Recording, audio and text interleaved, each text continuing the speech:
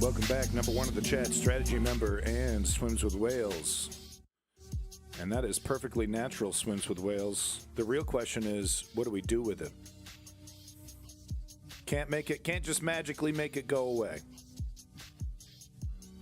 So what do we do with it?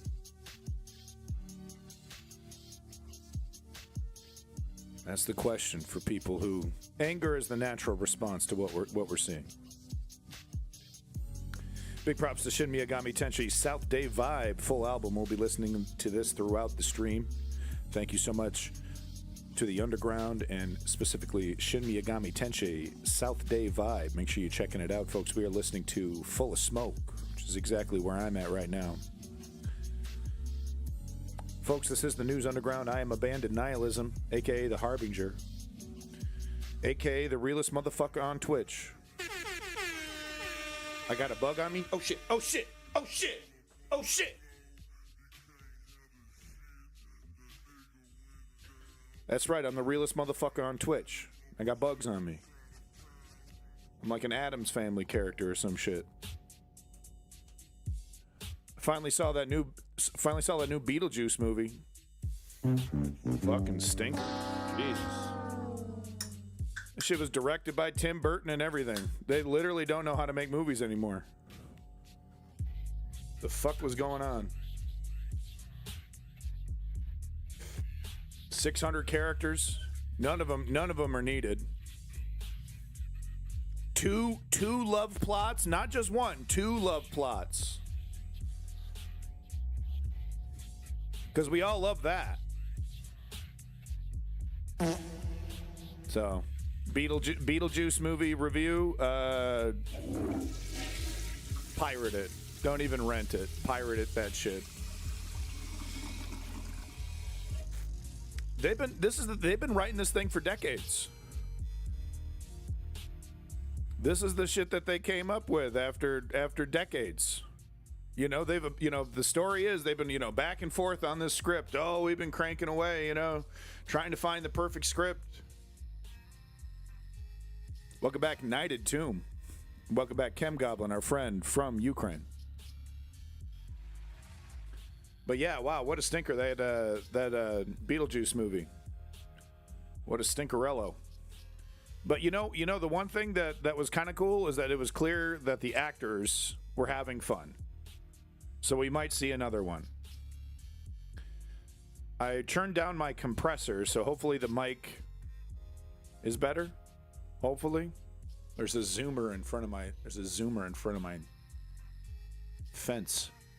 He's looking at his phone. There's a zoomer in front of my fence. He's walking away. Yeah.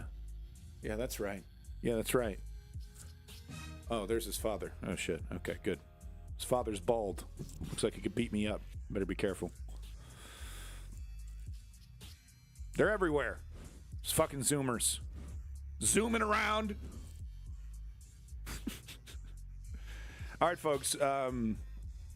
We are definitely not going to have any fun today. This is just going to be complete nonsense, just fucking terrible all day. No, I'm just kidding. We're jumping into actually a really fun topic right off the bat because you guys deserve it, especially the people coming in right away. We're going to be covering UFOs, folks. We got some UFOs. Here we go. We got some UFO news. Then we're going to get into UK news as well as a little RFK thing. It's relevant, strangely relevant. We're going to be then jumping into our cornucopia of assholes. And it's not nearly as fun as you think it is. USA, world, Ukraine, Canada, then Gaza. Let's see how far he can fucking get before he poops out, huh, folks? UAF happening again all over. Greetings from south of Boston. It's your boy, Lenny. Yo! He's back from Tokyo. Made it back safe. Welcome back, Lenny. All right. Yeah, no, I was initially going to start with asshole news and Kier, but then I decided, you know what? UFO time. UFOs. UFOs. Excuse me, it's UAPs. Excuse me? Sir, sir. It's UAP, sir. All right, so let me get this one notch. There we go. Start this over. So we had another congressional hearing. Same fucking look. If you don't know, if you're new to the stream, I've covered UFOs like once every 2 or 3 months, and I want to believe. Okay, I'm going to use this button a lot today. I want to believe. I really do. I want to believe, Daddy-O. Okay, you bet I want to believe. The closest I get to religion is acknowledging the existence of the fourth dimension. Right? This whole idea that there's, 10 dimensions. If there's creatures in the third dimension, why wouldn't there be fourth dimensional creatures as well? I believe that we have interpreted angels as fourth dimensional creatures as angels, I mean. Yada, yada, yada. Right? So I want to believe. I'm an existentialist, right? And it's ironic because an existentialist has to kind of acknowledge the existence of nihilism. Which is, of course, God is dead. So I'm not a religious person. But science has proven the existence of multiple dimensions. The real question is, how deep does the rabbit hole actually go? Is it really, is it really, interstellar? Is it really interstellar,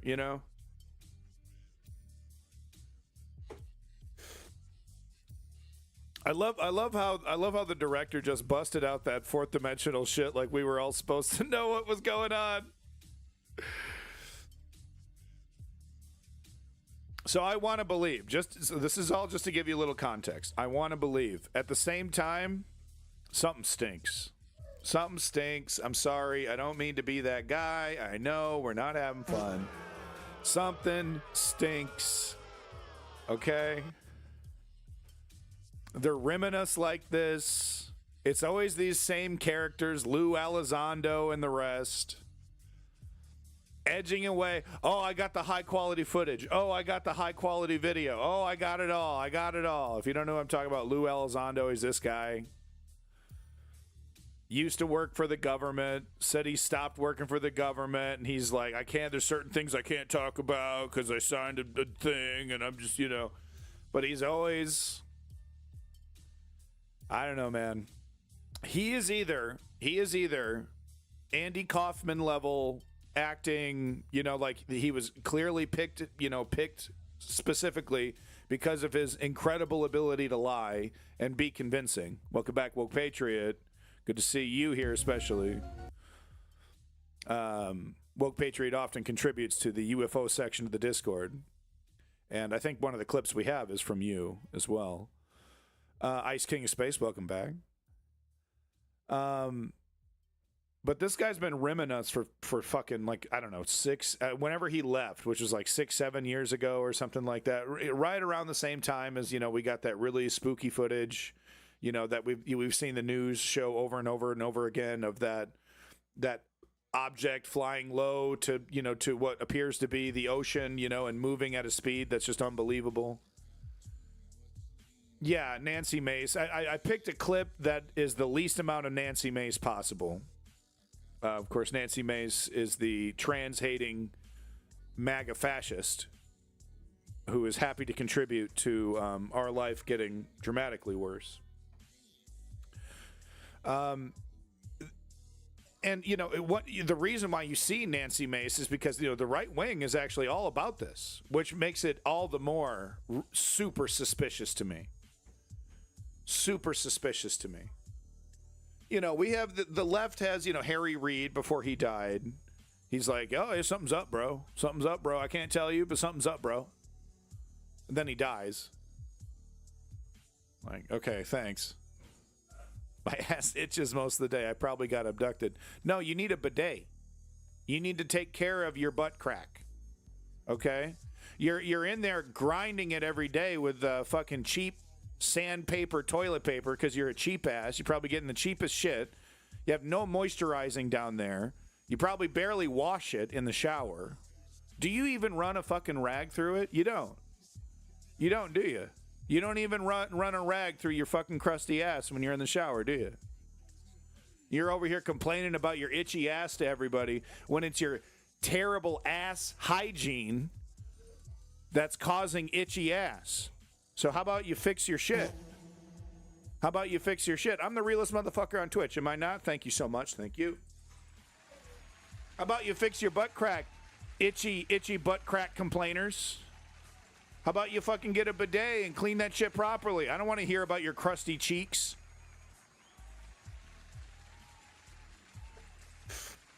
I'm on fire today, bitch.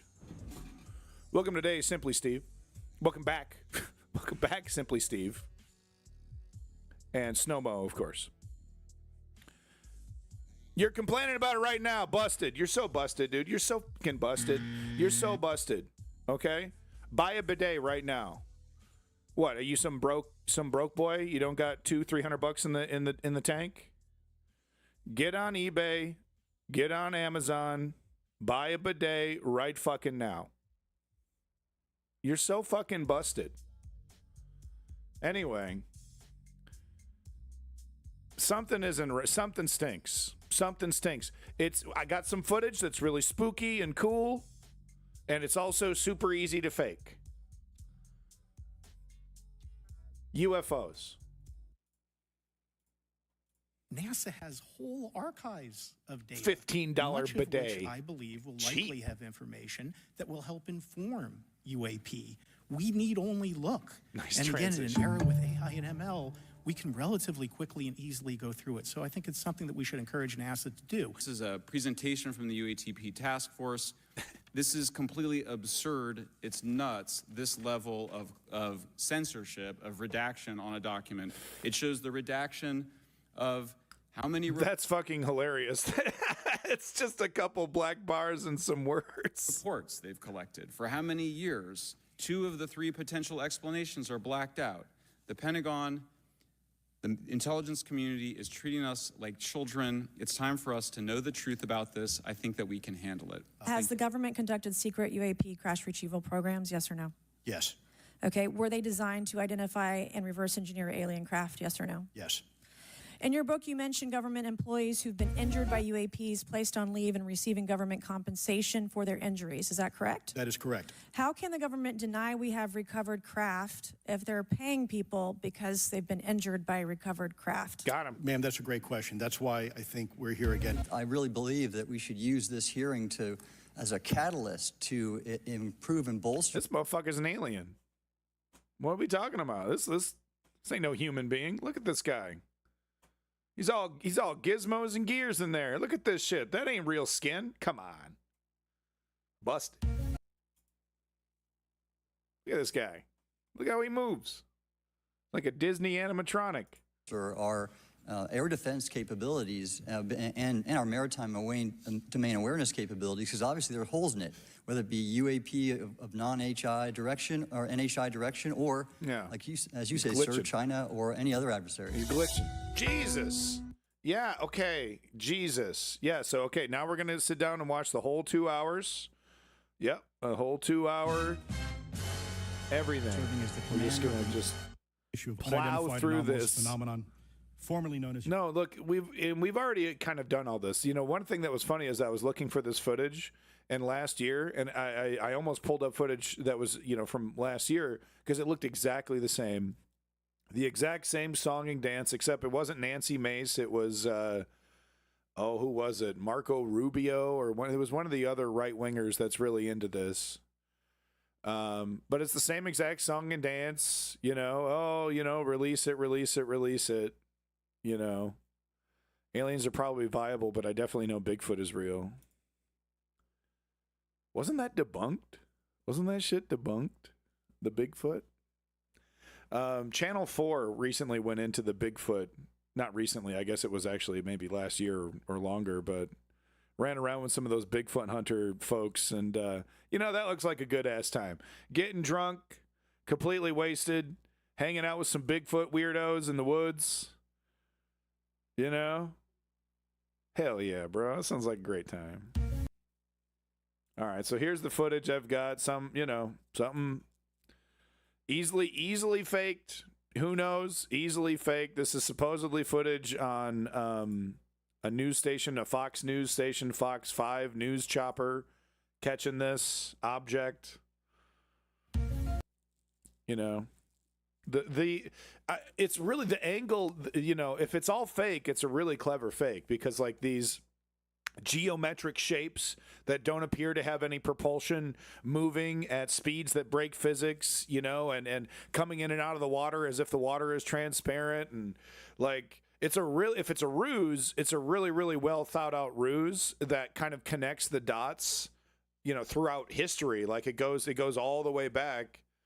You know, you can like, there's a hieroglyphic. Look at this. It looks just like a UAP. Looks like a tic tac. Looks like a tic tac. Look at this hieroglyphic. Right. So it's actually really, really clever. And it also, you know, if you want to believe, it makes perfect sense. You know, that these people have basically, that these creatures, these things, have completely broke physics. And once you've done that, you know, you don't need normal, you know, heat-based, carbon-based propulsion, you know, any kind of plasma or anything. You can just kind of, you know, move around without any, you know, because we've heard so many reports, right? They move around and they don't make a noise, they don't make a sound, they just shoot up out and they just disappear like in seconds, you know, and then like in seconds later they'll move into a different position. Claiming there was an So anyway, here we go. environmental review prior to launching the plan. So there you go. Weird thing scooting by. Could be a drone. Could be fucking anything. Yeah, 0 point exactly. 0 point energy field manipulation. Is that Portal? I mean, that's got to be a drone, right? That's some drone or something, right? But no, according to Lou, he's got the high-res, uncut video. He's got the good shit. So these are the videos, apparently, UFO videos explained during the U.S. Senate hearing. A lot of these clips don't even show this shit. I don't know why. It's just endless people in suits talking about, oh, this is really serious, and yeah, no, we're recovering stuff, and we have retrieval teams, and private entities have it. So all that, you know, we've all heard that before.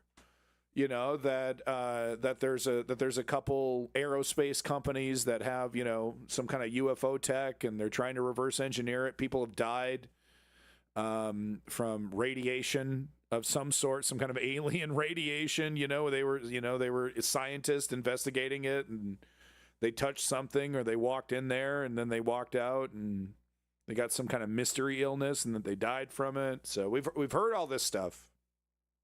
So there really was nothing new that they gave us, but apparently this is the video that was the latest thing. So smash! Welcome back. Good time. Juicy video about to be played. I'm going to talk for another 10 minutes before clicking play. No, I'm just kidding. Let's play. And this video was taken with infrared and what appears to be. Once again, you know, infrared, you know, could be anything, could literally be anything. You know, it's, you know, you can make it all scrambly, make it all dark, but these other guys, they say they got the good shit, and they're selling books, and they're in every documentary, and they're making appearances, and they're doing, like, Lou Elizondo did like a fucking tour of the country, you know, so he's getting paid for all that. But he's got the really juicy shit. He just can't show it to you. But here's another blurry, easily faked, with a bunch of crazy fucking data that, you know, other people, I don't know. I don't know how to read telemetric data. Do you, can you tell me if this is bunk or not? Any of this? And even if you know, and it probably is, it's probably totally legit, but that's easily faked. You know? It doesn't take a genius to kind of, you know, fake this kind of telemetric data for it to, I mean, this looks, you know, to anybody who knows what they're looking at, it looks legit to me. So I'm sure it checks all those boxes, but once again, I must state, super easily faked, and then another grainy ass black and white. What could it be? Video. Okay, I'm tired of it. This is like the Kama Sutra over here, you know? Oh my God. If you don't know what the Kama Sutra is, it's, you know, you spend like 4 hours in like a tantric position about to stick it in, but you don't stick it in. It's like that, okay? And it feels like you know, the tantric session should be over with, please. I want to take a shower and go to bed, please. I've never actually done any of that stuff, but I've read a couple pages from the book, you know. I'm an alien looks fake to me. I thought you were a goblin. Busted. And this video was taken with infrared. Oh, wow, look at that. What appears to be the transmedium part where it goes into the water is actually where the temperature of the water is equal to the temperature of the object, and the camera can no longer distinguish between the two. It's not that the object actually goes into the water. And so we assessed that the object, likely a pair of balloons or sky lanterns, was floating at about 7 knots over the airport and descending to about 200 meters. The Go Fast was captured the public attention and congressional attention when it was made public in 2017. Looks like an object flying very fast over the water, very close to the water, through a very careful geospatial intelligence analysis using trigonometry. Exactly, we assess with high night at tomb, confidence that exactly. the object is not actually close to the water, but is rather closer to 13,000 feet. An interesting case, which I don't believe the public is familiar with, is captured in 2018 from a UAV flying in the Mediterranean, watching Mount Etna as it was erupting. And it appears that that object is flying through the plume of superheated gas and ash. This was a rather difficult case to resolve. We had to pull in support from a number of IC and S&T partners and even reach out to a volcanologist. And through very detailed 3D modeling and pixel by pixel analysis of the object as it's traversing across the clouds, they assessed that the object was actually 170 meters away from the plume and not flying through it.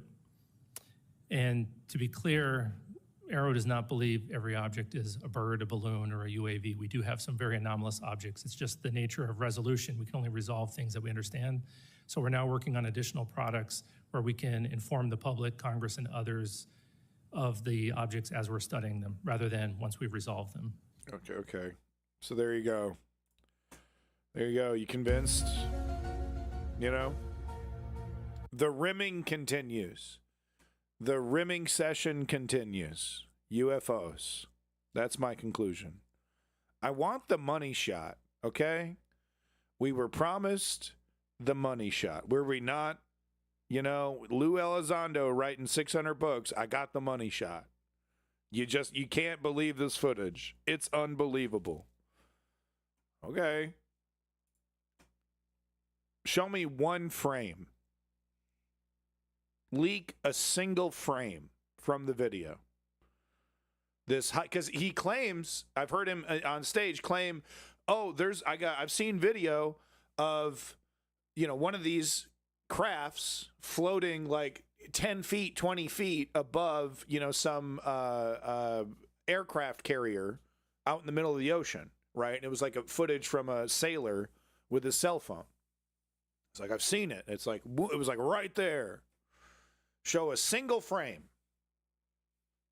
Okay. Oh, no, I wouldn't know. Daddy government.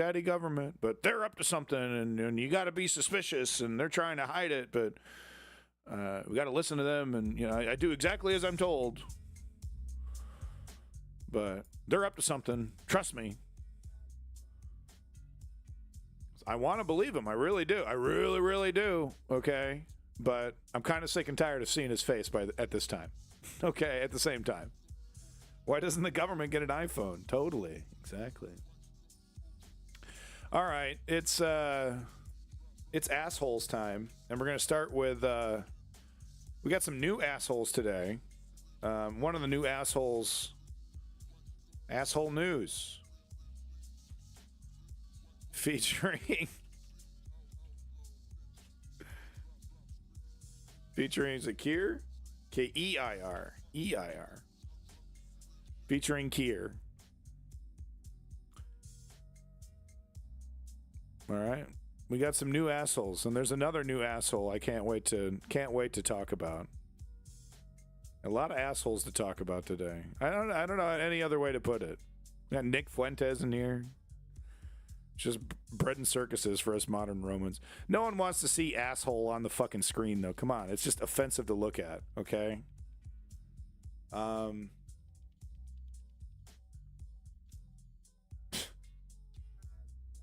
Bad news. I mean, it's just bad news, man. No, okay. Let's be real here. UK news. No one wants to see the word asshole for like fucking 30 minutes. Okay, so this video is really good. Navarra Media, once again, absolutely killing it. And the spiral into neoliberalism continues with Keir Starmer having a dinner, you know, where he can get in public, presumably where he'll get photographed. He probably figured this would happen. With one of the worst companies on planet Earth, doing some of the most effective damage against middle class and lower class people, making sure that home ownership is harder than it's ever been, more expensive than it's ever been. So here's Keir Starmer, buddy, right? And it's all about growth. It's all about growth. Where's that growth at, by the way? I know. Oh, we're still waiting. Okay. Still fixing stuff. Okay. Meanwhile, you're having nice, expensive dinners with oligarchs. Okay. Okay. Whether another restaurant. Yeah. Arrest warrant. Yeah. Okay. I will say, Bibi Netanyahu and the Israeli government in general is colluding with the U.S. government, as well as the British government sometimes and Canadian government sometimes, as well as other governments. I will say they have really bent over backwards to prevent this from happening. You know, this is not the first time that this has come up in the International Criminal Court. But they've never, Israel has never pushed this hard. They usually back off when they're told to back off. So I will say that for some reason, even though ain't shit gonna happen, even though, it is nice to see Trudeau say, yeah, I mean, he's a criminal. He's been convicted. We signed the treaty. So yeah, technically, if he comes into this country, he's gonna be arrested. He didn't quite say it like that, but he basically said we're going to follow the law, which implies an arrest.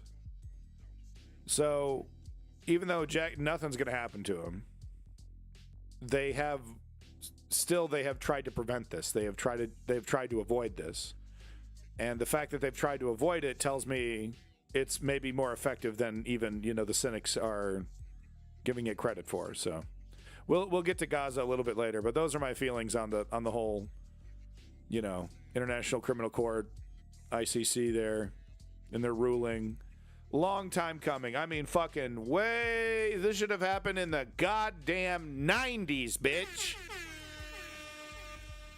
They've been deliberating and hand-wringing and, is it or isn't? I don't know.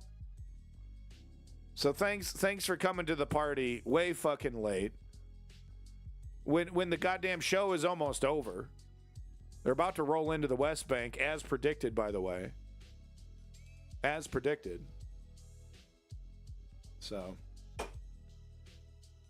just another example of these failing institutions that, through their own corruption, through their own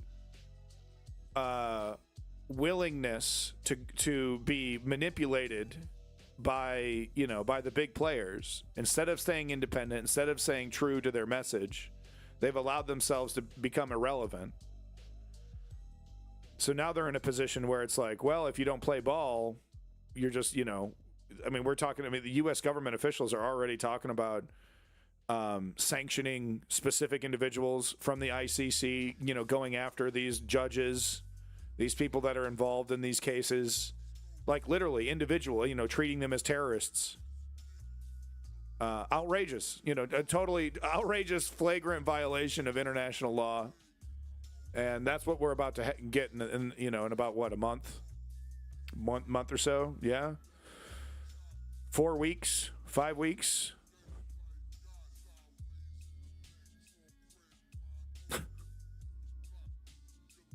Boy, you know, you think, are you sick and tired of seeing the suffering of Gazans? Boy, wait till you get a load of what happens in the West Bank if they're going to do what they really want to do. We're talking hundreds of thousands of people on death marches to what, southern Gaza? Is that what the plan is? Open up a temporary corridor? You know, start from the north, push them down, 58 days. We've basically already gotten you know, not a Holocaust, but a Nakba, without a doubt. So we got Nakba 2.0 in the Gaza Strip. We got everyone crammed into the south. The settlers, I literally have video of, not video, but I have an article that has a video of the Israeli army letting in, you know, that psychopath granny, the woman who runs the settler movement, you know, that wide-eyed psychopath. Can't remember her name, but, you know, if you've been following this, you know what I'm talking about. They've snuck her in to northern Gaza to start, you know, figuring out, okay, how are we going to do this? How are we going to start, you know, okay, where are we going to start building? You know, where are we going to start this colonization project? You know, brought her in to like shop around for locations. But I'm still the bad guy, right? You know, they've done a fantastic job. You know, in 100 years, history is going to look back on all of this, and they're going to be like, you know, right from the very start, you know, masterful manipulation of geopolitics to make this happen in front of everybody, just right in front of us. The crime of the fucking century, dude. Crime of the goddamn centennial. You know? The crime of crimes committed right in front of us, and what do? We just sit there gobsmacked while characters like Joe Biden tell us it's all good. All right, so back to the UK here. That's my thoughts on it since it was brought up in the chat. I can't help but talk about it because it's so tragic. It's just so unbelievably tragic, and I have no choice, but it just starts pouring out of me. But no, so back to the UK here. Like I said, the continued slide into full-blown neoliberalism. Keir Starmer's like, nope, this is what the people wanted. This is what they think they got. You know, I had to lie to them to get here. I had to lie to them and tell them I was going to be way more progressive, and we're just like the old Labour Party. But this is where we need to go. This is how we compete, right? Because this is how these guys think. They're fucking consultant-brained. Keir Starmer, he's consultant-brained, right? He's like, oh no, only way to win is to go to the center. We gotta beat the right to the right. We gotta beat them at their own game. Be, you know, just as corporatist. Embrace corporatism, but not all the bad stuff, just the good stuff, right? That's what they probably tell themselves. And I've said this from the very start. I said this when he was during the election. I was like, this motherfucker's a neoliberal. This guy's running like Barack Obama. Oh, he's just playing politics. He's just playing it careful. No one wants to talk about Brexit. Oh, we can't even mention it, huh? It's literally the source of suffering for the entire country.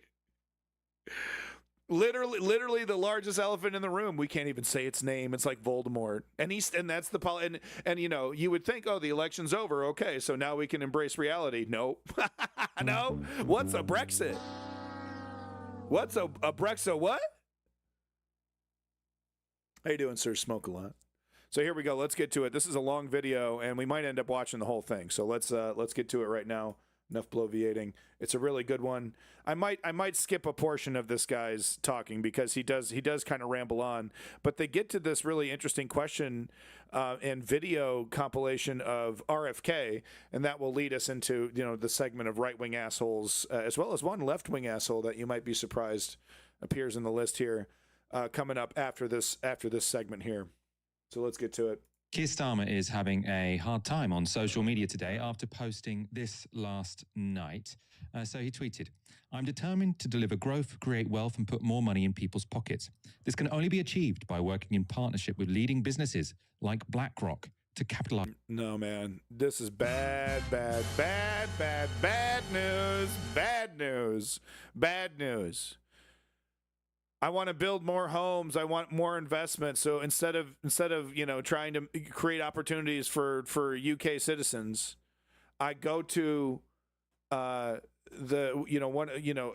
massive, obscenely wealthy oligarch, a collection of oligarchs, a corporation that represents the whims of Davos, basically, perfectly, right? That you're gonna,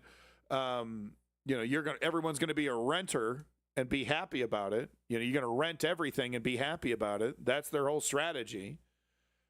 Terrible, terrible news. Because what's the thought? Oh, well, they're rich. They're going to build more, build more homes for everybody, and they're going to get to it right away, and they're going to, invest a lot into homes. Yeah, they're going to try to build as many, multi-million-dollar condos and high-rises as possible while building as few low-income, middle-income rentals, apartments. They're going to try to, come in here, scoop up as much as possible, and what's the deal being made? Deregulation. Of course, that's what Keir's offering. Oh, well, we're so smart. We're going to embrace neoliberalism. We're going to deregulate stuff. You can just go nuts, rape my country, right? But build. And he's like, yeah, I'll build. Sure.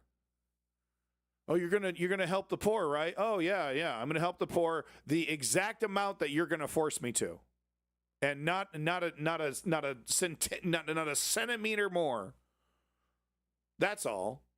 On the UK's position as a world-leading hub for investment, and you can see there Reeves and Starmer, and then there's a picture of Larry Fink, who's the CEO of BlackRock. No, and if you know anything about this fucking corpse, who masquerades as a living human being walking around collecting and gobbling money, and what he's done to the United States, you know how dangerous this is. You know how foolish this is.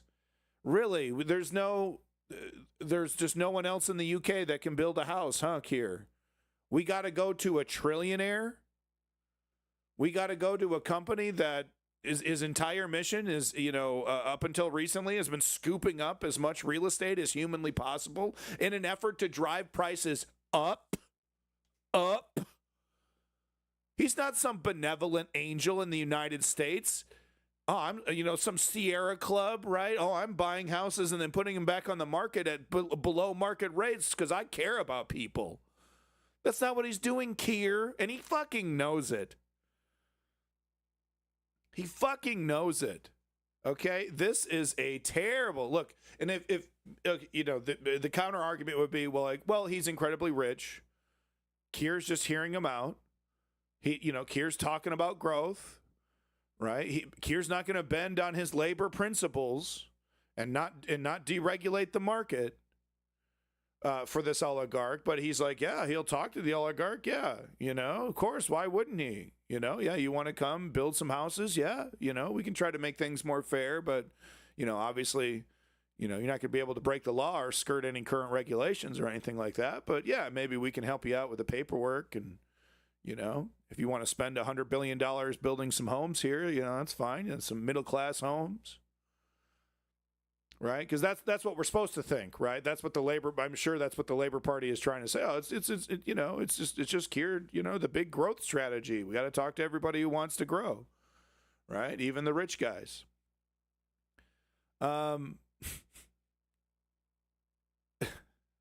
Sure, okay, yeah. If you want to be a naive moron, if you want to be a clueless, happy-go-lucky dunderhead, sure, okay, you could live like that. or you can accept the reality that this guy, this guy doesn't talk to politicians for no good goddamn reason. And he's there with a mission, and that mission is deregulation, lower taxes, et cetera, et cetera. It's the same fucking playbook everywhere. And you might notice this has been viewed 11 million times. Now, that's a lot of views for a tweet about a meeting that he's had with a business leader. I'll explain, though, why this seems to have gone so viral. Some background: BlackRock is the world's largest asset management firm. It controls $11 trillion, yes, you heard that right, $11 trillion worth of assets. The traditional role of an asset manager has been to manage the money in pension funds, investing them in stock market or in the stock market and bond markets to get a stable return for their customers. So people, you want your pension fund to sort of increase in value over time. The asset managers manage that pot of money. Right. Because that's how you view a home, right? As a big sack of money that you just trade around like a fucking Pokemon card, right? That's what a home is to you, right? The regular schmuck, the regular Joe, just like me. That's how I view my house. Just a big old pile of money. It's not the place where I live. It's not a home. It's an investment. These companies, though, have become more controversial since they began buying up physical infrastructure. That includes American renewable energy companies, wastewater services in France, and airports in England and Australia. This has made asset management companies controversial with the left, so to whom they're seen as privatizers in chief. But curiously, it was actually right-wingers who have been giving Keir Starmer the hardest time for his meeting with BlackRock's CEO, Larry Fink. Carl Benjamin is a far-right YouTuber who said this: he's actually proud to be selling us out to BlackRock. Unreal. And that's got 29,000 likes, so clearly struck somewhat of a chord. The Reform MP for Great Yarmouth, Rupert Lowe, treated with this. Now, and Reform is an extreme right-wing party to the right of the Tory party, by the way. Replied to the original picture with this, sorry. You're an embarrassment, Prime Minister. Again, 34,000 likes. And Dominic Cummings said this: Dear Labour MPs, did you go into politics to watch a Labour Prime Minister try to flog the country on the cheap to BlackRock while cutting winter fuel payments to pensioners George Osborne style? So why look, it's so true though. He did exactly as I predicted with the winter fuel allowance. He's like, nope, we made no mistakes. We're barreling ahead. Could have easily tweaked it. No, we know better. It's like you guys voted in Nancy Pelosi, dog. I swear to you. You're so McFucked. You're so McFucked. And then he's seen what's happening in America, what is very likely to happen in Canada. Trudeau's on the chopping block still, even now, even though he's doing some really smart things with a big tax holiday, guys. A fucking 2-month tax holiday. It's so fucking sweet. Hell yeah. That's what I'm fucking talking about. So he sees the writing on the wall for Western democracy. And what is Keir's strategy? Run to the right. It's not going to be run to the left. And, one of the big benefits is he personally is going to enrich himself like crazy. Like crazy. I guarantee you, his personal net worth will double, maybe even quadruple by the time he leaves office. It might not even be part of the story. We won't know the exact number. But if you go this route, you get to enrich yourself like crazy. And we've already seen his willingness to, take gifts. Fucking idiot. They just can't help themselves. They just can't help. It's like a 5-year-old in a room with a cookie jar. And don't touch the cookie jar. Okay. They literally cannot help themselves. Fuel payments to pensioners George Osborne style. So why does this meeting seem to be particularly annoying to the right? Of course, the right generally aren't too fussed about privatization. Well, partly it's because the timing of the meeting fits well into a theory which has become popular among farmers protesting changes to inheritance taxes, or at least the sort of right-wing elements in those protests. Now, some of them believe the reason Labour has closed tax loopholes is so small farms are sold to international capitalists like BlackRock, and also, the theory goes, like Bill Gates. Now, George Galloway tweeted this on November the 17th, so 4 days before Starmer's meeting with Fink. Do you want our farms owned by the agribusiness, people like Bill Gates, or companies like BlackRock, or by independent farmers like Jamie Blackett, who puts the case for independence? Jamie Blackett, someone there he's interviewing. So he's saying the threat here is that these farms get sold to Bill Gates or BlackRock. When The Guardian attended the demonstration this week on Whitehall with the farmers, they also heard people complain about Bill Gates. Show number 10, show Keir Starmer, show Bill Gates, who's had some weird interest in the farming industry as of late. It's a bit concerning. I kind of probably see maybe the bigger picture of where this may well be heading. We're seeing it all over the world, big names such as Bill Gates taking over large swathes of farmland in places like America, China, etc. Before we know it, we'll be eating lab-grown meat and maybe eating the bugs. A tomato doesn't taste like a tomato anymore. So we've had these. So it's pretty ridiculous, but at the same time, they're wildly inaccurate. But these oligarchs coming in and scooping up all this land, it's not good. It's not going to fix the tomato taste. It's not going to fix the taste of tomatoes. But they're having the kind of control that they want will drive up prices and lower quality standards, and we'll have, you think the E. coli breakouts that we've seen recently are bad. Well, wait until the deregulation really hits. Sort of theories before, lots of decisions made by government are down to Bill Gates wanting control of X, Y, Z. Well, after Starmer's meeting with Fink, Aaron Banks, he was the biggest single donor to the Brexit campaign, also made the connection with BlackRock. So he said BlackRock will buy all the farmland and pay no inheritance tax or any tax for that matter. So he's saying, this was also BlackRock can buy that farmland. And then obviously the fact that people had this theory or publicizing this theory, and then Keir Starmer tweets this image with BlackRock, that does seem a bit stupid. At best.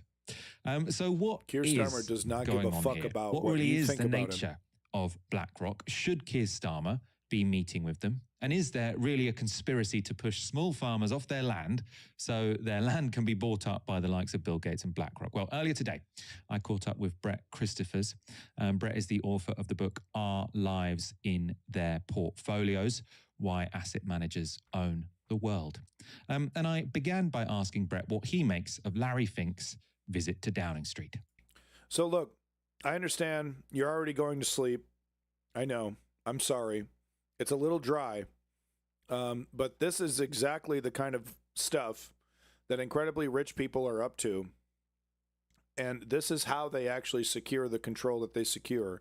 So I'm going to ask for your patience as we plow through some of this. It is a little heady. He's not the charismatic presenter that this subject matter desperately needs, because it's very dry. But I need to stress this. This is the reason why housing is so expensive. This is one of the reasons why it always feels like the rich gets a break and gets ahead of us. They always get the breaks and the poor get the bricks. It's through this kind of stuff. And it's really easy to be like, boring, moving on. But it's this kind of stuff that is actually sometimes the most glaring, and you can actually hit them where it hurts if you're paying attention to this kind of stuff and heading it off with obviously political activism. That's the only way, folks. Wish we were post charisma and optics at this point. I mean, it's I get it. It is important here, but I'm just warning you. It's a little dry. I understand you're probably doing chores or playing games and doing other stuff, so I get you. But at the same time, This is really important stuff. And like I said, this is how the oligarchy is controlling us. Gary Stevenson's videos, he's a former Citibank trader, basically wants people to know how the system is rigged. Now he's working to change it. Is that the guy, he did that really cool documentary and that book about lobbying and all that stuff, the corporate hitman, lifestyle of the corporate hitman or something like that? Is that guy? Yeah, I think I might have heard of him. It's predictable, I guess, would be the first word that comes to mind. I mean, Labour's made no... it's no secret that Labour's been, talking for months, both prior to the election and since the election, about kind of cozying up to asset managers, not least when it comes to questions of investment in Britain going forward, specifically, I think, investment in infrastructure. So it's a sign of the times, I guess, as much as anything else, and I think entirely predictable. I mean, there are lots of concerns one might have that we can talk about, but I think predictable is the first word that comes to mind. What are those concerns? Because I imagine what the Labour Party would say is, look, we're desperate for investment in the UK. We've sort of set our whole pitch as we are the ones who can encourage international investment to flood into Britain to bring about economic growth. You might say it makes sense to the guys who are sitting on the biggest pot of cash, right? Because that's how you bring investment into the country. Sure. You aren't so sure about that. I mean, could you talk about both sides here? I mean, the first of all is that it's kind of funny, almost in an ironic kind of way, that Labour are talking about BlackRock in terms of investment in UFOs, what would essentially, one would hope, be new activities, new assets, new industries, and so on. Because that kind of ignores what BlackRock is, which is an asset manager which invests almost exclusively, at present at any rate, in through its big index funds. It invests in existing shares and bonds. Historically, at least, it has not been one of the asset managers that invests in creating, building new assets, new infrastructure, new housing, anything like that. There are lots of other asset managers that do that, one of which is Blackstone. So maybe Starmer actually got a bit confused and mixed up BlackRock with Blackstone. But BlackRock historically hasn't way done too that. generous. It's only just now moving in that direction because last month it bought another asset manager, a big asset manager called Global Infrastructure Partners, which... So this is what's going on, is that they've been doing this one thing for a little while, but now they're into the house building industry. The whole situation with this company is unsustainable. Trillions of dollars of assets. Last month, it bought another asset manager, a big asset manager called Global Infrastructure Partners, which does do that. It's, I think, the world's third largest asset manager in terms of investment in infrastructure. So maybe it's going to do more of that now. But historically, at least, BlackRock hasn't even done that. So that's the first thing to say. Welcome back, Borderline, Feetline, and Davey. That I would have, and this is much more of a concern, would be that the likes of BlackRock only undertake this investment if it's on very, very favorable terms. Exactly. They have lots of different investment opportunities available. And the more control over the market, the more they try to manipulate it to make the prices go up. It's the exact opposite direction. And I'm not saying we need to go into, full-blown socialism, government-owned, that kind of style as well. Because the UK actually got a taste for that as well. I don't think it should be fully privatized either, but it's just so I don't think you're going to go back to the to those old days of the the tenants, the tenant commons, right, where you're if you're poor enough, you're just given like the young ones, where you're just given some place to live. But maybe that is, maybe I take that back. Maybe that is the direction we got to go in, because, how are you supposed to get a job? How are you supposed to get on your feet if you don't even have a roof over your head? That is one of the main problems. Well, what are you going to do? A bunch of drug addicts trashing everything? Well, that's not the case for everybody. Certainly a $1 trillion company having almost complete control over your real estate market is not going to be a good thing. So going in the exact opposite direction is probably not going to be that great either.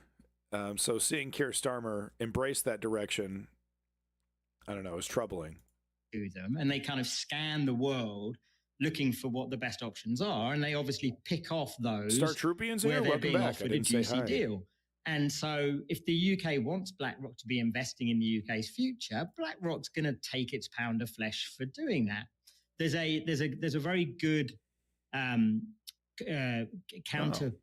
counterpart story to this that came to mind today when I was reading about this, which was that just over a year ago, I think about a year and a half ago, I happened to be in New Zealand, and there was great excitement because the day I was there, BlackRock and the New Zealand government had announced a landmark new deal where they were setting up a new fund together. BlackRock was setting up a new fund to invest specifically in New Zealand and specifically in New Zealand climate infrastructures, things like renewables.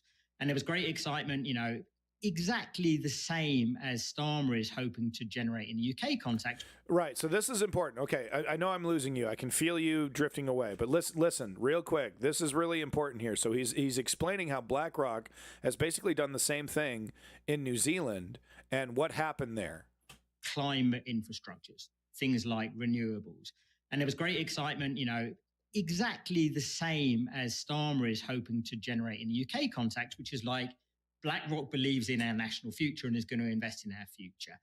And I was asked at the time, what do you make of this? And I said the same thing. I was like, well, they'll do it if it means they can make a lot of money. And people were like, oh, okay, we hadn't really thought of that. And then a year and a half later, I looked today, and as far as I can tell, BlackRock has made no investments in New Zealand, and I'm not even sure if it's So they were, the red carpet was rolled out. We'll do this for you, we'll do that for you, and because they couldn't, because there were still too many regulations where they could only make an honest profit, not an obscene profit. They haven't followed through on any of their promises to invest, right? Oh, well, yeah, we'll build some bridges or something. No, they're not doing jack shit. Raise money. It's not a charity for that fund. So it might happen, but it'll only happen if BlackRock thinks it can generate reliable, predictable, and pretty much guaranteed returns of above the hurdle rate that it requires to invest. That's the second thing. And then third and finally, I think the reality is that if you look at the history of investment by asset managers, not necessarily specifically BlackRock, but other asset managers that do invest in infrastructure and housing and the like, it's a pretty... I only go to the Indian casinos. I don't really like the, regular casinos. So I get you. Same here. Same thing. Really is. Depressing history where, on the one hand, it's been... a pretty negative experience for those who are the users of those infrastructures or the tenants in the housing, if it happens to be housing. And then at the same time... Okay, so this is where he was like, whoa, okay. And he admits at the end of this where he okay, I talked too long. But anyway, so then they get to this really wild question about RFK. So let's skip to that over here. Anyway, this is a massive problem, as you can see. If you want, I'll give you the link to this if you want to hear the rest of this very intelligent person's opinions on the situation, especially if you live in the UK, right? You might be interested, but this is not a good sign for the Labour Party. And honestly, look, I mean, I've never seen a Labour leader so unwilling to listen to his own constituents. It's like he's learned every wrong lesson from the Democrats in the United States. So it would take a Herculean effort to get Keir Starmer to listen. But if, that would be the direction that I would go in, it would be, making life as inconvenient as possible for Keir, letting him know that, we see the direction you're going in. It's not the right direction. You're selling us down the river. Of course, we don't agree with the right wing insanity. We don't agree with that narrative, but we do agree that, working with trillion-dollar oligarchs is not the direction that the Labour Party should be going in. Welcome back, Ribbons. of the government. So here we go to this RFK question here with this RFK video that I thought was actually kind of interesting, but I'm going to show you some, some more about, because this actually, it almost makes RFK sound like a like a truth teller, like he's trying to, like a Greg Palast, and he's trying to get down to the nitty gritty. But then I have, I got this other video that shows some of the totally wackadoodle things that he has claimed in the past. So, I wouldn't call him a mixed bag. I'd call him schizophrenic. I think he's a schizophrenic kind of guy. Who knows what he actually believes? It's no wonder he likes Trump. And at this point, I want to show you a clip from a video from Robert F. Kennedy Jr., which has been reshared today or yesterday, sort of over the last couple of days, in reference to this meeting about a slightly different theme, the war in Ukraine. Mitch McConnell was asked, can we really afford to spend $113 billion to Ukraine? He said, don't worry. It's not really going to Ukraine. It's going to American defense manufacturers. So he just admitted it's a money laundering scheme.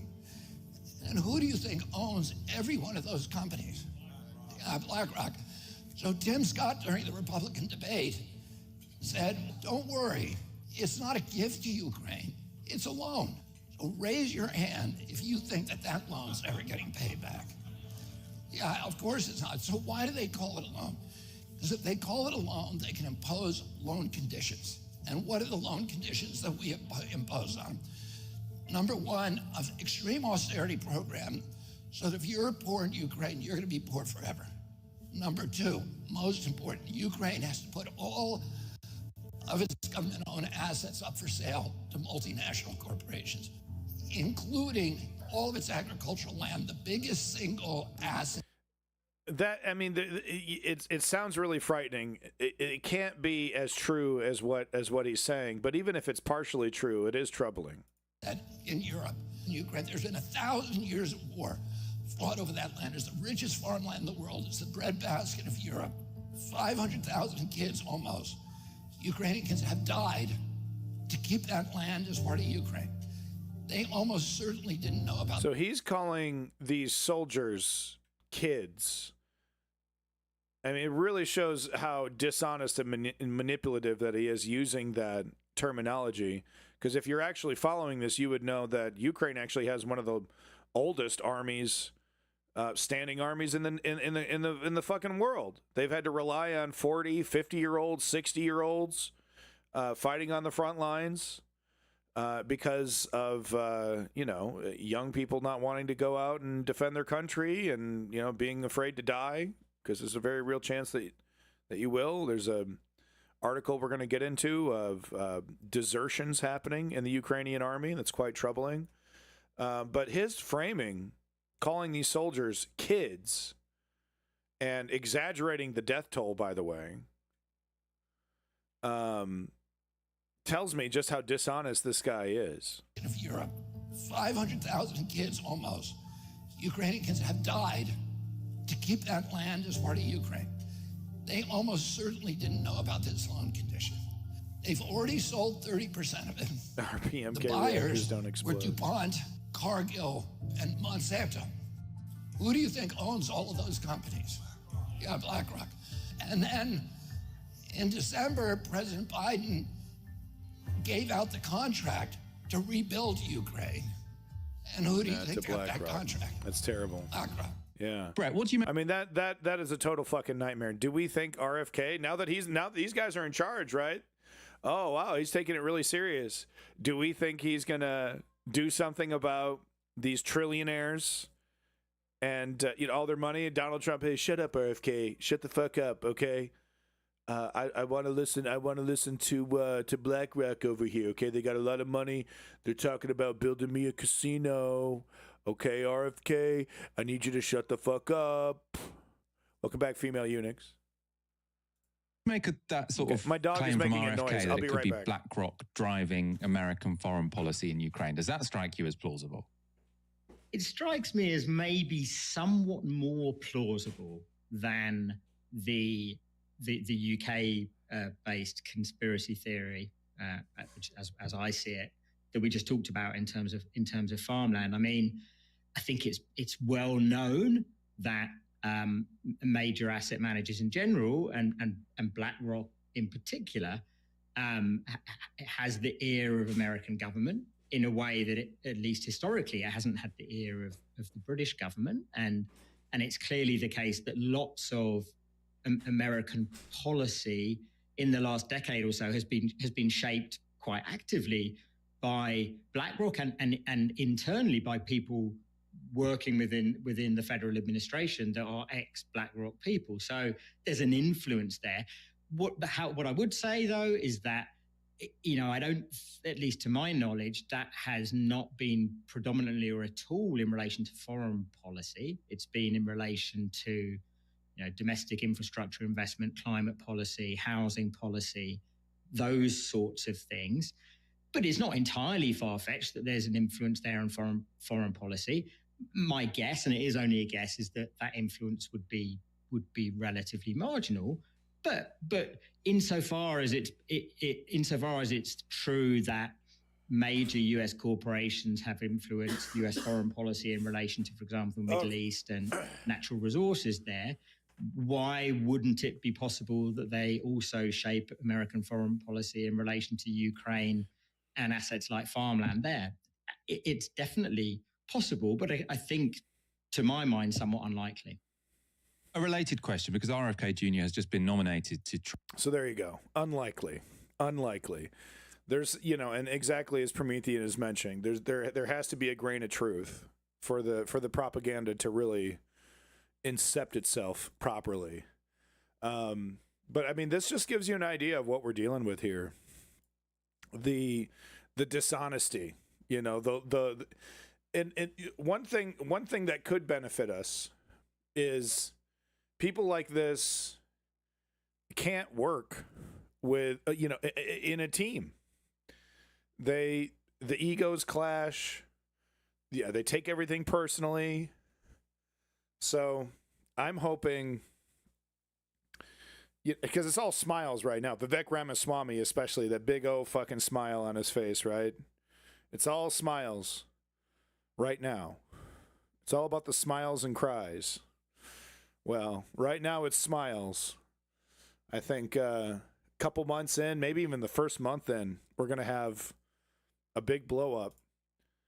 There might have already been a blow up, but that's been tampered down. But anyway, here's another little taste of RFK here, and I'm sorry it's Dana Bash. I know, I'm sick and tired of showing these fucking hacks that are part of the problem. But they have a bunch of staffers, they have a bunch of people in the back who actually do a proper job researching, and sometimes they are accidentally worth a damn. But I'd really honestly rather see anyone, I'd rather, just an AI 3D model sitting over here other than Dana Bash, who's just as useless. So let me just be clear about that.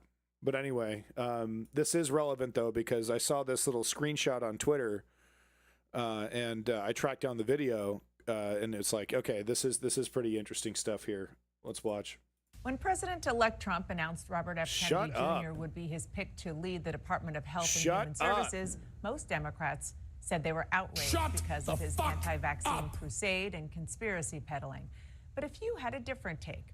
Democratic Colorado Governor Jared Polis quickly posted on X that he was excited and looked forward to partnering with him.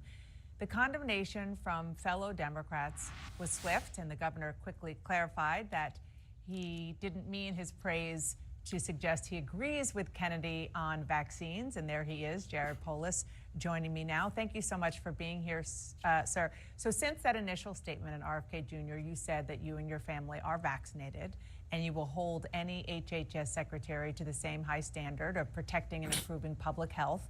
And you hope RFK Jr. can separate his, quote, incorrect personal beliefs. Hear the words that are being used? Hope. This is a fucking joke. This is an absolute disaster, and this dumpy little mama's boy is going to do exactly as he's told.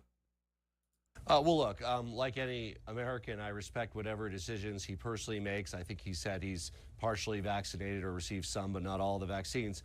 But what I think, I'm always was raised in a way where I try to look at the glasses half full. Last time Donald Trump was president, he appointed a pharmaceutical lobbyist in charge of that agency, Alex Azar. And once again, we're supposed to pretend like the neoliberals aren't, ass to ass with the fucking pharmaceutical industries.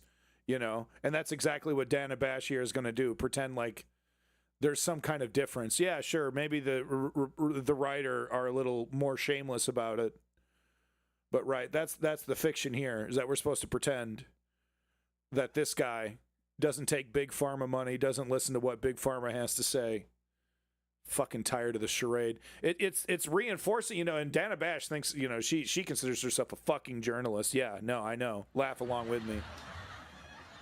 But this lie, this fantasy that is reinforced every single day on mainstream media is the reason why, they're so, how did Donald Trump win? And all our polling data is so wrong and everything's so wrong. And it's the this connected with the consultant class that creates these little cherub cheek dumplings over here who try to give us these little turds of wisdom. Let's not forget, this is the party. This is the Orthodox that lost to Donald Trump fucking twice. And now they don't even have the popular vote to fall back on. So wipe the fucking smile off your face, honey cheeks. God, I hate these fucking neoliberals. We're able to make no progress on prescription drug affordability, on improving health, on reducing chronic disease. These are things that RFK says he wants to do.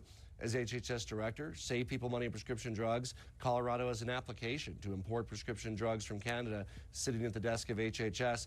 I'm hopeful he'll approve it. So I think it's important during the confirmation process to, of course, make sure that this is somebody who won't make his personal utterings and sayings into official policy, but will pursue policies on behalf of the American people. So I try to remain optimistic where I can. And how far has that gotten you, sweetheart? And how I try to be as optimistic as I can about the fascism I was completely incapable of stopping. We did the best we could. Joy. Good one, Kamala. Historic run. 100 days of legacy. Remain optimistic, huh?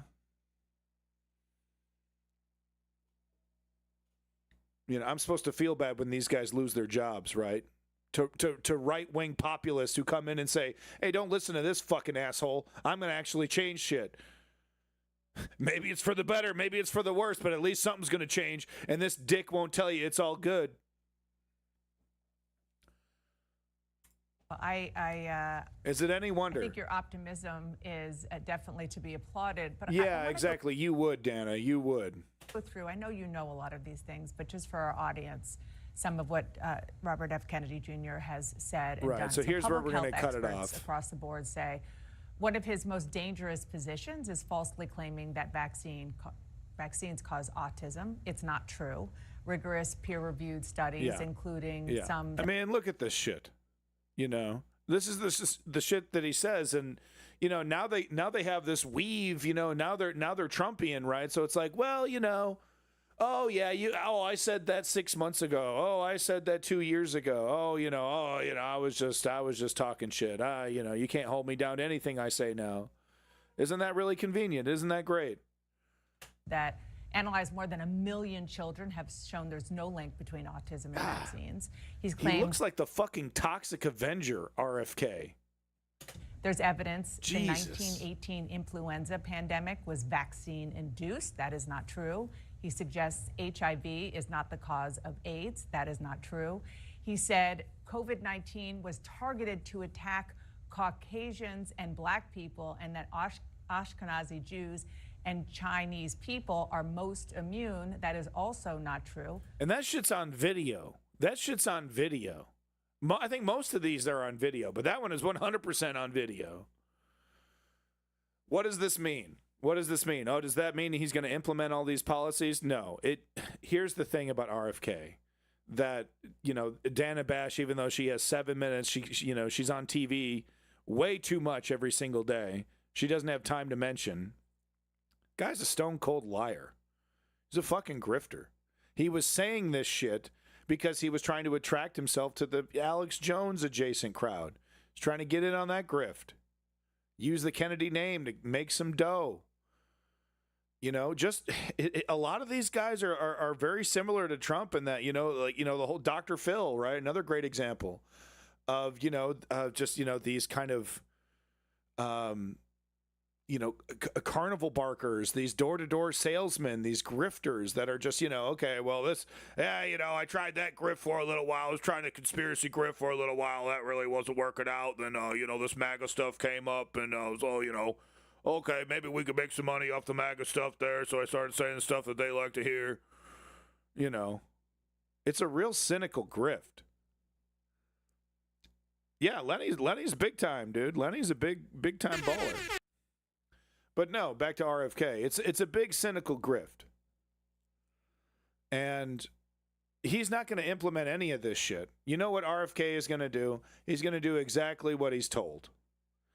And, it's and basically the way Trump is going to operate is basically, he's going to hold court. People are going to come to him and they're going to say, well, if you do this, it's going to benefit you this way. And if you deregulate this, it's going to benefit you this way. And if you deregulate this, it's going to benefit you this way. If you deregulate that, it's not really going to benefit you that much, and people are not going to like you. Right? So there's going to be certain red lines that Trump isn't going to want to cross, mainly because it'll inconvenience him. But there are certain red lines that he's going to be full, whatever, get out of my way. Anybody that tells him no is fired immediately. So RFK is going to do exactly what he's told, and what he's going to be told is kind of going to be a mixed bag. But, Dana Bash over here, oh, he's a politician now. Oh, honorable RFK Jr. Oh, we can't talk about how, they're just terrible. They're just terrible. Talking to some optimistic, turn the other cheek, reach across the aisle, smile from ear to fucking ear, milquetoast Democrat who's like, oh, I sure hope he's not as crazy as he sounds, and maybe we can find some bipartisan consensus on the way.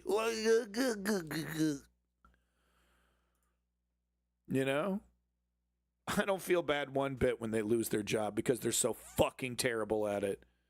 But you know what? I don't understand the suckers that continue to vote for him. I don't get it. I don't get that either. All right, so that moves us over into our main asshole section, the cornucopia of assholes. Come along. Cornucopia of assholes. Asshole section. So the first asshole today we're going to be talking about is, basically the entire DNC establishment. And this video came out soon after the election result, and I haven't had a chance to play it for you guys. Locally sourced arse. Glad RFK kicked the heroin habit after 14 years and hope he treats his brainworm with care. He's going to privatize Medicare. He's going to destroy Medicare. He's going to do whatever. He's going to be doing exactly what he's told.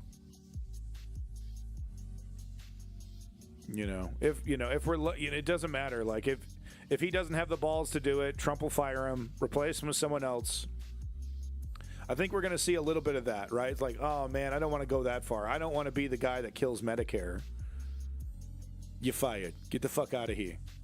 I want team players. Not like, this ain't like last time. I want team players. I don't want people on my team that get in there and they start disagreeing with me. That's the attitude. So RFK either does what he's told, destroys Medicare. I think that's what he can do, right? That's the big thing that he can do, I think. Welcome back, Kanye West. Used to be addicted to heroin? I didn't know that. You know what RFK looks like? RFK looks like he was in, like, he was like vibrated. Like shaken really hard. He looks like the Toxic Avenger, actually. All right, so the first asshole of the day is the DNC. and MSNBC, because I'm going to show you this video. You know, of course, they get the C string talking about this. You know, not Rachel Maddow, not Chris Hayes, or the rest of the fucking clown brigade over on MSNBC there, right? They get the, I mean, let's be real, why he's there. This is how neoliberals think, right? He was probably, you know, this show probably plays either online only or at like 3 o'clock in the morning or something, you know, in a really weird time slot or something. Certainly not prime time.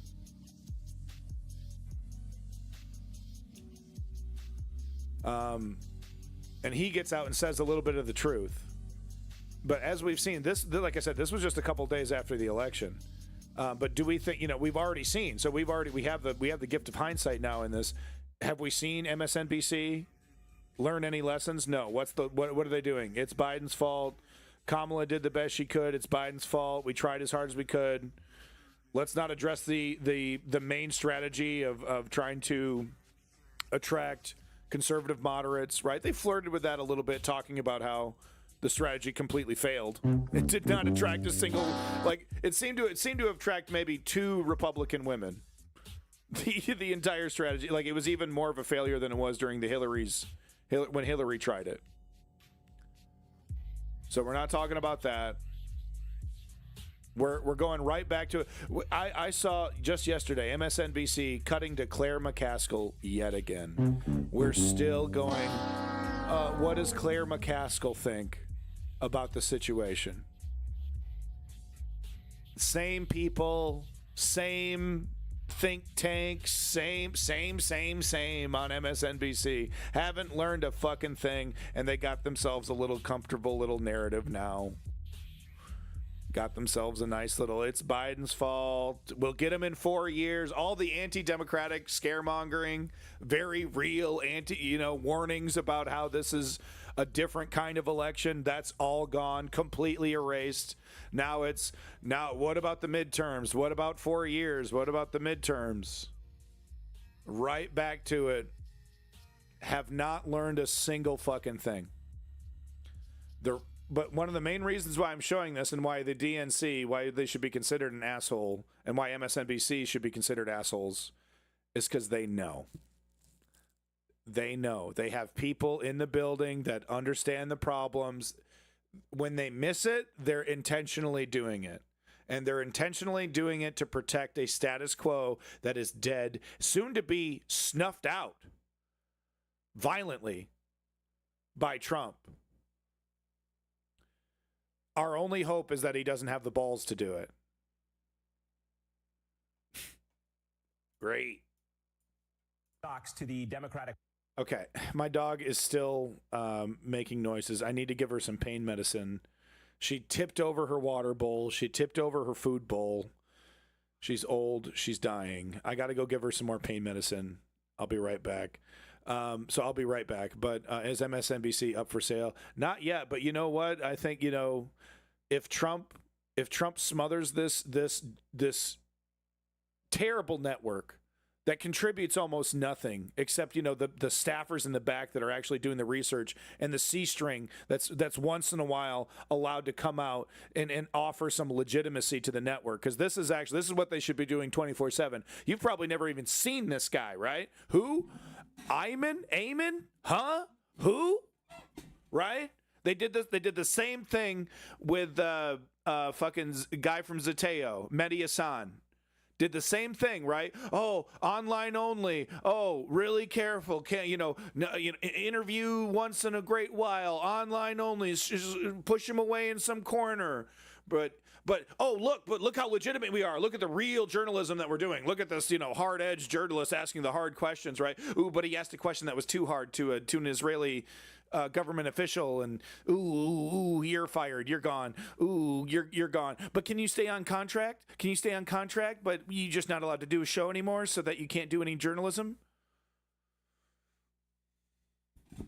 That's MSNBC, right? So if Trump does snuff it out, and I have evidence that Trump is going to be that the Doge team is going to be snuffing out PBS, another neoliberal status quo defending dinosaur that, while doing some good things once in a while, absolutely should be protected, but needs heavy reforms. Heavy reforms. If you've ever listened to how PBS covers the news, it's, first of all, it's euthanasia inducing, so boring. You literally fall into a coma trying to watch it.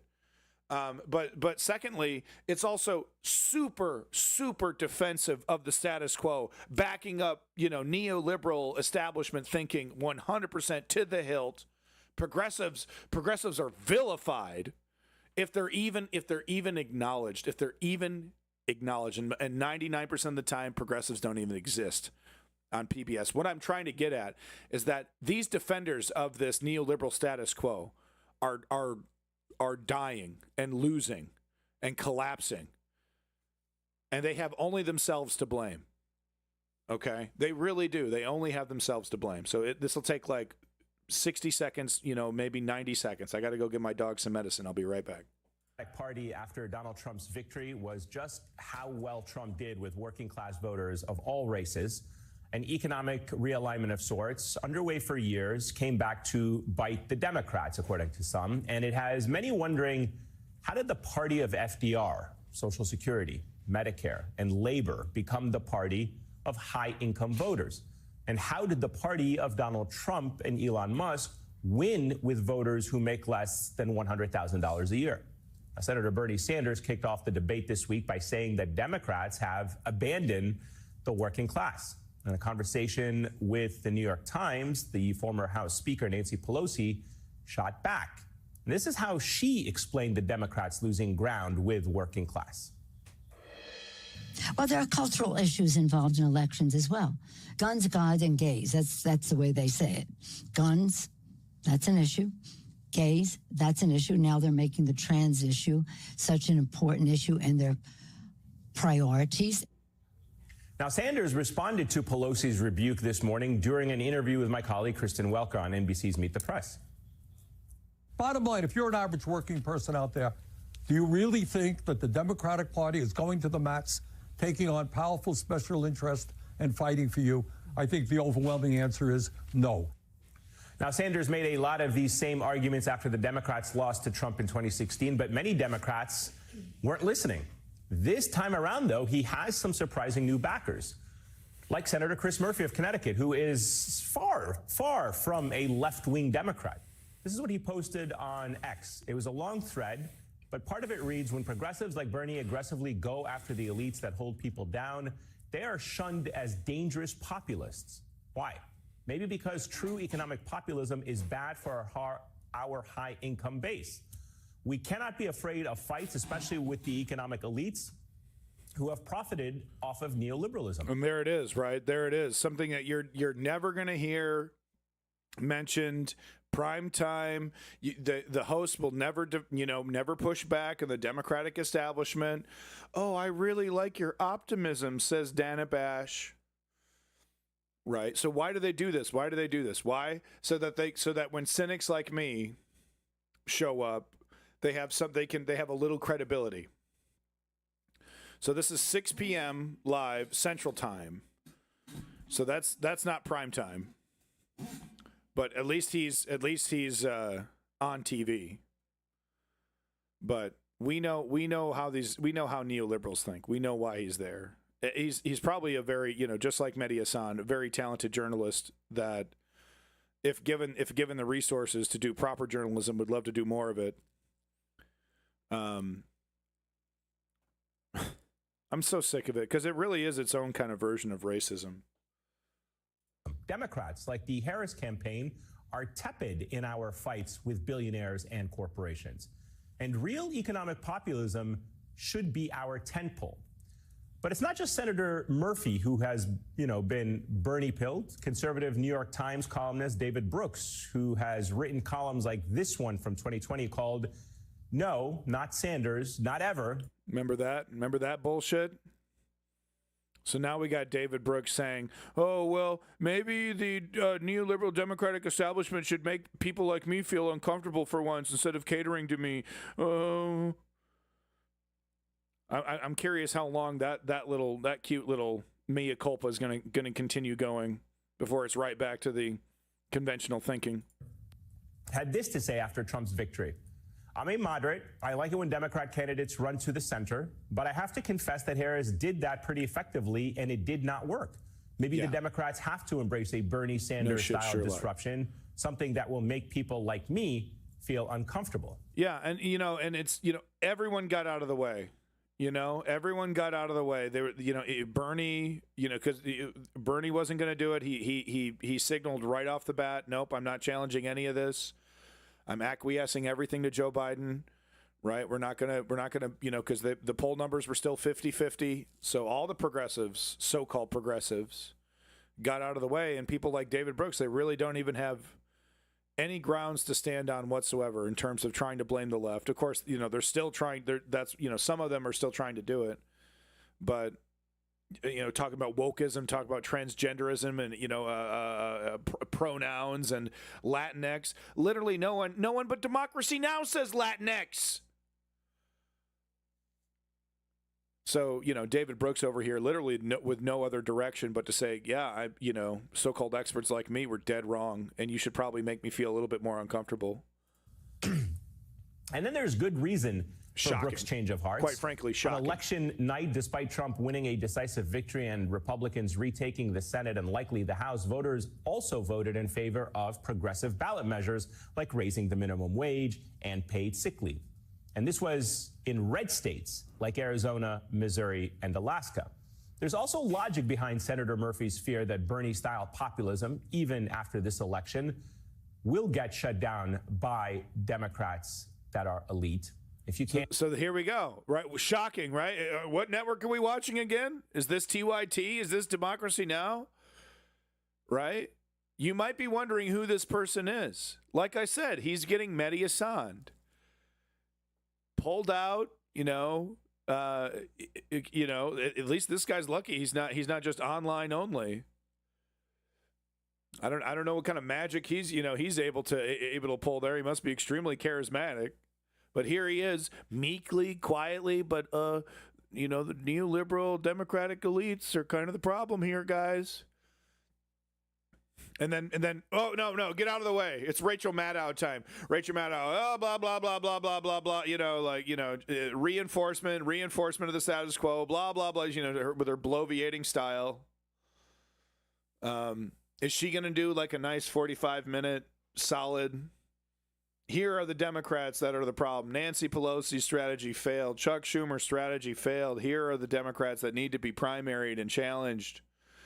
If we want to see change within this, right? Okay, oh, well, that's too activist. Okay, well, can she just tell the truth about these establishment characters whose strategy has completely failed? Could she at least do that? No, best you can do is she's just going to ignore them while focusing on how dangerous the Trump administration is going to be. That's the best you're going to be able to get for prime time on MSNBC. Yeah, well, I mean, yeah. So the Bill Gates or whatever, the rich neoliberal elite are all part of this problem. And quite frankly, I'm not sure. Do the owners is it like an Elon Musk thing, or like the owners of MSNBC kind of know that they're trash, and they know that they're kind of misleading people, and that they're not doing a very good job, but they're doing a half decent job of masquerading as legitimate news, and they're fooling a lot of people into thinking that they're getting real information. Is that what this is? Some fucking goofy ass teenage crypto fascist psyop? Is that what the fuck we're dealing with here with MSNBC? They're so terrible. But then, then they do something like this and it all starts to click. It's like, oh, they're fully aware of the problem. They're not naive and oblivious and their heart's in the right place. No. It's a calculated message. It's a calculated direction. And remember, early on in Harris's campaign, she briefly took a populist tone. Yeah, I still watch both of them. And went on the attack against big business. Then that populism somehow disappeared as quickly as it came. Well, according to The Atlantic, Harris's brother-in-law, Tony West, who also happens to be Uber's... Pretty surprising stuff to hear from MSNBC. And look, I know you haven't been watching MSNBC every day like I have because, you know, it's kind of my job, I guess. I take this seriously enough to do that. It's not entertaining for me, I assure you.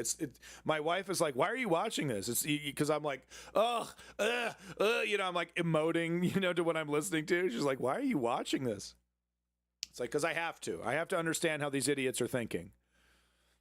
But is this, you know, is what he's talking about? Is that what the, you know, the direction that the network is going in? Not even a little bit. Not even a little bit. It's right back to the neoliberal defending status quo. And now it's like, whoa, no, Donald Trump's coming after us. And now Donald Trump's he's gonna sue us and he's gonna destroy us.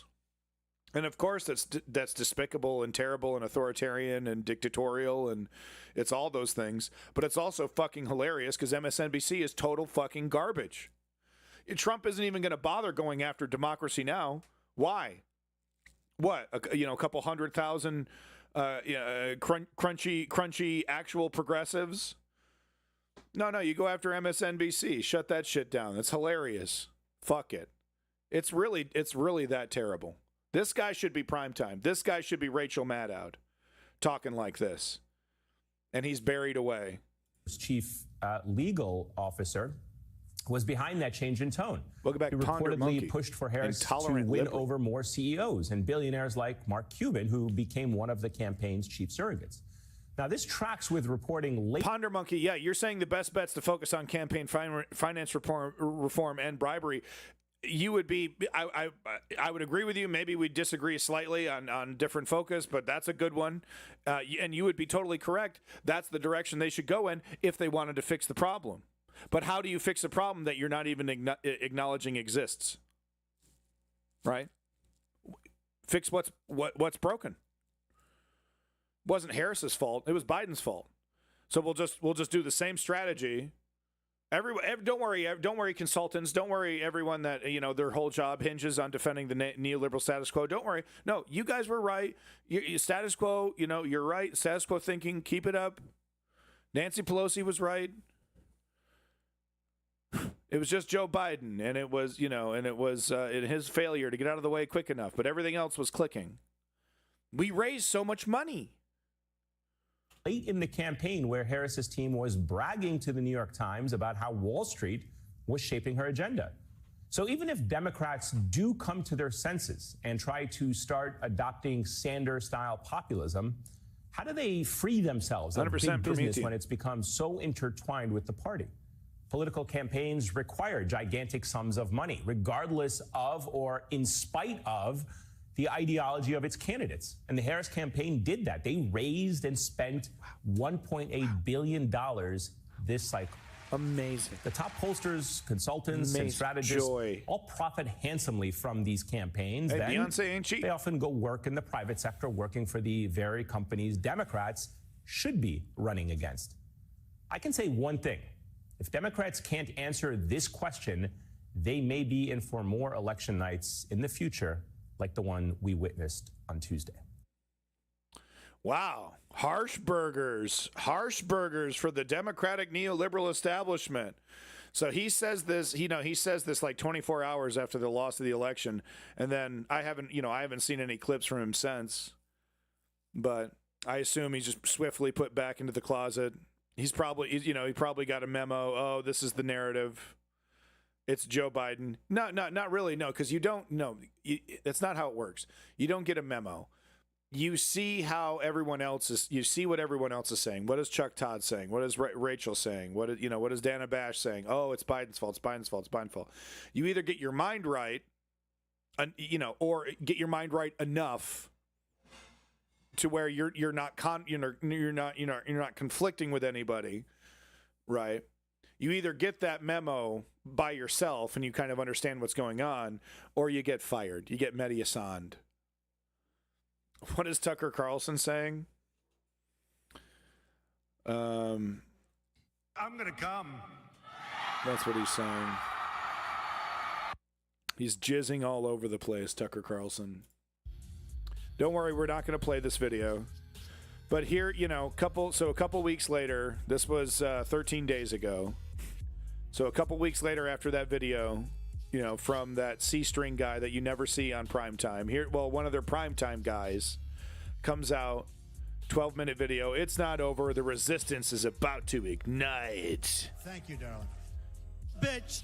The resistance is about to ignite. Right? The same fucking network, by the way. The resistance, the same fucking network okay, come on with this. Can you please? This is what they're pushing on the network right now. Voters punish Biden for problems he didn't cause and effectively addressed. It's an opinion piece, but this is kind of what they're running with, Biden did a great job, but he didn't get out of the way soon enough for Kamala. And then look, the video here, I did watch it. It's a lot of fucking nonsense from, no offense, but from kind of an out of touch guy, Lawrence Tribe.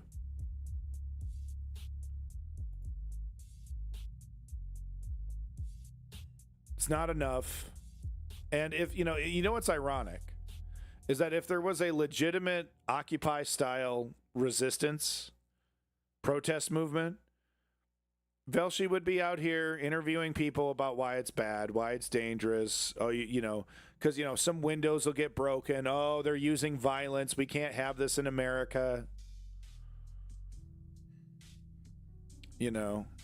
Would his corporate masters allow him to support a labor strike, a mass labor strike across the nation? I don't know. We've seen it before. We saw certain news organizations have to. Well, no, actually, the news organizations were the only organizations that were exempt from the union strike. Right? Yap me to Eurosleep. You got a good guy, Dari. The Rebel Alliance. So we did see. I guess it didn't hit the news, but it hit all the entertainment industries, hit everything, right? We did see activism affect an industry adjacent to the news, TV shows and movies, with that activist movement, that union movement. But would we see Velshi support a general strike, when he talks about resistance? Oh, you're not resisting in the right way. Or is that really what we're going to see, right? You're not resisting in the right way. Kind of nonsense. Oh, some Starbucks got its glass broke. They broke into it. Look at these looters break into an Apple store.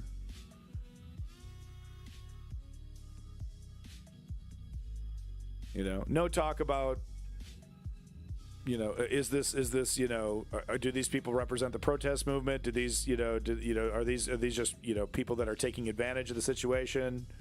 No real discussion about that. They're just going to go right along with what they usually do, which is paint the entire protest movement. Oh, look at them committing violence. They're committing violence for George Floyd. Look at that. They got a George Floyd t-shirt on, and then they're looting an Apple store. So that's the whole movement. That's what they're going to do. So I was just showing this just to kind of back up what I'm saying, that MSNBC doesn't get it. They don't get it. They're never going to get it. They need to be destroyed. Not in the way that Donald Trump is going to destroy them, maybe. It'll be hilarious if he does. But they should be destroyed because no one should be watching them. Not because some authoritarian comes in and kicks the door in and just shuts them down. Rachel Maddow. You think Rachel Maddow is going to do the final broadcast? She's going to get the final slot, right? Well, they're shutting us down. Well, here we go. Maybe she should do, in her final broadcast, she should do one final interview with a Democrat that talks about bipartisanship. Just one final interview with a Democrat that says, well, it's not so bad, and maybe we should work with these folks, and we just need to find a way to work with them. before the Trump administration just shuts down the network. Fucking Trump's in the control room. He's about to pull the lever. I want to do this personally. Oh yeah, this is gonna be so sweet. Quit your yapping, Rachel. Clunk.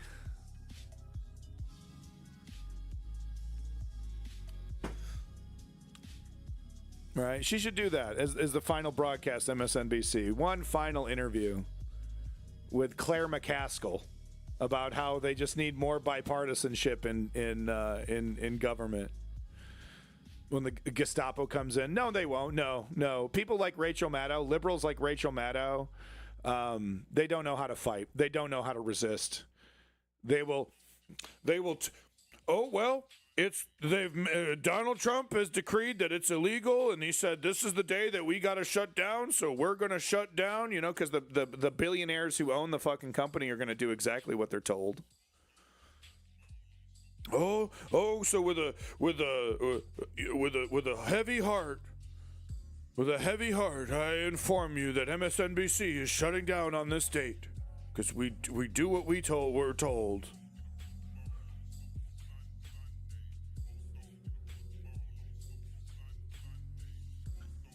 All right, next asshole, Matt Gaetz. Yay.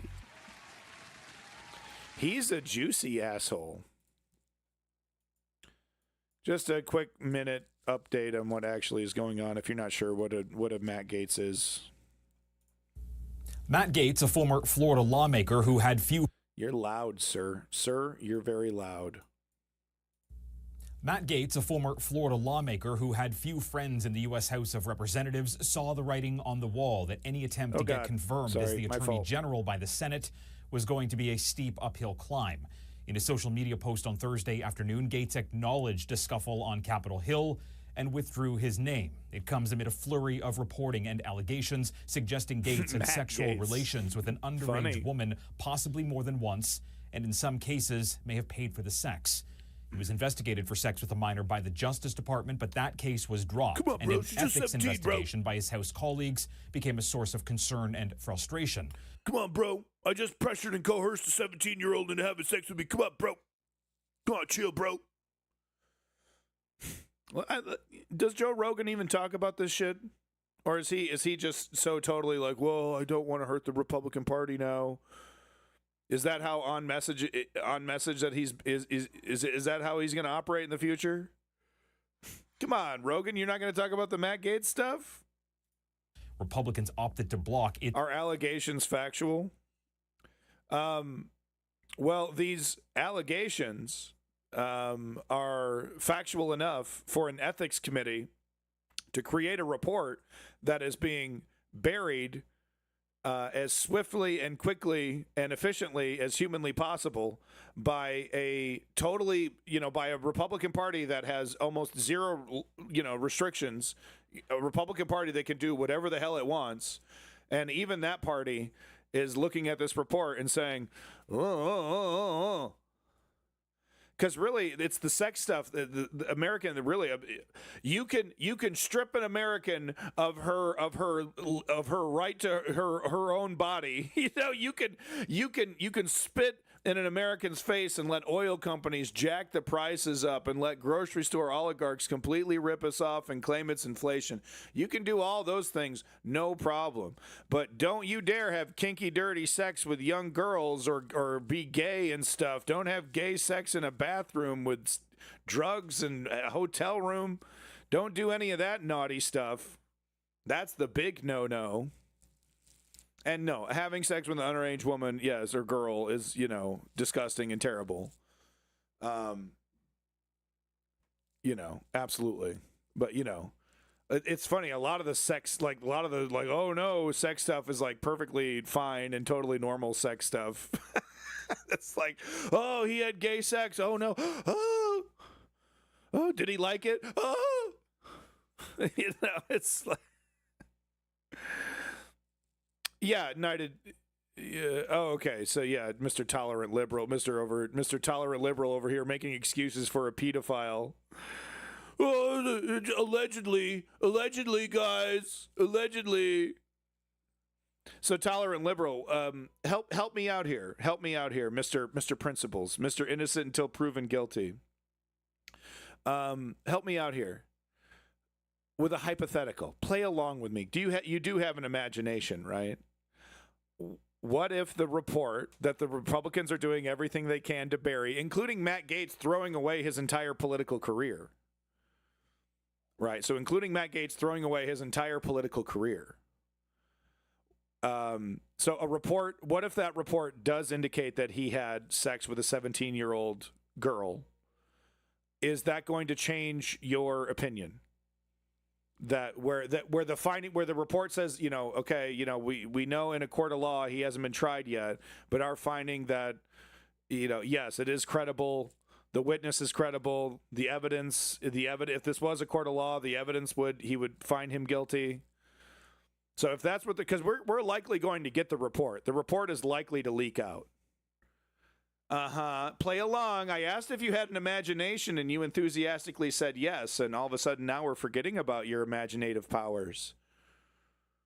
Then he should be disqualified. Okay, thank you, tolerant liberal. I read it. Don't you tell me what to do, bitch. You in the wrong motherfucking stream to be talking to me like that. Anyway, let's get back to the video. It's released despite some senators who would be tasked with confirming him wanting to see the details. Now, roughly an hour before Gaetz dropped out, new reporting suggested a second... over here.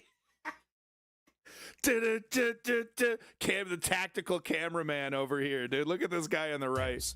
Now, roughly an hour before Gaetz dropped out, new reporting suggested a second sexual incident with the same minor was brought to his attention.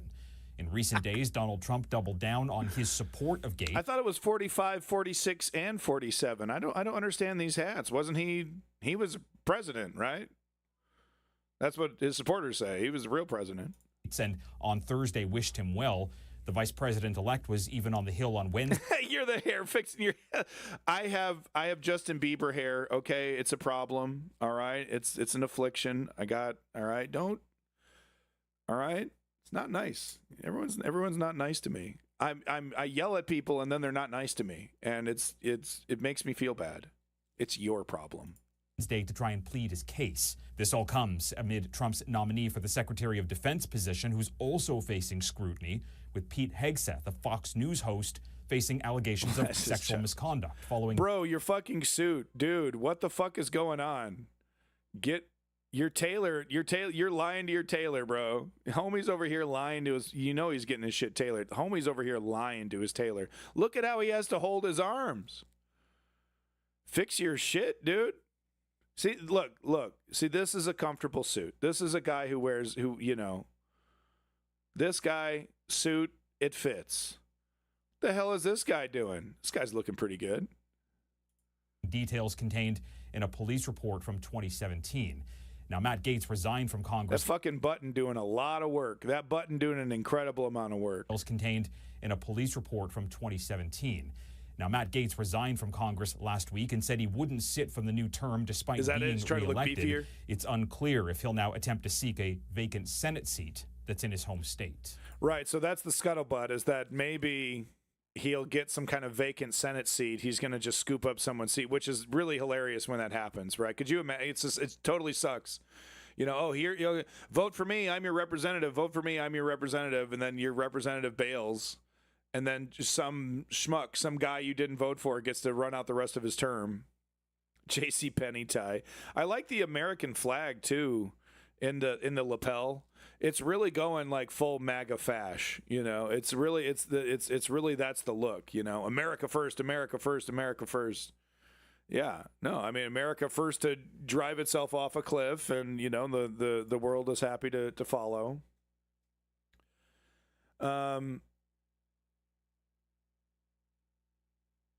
ABC News reports that the Trump team issued this warning to Republican senators considering a vote against Matt Gaetz. Quote, if you're on the wrong side of the vote, you're buying yourself a primary, that is all.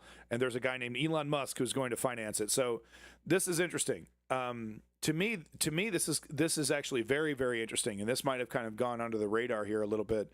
But so Trump. So this is the message that Trump set out initially, with the initial resistance to Matt Gaetz being Attorney General. He sent out, if you resist me, if you push back against me, I'm going to primary you, and Elon Musk is going to fund it. So he sent a threat out to everybody, and everyone said, yeah, but we really don't like Matt Gaetz, and we're not.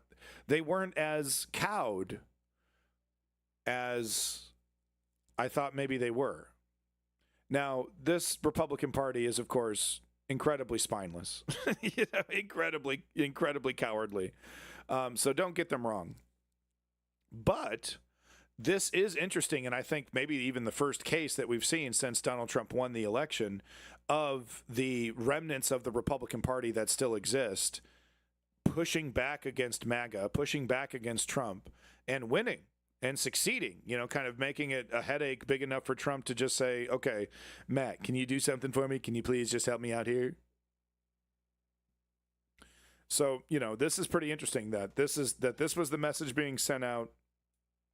If you're on the wrong side of the vote, you're buying yourself a primary. That is all. Pretty solid, pretty like, I'm going to go after you. And enough people said, nah. No, we feel like we're going to be able to successfully supersede you on this. So could be kind of an interesting sign of things to come. Maybe. That's all.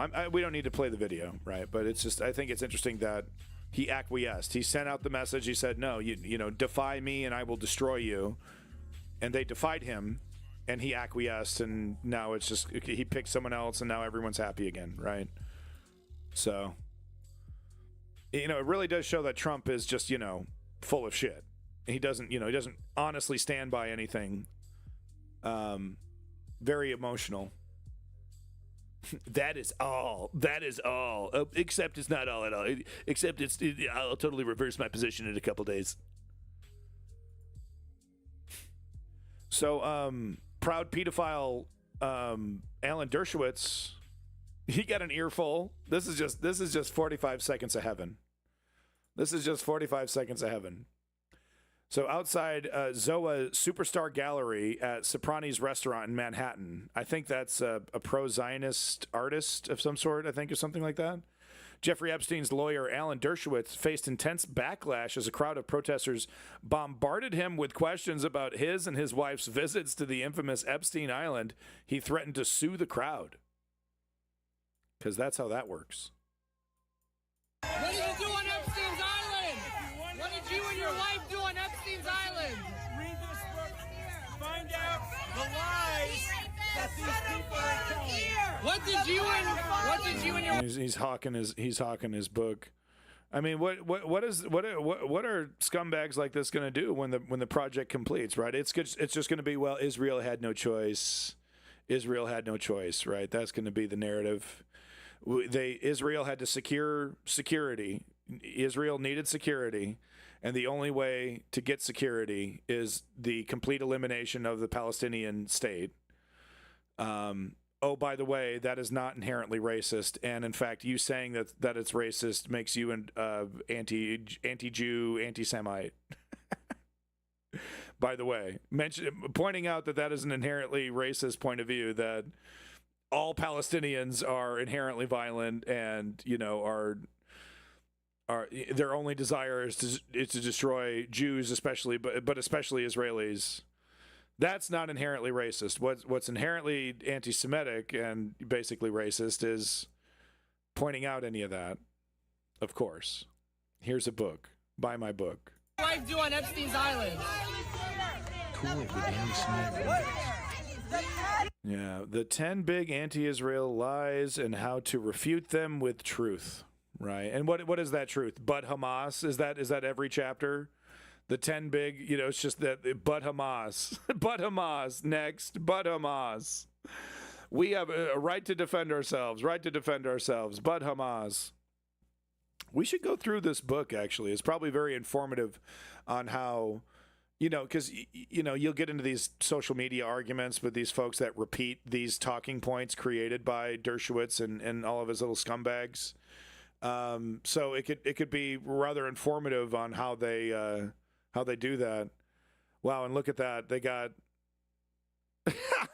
the book, it might be hard for you to see, but it's Israel on one side of and the soldier is in front of the baby carriage.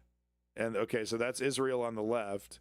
And then Palestine on the right with the baby carriage on the front. You see, human shields. So that's another good one. Right. Well, what about the tens of thousands of people, murdered by bombs? And what about the fact that they've annihilated 90% of the livable space? Oh, human shields. Human shields. So I just find that fascinating. It's like we demand our enemy fight in a specific way. Right? Because they're demanding Hamas. I mean, it is despicable. They are. They're. I shouldn't go down this road. Right. Because it's really, really difficult to point out how shitty Hamas is, how terrible Hamas is as a group, how a majority of Palestinian people weren't even 18, weren't even legally able to vote. When Hamas 20 years ago was voted in, how Hamas was, assisted, the creation of Hamas was assisted by Bibi Netanyahu in an effect to divide and conquer Palestine further by, reducing the power of the PLO. How corrupt the PLO is. Okay, you see what I mean? Do you regret? Just enjoy this. Just enjoy this man getting yelled at. Do you regret going to Epstein's Island? Don't listen to these anti-Semites. Do you regret going to Epstein's Island? Yeah. Cool it with Andy Smith. What did your wife do on Epstein's Island? Epstein's Island. You have a lot of So I can sue you. Oh, whoa. Pedophile. Whoa, buddy, whoa. Pedophile. Pedophile. Not much of a book. Oh, there's a free PDF of it. Yeah, put it in the Discord with you. I'll take a look. Pedophile. He's like he's getting them all on camera. Oh, who wants to be Alan Dershowitz's lawyer? Getting a video. Here's all the people I want you to investigate. Here's all the people I want you to sue. Figure out who their identities are and sue them. These people called me a pedophile.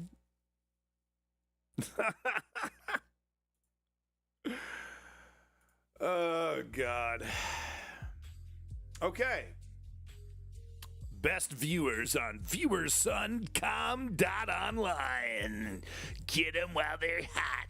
Hot and slaving away. How many cell phones do your employees have in front of them? 300? They got like the whole rack. They're sitting on a rack, swiping and touching. Your poor employees. How much you pay those guys in front of those cell phones? $5 a month.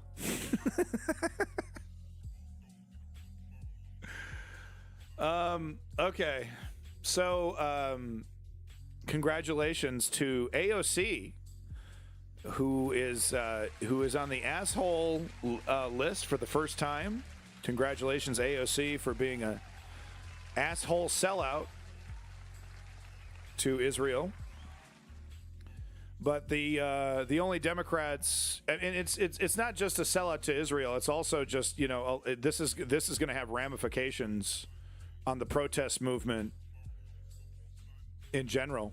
Any protest movement, any pro-Palestinian protest movement is going to have to go out there and say, we're protesting the clouds, we're protesting grass. And AOC is okay with this. She signed on to it. So let me explain what's going on. So Rashida Tlaib, Cori Bush, and Ilham Omar were the only Democrats to vote against H.R. 1449, which calls on states and international bodies to adopt unconstitutional IHRA definition of anti-Semitism. Representative Alexandria Ocasio-Cortez voted in favor. More Republicans voted against it than Democrats. So this basically allows anybody who's supporting Palestine, this basically allows the government to say you are you are a, it's the equivalent. You going free Palestine is the equivalent of you marching down the street and saying kill N-words, because that's what the IHRA definition of anti-Semitism is. It's basically any criticism of Israel whatsoever is considered anti-Semitic. Any pushback against Bibi Netanyahu or Zionism, merely mentioning the word Zionism, right? We've seen the changes on Twitch, which I'm okay with, because the changes basically say you're not allowed to use Zionist as a slur, which is like, okay, fine. We can still use Nazi as a slur, right? If someone's like, I like Hitler, can I still call him a Nazi? Ooh, we're working on it. We're going to ask Jeff about that one. We'll get back to you. Thanks, Twitch. But no, I'm okay with that, because people will often use Zionist like they use the word Jew, and they'll throw it around like a derogatory term, and that's not helpful. That's not helpful. But here's AOC capitulating and doing untold damage. I mean, this is not just about capitulating to the Israeli lobby because maybe she wants to run for president, maybe she wants a leadership position. This I believe passed. So now protesters, like I said, pro-Palestinian protesters are going to immediately, this is going to go into effect. This immediately will, immediately change. Oh, pro-Palestine? Oh, okay. Shut them down. It's literally like a Nazi, march. Maybe the Nazis actually might have more rights to march now than pro-Palestinian protesters, actually, now that I think about it.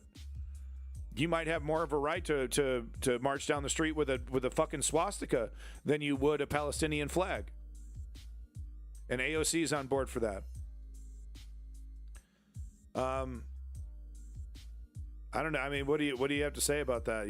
It's like, I know we can't throw the baby out with the bathwater. I know we need as many pseudo-progressives, people that, at least young people that know what the hell a cell phone is. It's a bunch of gears and Harry Potter magic. These like 70-year-olds that are majority of the people that are still there. No offense to 70-year-olds, but maybe they should retire. I know a lot of 70-year-olds that would agree with that sentiment about politicians. But this is really, really sad shit. And it really shows that AOC is like, no, I'm playing the game. I'm doing it. I'm selling out. And she's selling out big, baby.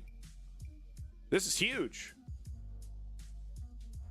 It's a resolution, not a bill, so it doesn't codify the IHRA definition. I still disagree with her. Oh, thank you. Okay. Thank you, Promethean, on that correction. So maybe that's why she felt more safe ratifying it. Is that it doesn't codify it into law? Okay. I mean, isn't that the next step, though? And it's really sad. I mean, look at this. More Republicans voted against this than Democrats.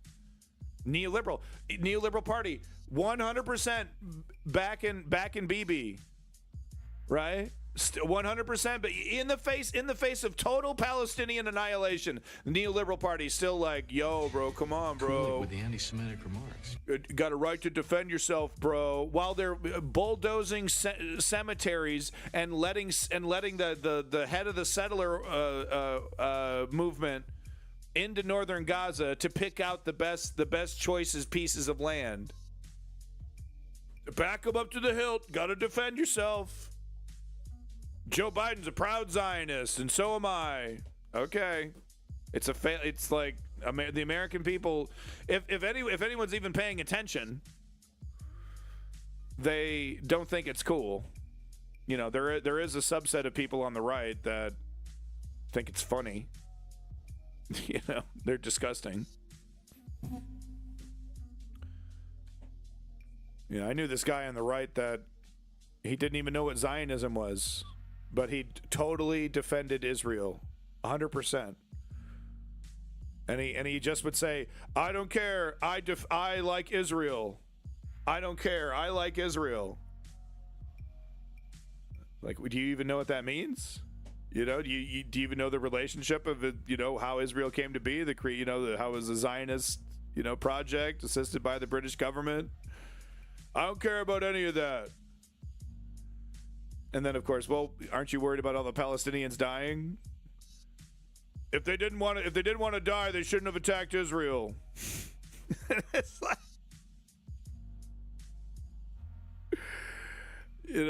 okay, so history began on October 7th. Yep, that's easy. That's easy for me to understand. Yes. I don't want to understand the last 40, 50 years of Palestinian, devastation. I don't want to understand that. I just want to like Israel. Because that's what I'm told to do, but I'll never acknowledge that. I'm a free thinker, but I'm still a free thinker. Yeah, we're no longer friends, that person and I. So, okay, look, so this is impossible. Don't even look at this. Don't look at this. Here, look at this. Look at this instead. Okay, this is a screenshot of a thumbnail of a link that no longer goes anywhere. Okay, so that's why I had to take it. But the reason why I have this link here, the reason why I have the screenshot here, because the problem runs super deep. The entire neoliberal establishment has completely and utterly failed. So here we have this tweet here. Get Mr. Doinks out of the way. Okay, just deal with it. It's fuzzy. Teamsters union members who voted for President-elect Donald Trump said it was definitely social issues like trans rights and immigration that made them support the seemingly anti-union candidate. So isn't that hilarious? For a lot of the right, it's been like, oh, the economy. Oh, it's the economy. Oh, the social stuff. I mean, yeah, I don't think, boys should be girls and girls should be boys and all that stuff, but the economy. Well, Teamsters members who are well aware of how damaging Donald Trump is going to be to the economy and to their own fucking union, well, their excuse was, oh, transgender. It was definitely the transgenders and immigration. It's all immigration, definitely. It's interesting. What this shows to me, the reason why I'm showing it is because it's interesting to me how different demographics have different excuses as to why they support a hollow populist. I don't have an eye roll emote. You don't have any eyes. You're a skull. You just got to rattle your bones. So this is actually kind of interesting. This person down here, Mr. Kevin M. Cruz, tweeted this out, and this is actually pretty. Some people are really paying a lot of attention. So this is interesting. Yeah, there we go. Is that Mr. Bones? Fuck yeah, dude. But no, check this out. I will guarantee that Trump's nominee to lead the Department of Housing and Urban Development will once again be an African American because he saw it had urban in the title. That's how Ben Carson, a neurosurgeon with no experience in urban policy, wound up heading it the last time around. And then sure enough, Trump selects motivational speaker. Whoa. Scott Turner to lead housing agency. The one-time Texas lawmaker works at a Trump-allied think tank. Man. So this, from one carnival barker to another, right? One con man to another. Oh, hey, we got an urban something. That's what you, give me another, hey, honey, give me another Diet Coke. You see something, what'd you say, urban? We got a black guy? Who's that? Yeah, Scott Turner. I remember him. Yeah, Scott Turner. Yeah, no, he really liked me. He said he really liked. He's been supportive. He's always been there for me. Yeah, make him ahead of the urban whatever. Hopefully he just dismantles the whole thing. You think drinks? Oh, he's still slamming them Cokes and eating the goddamn burgers, dude. Now it's like his brand. People get all giddy. Ooh, I get to eat McDonald's with the president. Motivational speakers, some of the worst people. There may be some decent ones, but I haven't seen them. I mean, there's got to be a couple decent ones out there that are charismatic, but I mean, it is a, it's a greasy fucking grift for a lot of people. And for a lot of people, it's telling desperate people what they want to hear, telling them, using a bunch of pop psychology, a bunch of nonsense to try and, make them think that, they're not screwed up, that, everyone else is screwed up, or follow my easy 10-step program. I know I have a 3-step program, but the reason why I simplified it into 3 steps, it's kind of ironic, right? Because it is kind of like a carnival barker thing. But I think, the left might have something to learn from the motivational speakers. The left might have something to learn from the carnival barkers, right? They have an ability to take really complicated issues and make them palpable and simplify them down in the way that a normie can understand them. A person who's not following can understand them. Now, of course, they twist those perceptions to benefit their own politics. Well, what if we had a charismatic person that understood those dynamics, that was able to, point people in a direction that was actually beneficial for them, incepting ideas that help them vote for their own self-interest instead of voting against their own self-interest. Is that even possible? Should we do it? I mean, because it's working for the right. My motivational speaker is my wife, although I'm not much speaking as it's kicking me in the rear. I'm still stuck at step 2. Yeah, well, you got to sign up. You got to sign. It's the easiest thing in the fucking world. You could do it in probably 45 seconds on your cell phone, taking a dump. So your only excuse is yourself. Step 2 is, of course, signing up to a political organization, hopefully progressive political organization, so that you can start volunteering and engaging in step 3, which is putting in the work. You have to start volunteering. Sacrificing your time and money for the progressive movement. It's the only thing that's going to fix anything. So, none of you regulators in the chat were buying any of this. Oh, Project 25, never heard of it. I mean, even when Donald Trump was saying, I've literally never heard of it, he was going, I've literally never heard of it. There was some really crazy stuff in there, really bad stuff, and I've literally never heard of it. Just contradicting himself in his own fucking statement about how he's never heard of it, but he's heard of it enough to know that there's some really bad stuff in there. Well, now, as predicted, it was, and as Matt Walsh tweeted, haha, LOL, Project 2025 is absolutely the agenda. Of course it is. The only people that were buying that maybe it wasn't were idiots. So basically mainstream media, they flew, because every time they would do a thing about Project 2025, they would always mention, well, Donald Trump has said that he doesn't know what this is and he doesn't acknowledge it. So just because we're good, honest journalists. So now we have Russ Vought, who's, yes, if you've ever seen The Boys, yeah, now we have a Vought in Trump government. Russ Vought, architect of Project 2025. Architect. He's the mastermind that figured out, that got all these different think tanks together to lead White House Budget Office. Right? So he's going to be setting the priorities on where money is spent. Vought helped Trump craft plans to purge the Justice Department, deploy the military to quash civilian unrest, and massively expand presidential power over spending. So, I've said it before, I'll say it again. It's the worst case scenario. There's not a lot of good news. There really isn't. We are dealing with the worst case scenario. Our only hope is that this man can't keep it together. That he's too focused on petty shit But the big difference is that, he was, his first term, he was kind of like a pariah. He was able to be restrained and contained.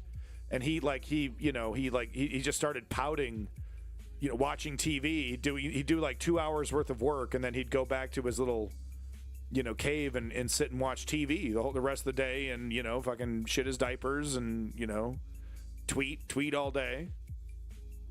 But he was restrained. Now I'm pretty sure he understands. He's going in this understanding there's no restrictions, and he's of course, no matter what the reality is, convinced himself that there's a mandate. This is what the American people want. They want it more than ever, and I'm going to give it to them, baby. I'm going to give it to them full force.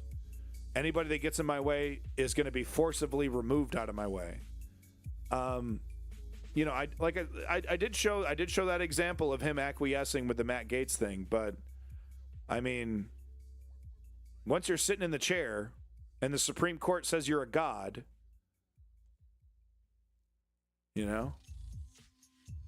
what I'm trying to say is that there's something unprecedented. There's something historic about the direction we're going in, where his first term was a novelty. His first term was an anomalous novelty, and he choked and burned basically almost exactly as people thought that he was going to choke and burn.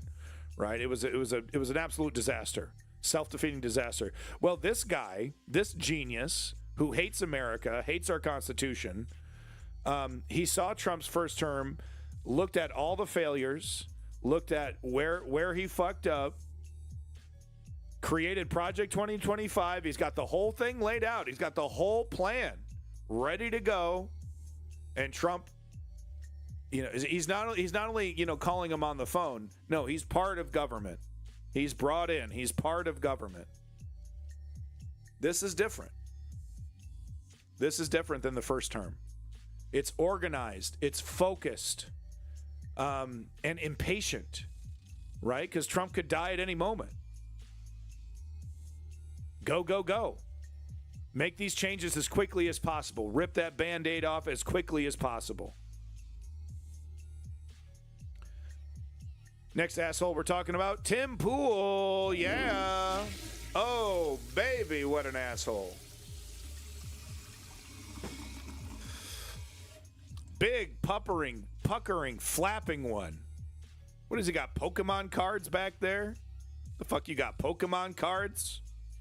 Fuck is this? Is this your shitty books? You selling your shitty website? What the hell is this? Anyway, Pim Tool.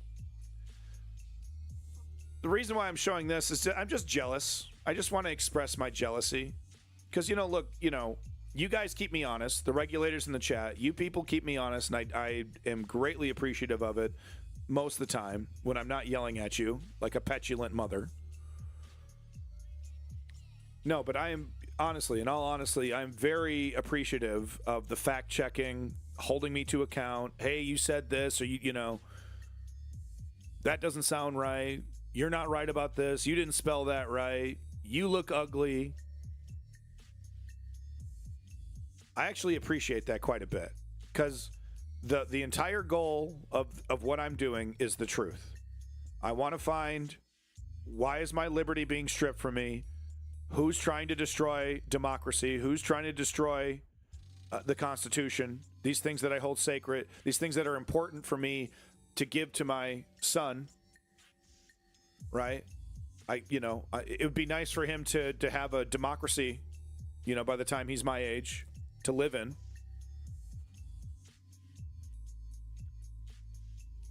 So I appreciate the fact checking. I appreciate you guys holding me to account.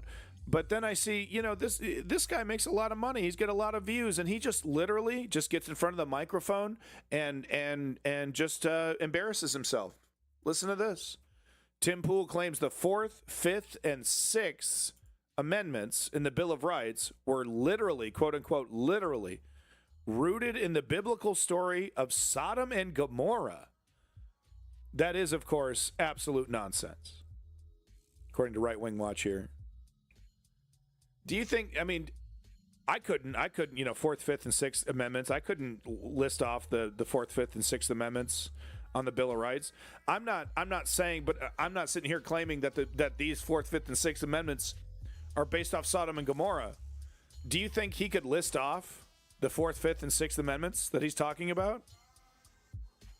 Yeah, exactly, Ponder Monkey. We should all be scared for our children. Tim Pool and his cadre are in charge. You know, how many interns, how many Tim Pool fans are going to be interns in the Trump administration? I think the beanie's cool, dude. But like, wouldn't this be a great gig? You just get in front of the microphone and just spit diarrhea. Oh yeah, Tim. Yeah, literally. That's black-pilled, bro. That's based. Didn't he quit, by the way? Isn't he done? Aren't you gone? Can you please leave?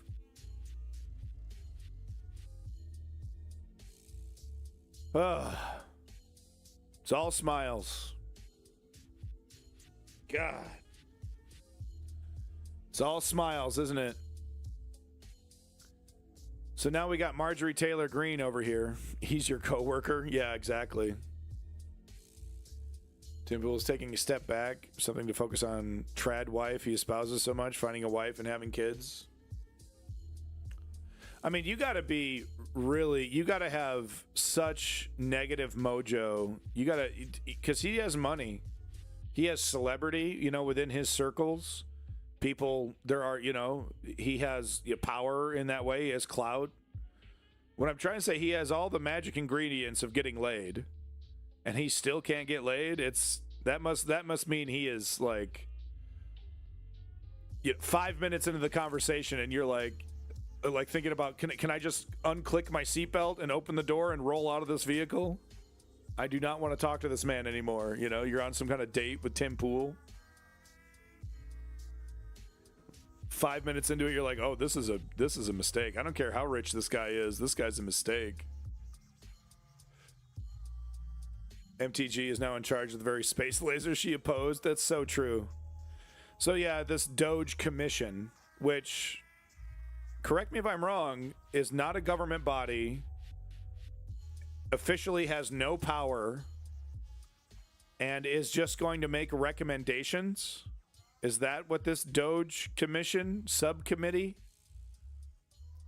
Coomer to create Doge subcommittee chaired by Marjorie Taylor Greene to work with Elon Musk. Yeah.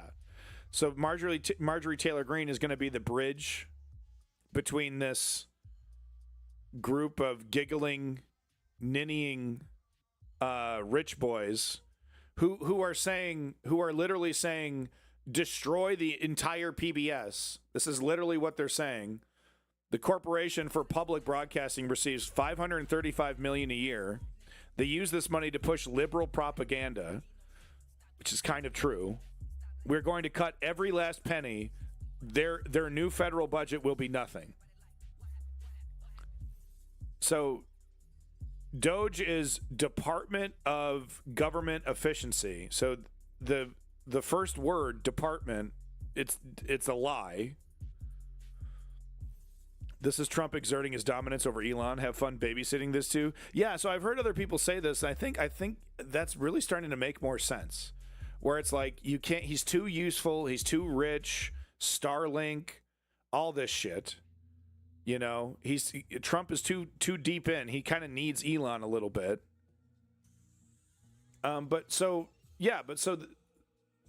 Basically this is what's going to happen, is that these rich guys are going to sit in a room and like, cut that.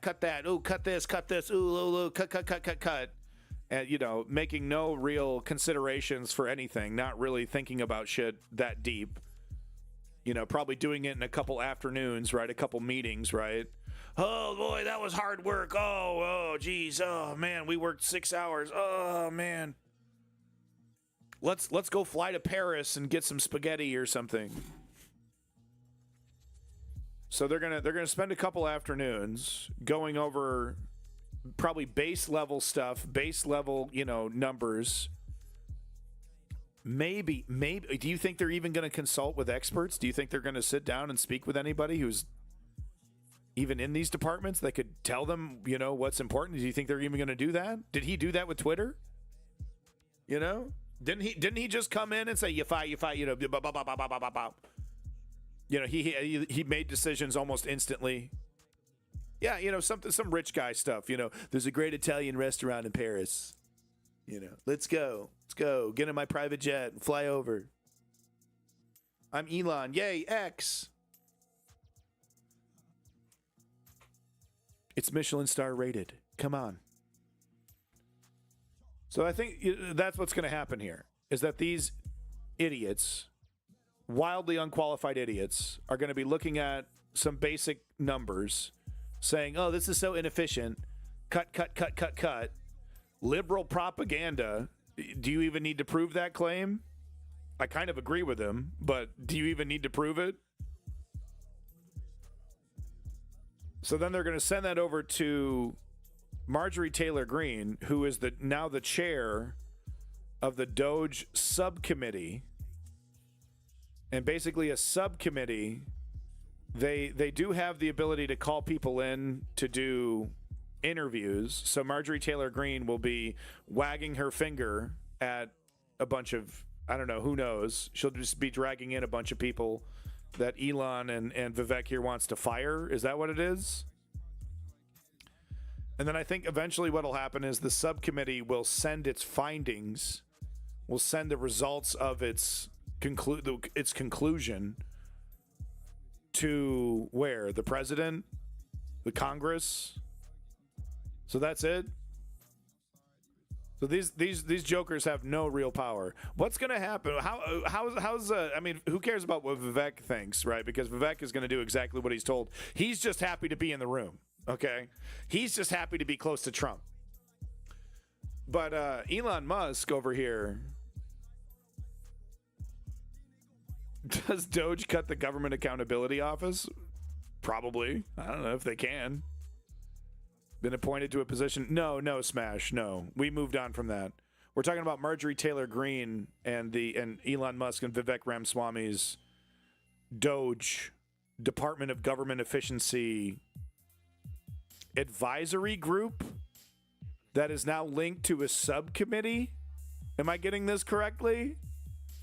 The Department of Government Efficiency is basically just two jokers in an office room somewhere saying they don't like PBS. Am I wrong about this? Anyway, what I'm trying to get at is that this is going to blow up swiftly. This is going to be a disaster. Elon Musk is not going to stick around for this because he's going to make his recommendations. It's not going to happen because he wants it to happen right away. He wants to, week later, okay, we made our recommendations. How come PBS is still on the air? I don't get it. I want it to be cut immediately. He's not going to have any patience for any of it. He's going to be calling up Trump. How come this hasn't been cut? How come this hasn't been done? You should do this immediately. You got to do it. We made our recommendations and you need to cut. You need to do this right now. And Trump's going to be like, hey, fuck you, buddy. Okay. Hey, okay. I'm the one in fucking charge here. Okay. You go back to making your rocket ships. Okay. I'm going to go over here. I'm the fucking dictator over here. You know what I mean? Got to be just a meme troll. I mean, no, it's not Nero Mance. I wish it was. Welcome back, by the way. I wish it was, but no, this is different. This is more dangerous. It is the think tank with unlimited powers. What could go wrong? Well, it doesn't. I don't think they have any power. They're going to need power first. All they have is a couple mouths. All right. I mean, this unless Elon makes these recommendations to cut all these departments and it happens, this whole experiment is going to fall apart very quickly.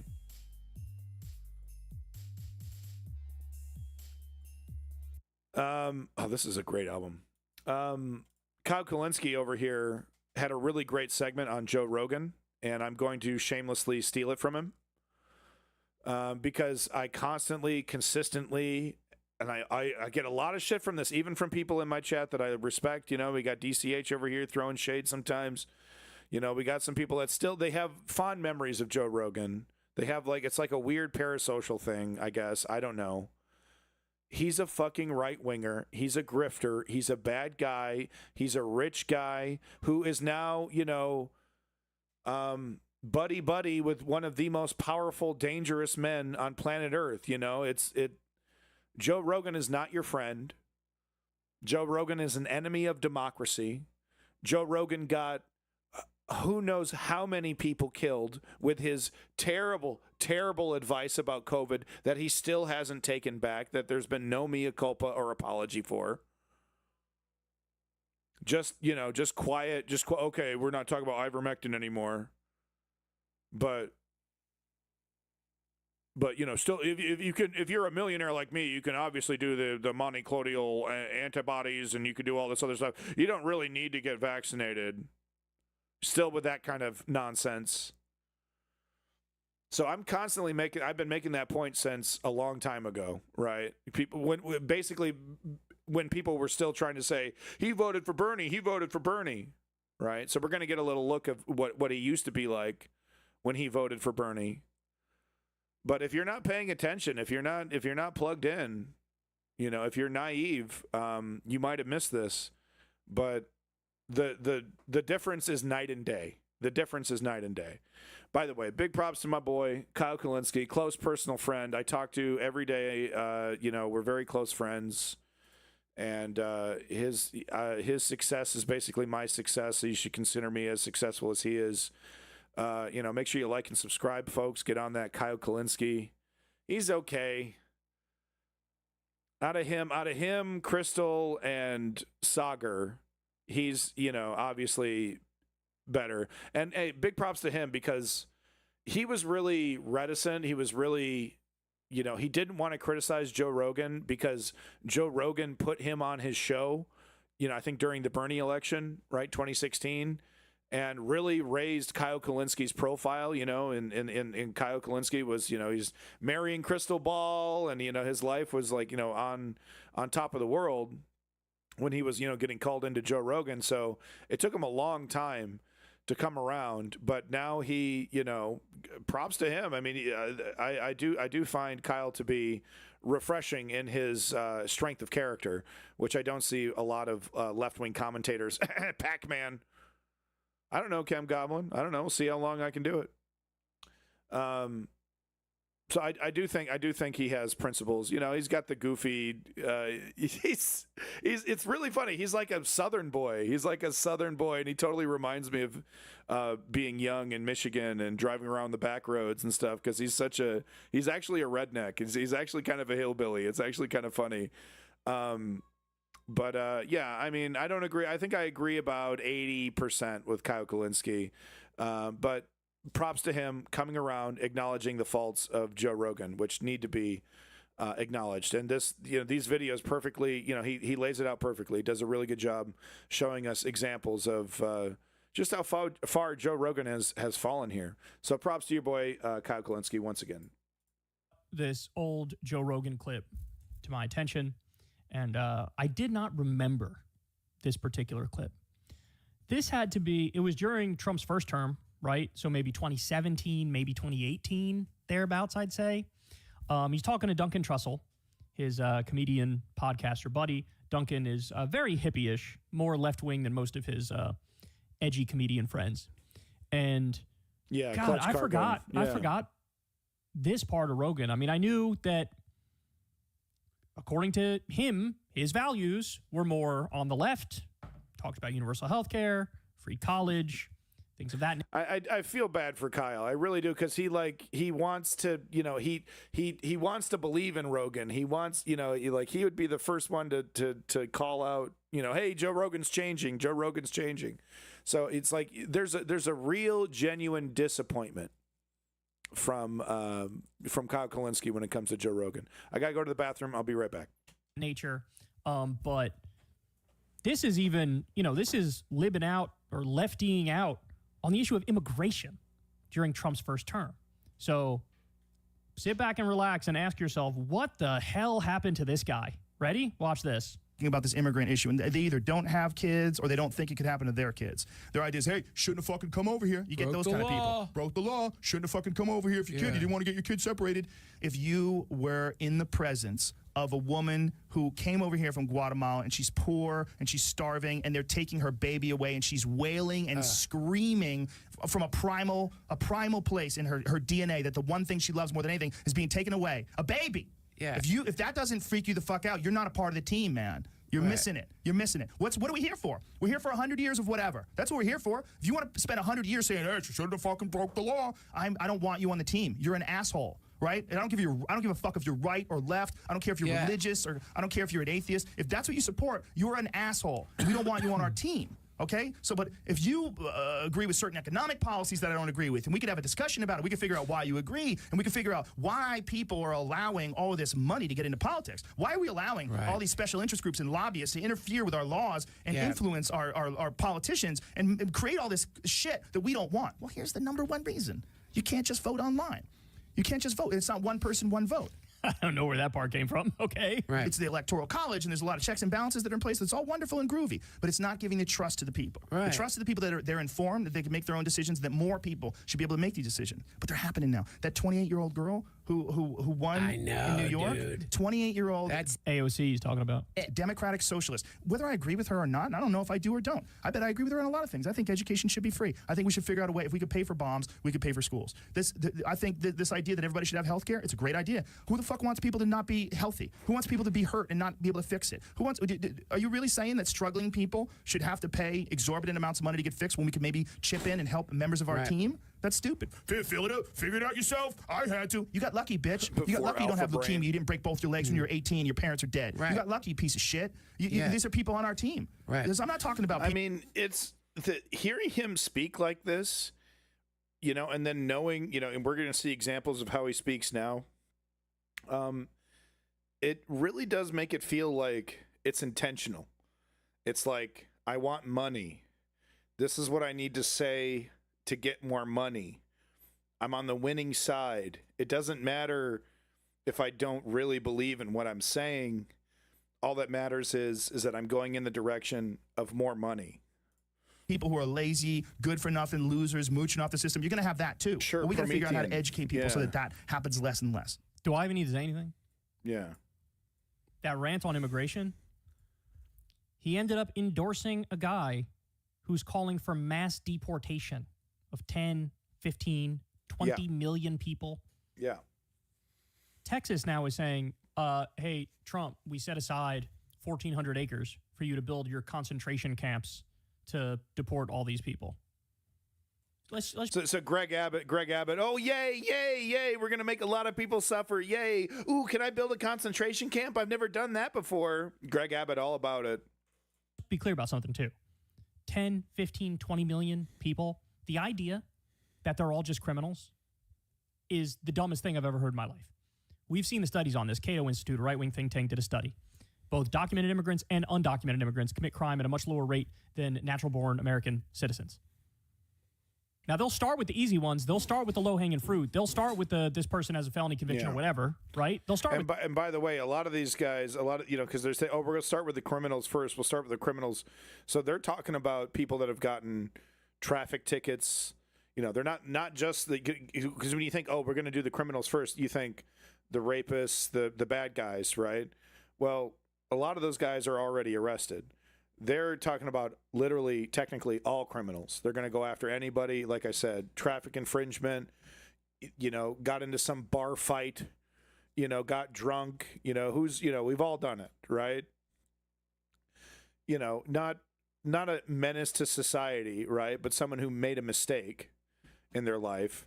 No, deport them, get all them, track them down, kick down their doors. It's disgusting scum. You get a traffic ticket in Texas? Kill him. I'll be merciful and I'll drop you in a country you've never been in. Or you've been there, you were there when you were a kid or something. That's not the case with all of them. But there's going to be a shocking, are these other countries even going to participate? What's going to happen? Are they going to start, shooting at, U.S. planes trying to drop off just a bunch of random people? Get off the plane. You're home now. Just drop them off some random airport in Guatemala. Is that the plan? I mean, what is the plan? What are you going to do with these people? And is the country receiving them going to be okay with this? It feels very build the wall. It feels very, make Mexico pay for it. where it's like, okay, that's ridiculous. You haven't really given us a plan. Okay, now you're in charge. Now you're implementing it. And yes, of course, Mexico's not paying for it like you said. Okay, so yeah, it was totally ridiculous from the beginning. And now it's been proven ridiculous. That's what this mass deportation feels like. Because they really got to go full Nazi to satisfy Stephen Miller, to satisfy this Tom Hooman guy. Is it Tom, right? With that, but then it's mission creep. Trump just came out the other day and said, we are going to deploy the military to do this. Seems That's like what fantasy. Yeah. That's what he said. He wants to do mass deportation. He was running on it very openly, very loudly, very directly. He said it in all of his rallies. Yeah, I mean, is Trump really going to, troops on the border, really is going to use the U.S. military to intimidate another country to take these people? Is that, I mean, sky's the limit, right? Sky's the limit. But I don't know. There's, does Trump really have the cojones to really do the full dictator thing, to really do it? This Joe went from saying this shit to endorsing the mass deportation guy. Yeah. You said that already. Look, to be fair, I mean, I've seen over time now, there's a lot of people who were Rogan fans did end up turning on him the more. Yeah. It was a mission creep type. Go to his fucking subreddit. Go to his his subreddit on Reddit. It's nothing but like, man, what this guy used to be awesome. What happened? Type thing. It was like, hey, it's just spouting mostly lefty. Well, Promethean, a lot of conservatives, they don't understand anything until it's literally smacking them across the face. So there will be a lot of conservatives who don't realize it until they're in the grocery store and strawberries are, $55 for a little, container. And they're like, they're like, how come this is so expensive? What the, and then, and then they're like, it just click, like an audible click. Oh, wait, the people that used to pick these strawberries have been kicked out of the country. And now I have to pay more for the strawberries. Oh, yeah. Oh. So that's what we're dealing with. That's what we're dealing with. And the neoliberals lost to that. Yeah. Oh, yeah. Opinions, and then over time it became a little more right-wing, then a little more right-wing, then a little more right-wing, and then, eventually it was totally hopping on the Trump train, endorsing Trump. Texas, who's deluding himself. But where'd this guy go? Hey, Duncan Trussell, you better get back into that Rogan podcast and talk to your boy, right? Duncan Trussell, help your man out here. Because I think Duncan being more on the left made it so Joe was more on the left, right?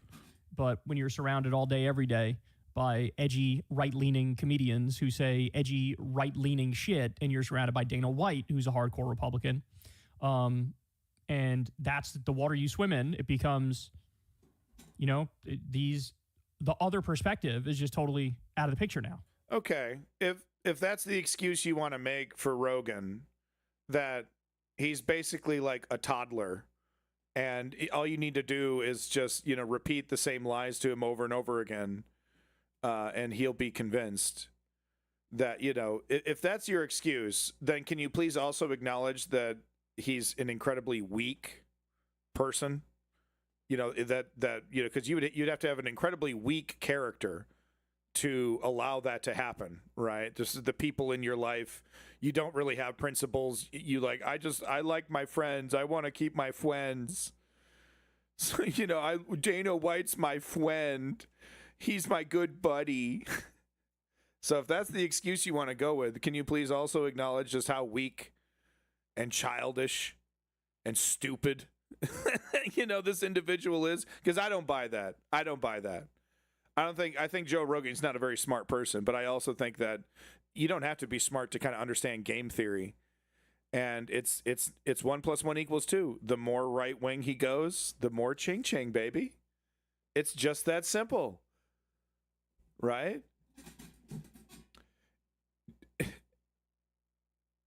there will be episodes where he's like, I can't believe Trump is doing this. I can't believe Trump is going this far. I thought it was drain the swamp. I thought it was drain the swamp.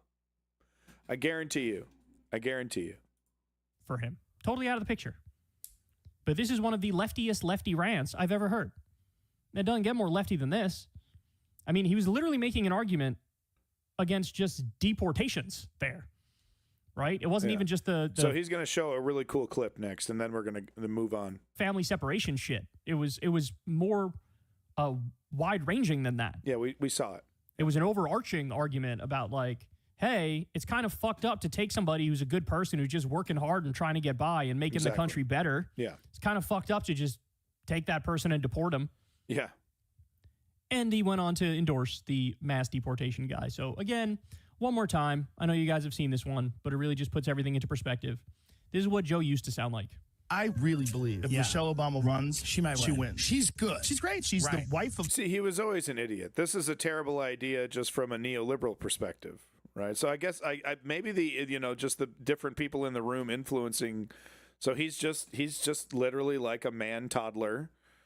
And it's whatever big adult is holding his hand at the moment and telling him what to believe in, he'll believe it. Is that how this Joe Rogan guy works?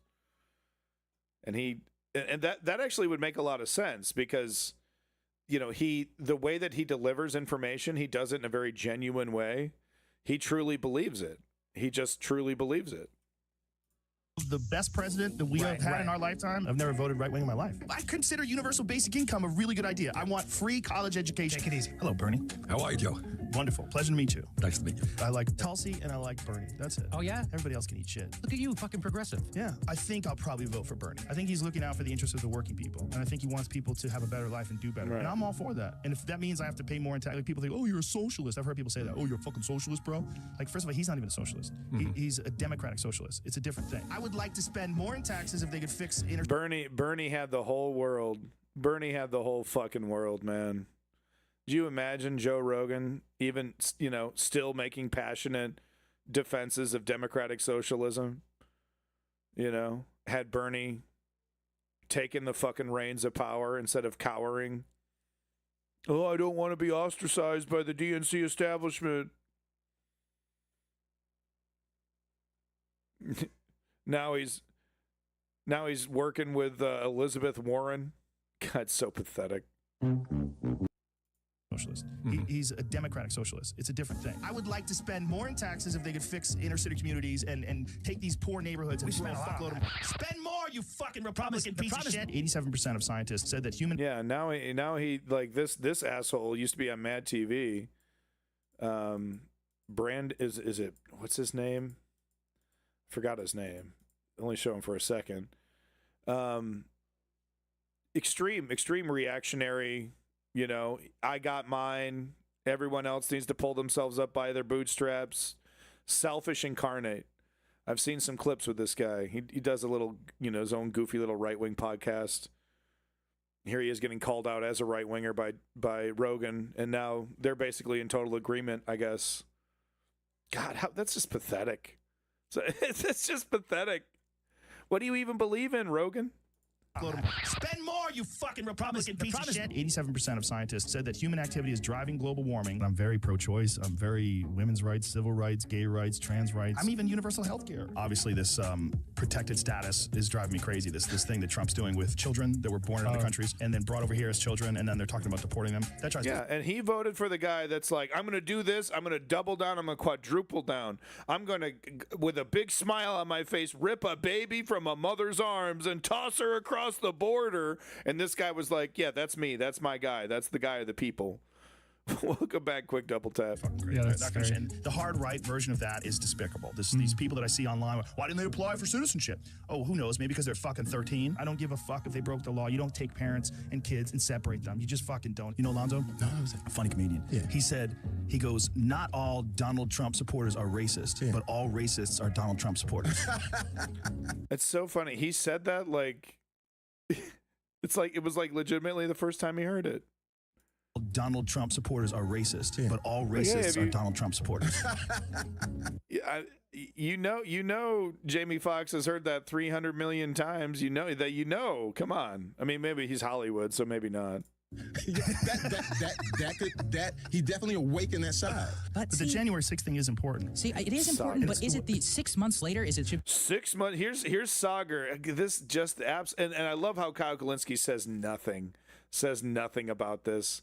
Come on. You got to call this out. I know him and Crystal are close, but here he is 6 months later arguing on Rogan.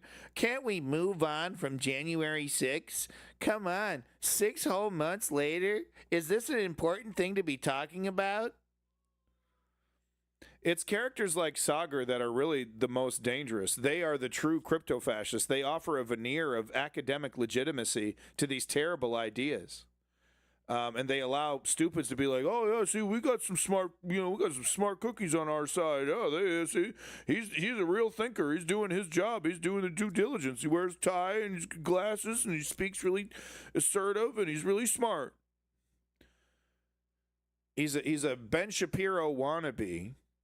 And here he is doing the work of the oligarchy, doing the work of the MAGA fascists that have totally won and have all the intention in the world of destroying the country.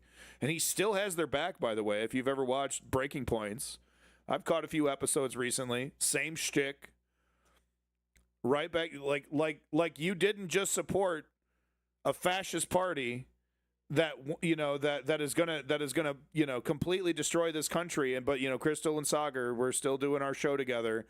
Like, this is still two sides of the same coin here.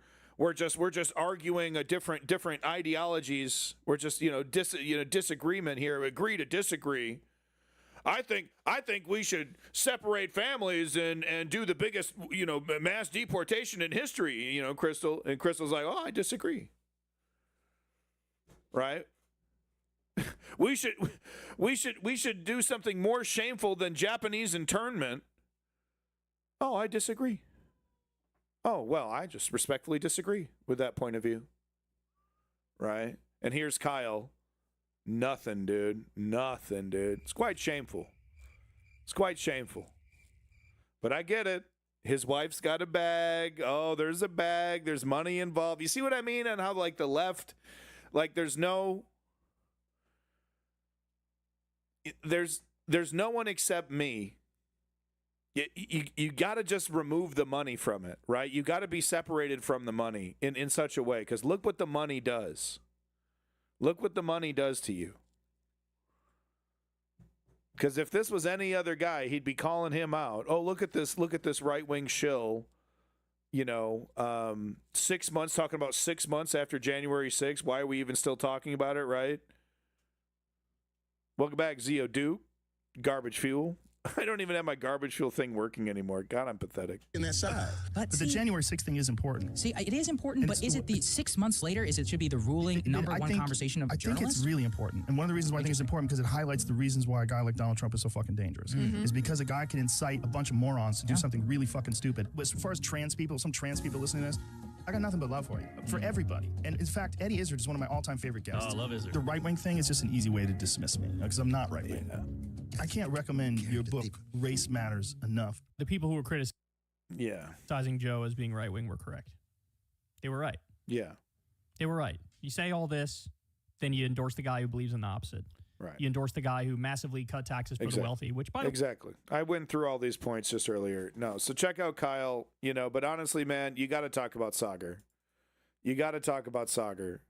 You got to kick Sagar off the damn show. And you got to do your show.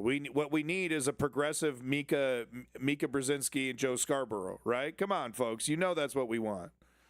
You got to get rid of the lead weight. Get rid of the loser. Kick Sagar and Giannetti off breaking points. Okay? Yes. It's not, because they want to pretend like it's like, Crossfire, like it's the left versus the right. But it's not. Sagar's not honest. He's not an honest broker. He's not an honest representative of the right. He's doing the Tucker Carlson crypto fascist bullshit. He's like best buddies with JD Vance.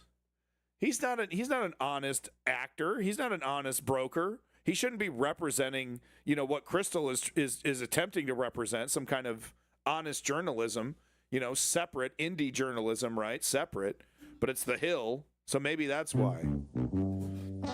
So at a certain point, you have to question, why are you sticking around with this guy? So that's my big problem. Sagar Anginetti and the Hill connections are my big problems. Oh, the breaking points was separate. Oh, that's right. They had that falling out. There was a separation. I'm sorry. Thank you for that correction. All the more reason to get rid of Sagar. All the more reason. Oh, well, the dynamic is so good. The back and forth is so good. No, it sucks. He's a contrarian. He's a contrarian, constantly trying to inject hardcore, extreme right-wing dogma. And what is Crystal supposed to do? Sit there and refute every single lie that comes out of Sagar's mouth? She can't do that. So she just has to sit there quietly while Sagar represents a reflection of reality that doesn't fucking exist. Got to get rid of the dead weight. Sagar Anginetti is a bad actor. He's not an honest person. I mean, in a way, that perfectly represents the current conservative movement. But what the fuck is the point of somebody, who's like acting like Goebbels, who's like trying to repeat a lie enough times that people believe it? What's the value of having some kind of faux debate with a person like that? A dishonest actor who's trying to fool a bunch of people, a crypto-fascist. Homie's best buds with Tucker Carlson and JD Vance. Fuck off. Fuck off with that. Still pretending like he's some kind of legitimate, we're having some kind of legitimate discussion about different ideologies and different ideas. Fucker's doing everything he can to destroy America. And he might have succeeded. Oh, just a difference of opinion. I think we should piss on the Constitution. How about you? Yeah, I think we should keep the Constitution. I don't know. Right. He would disagree with all that, right? He'd say, oh, yeah, we're defending the Constitution. We're draining the swamp. We're getting rid of it. We're getting rid of the deep state. What are we doing on that? Yeah, is that why Trump filled his administration with a bunch of fucking establishment neocons? Can't wait to bomb Iran.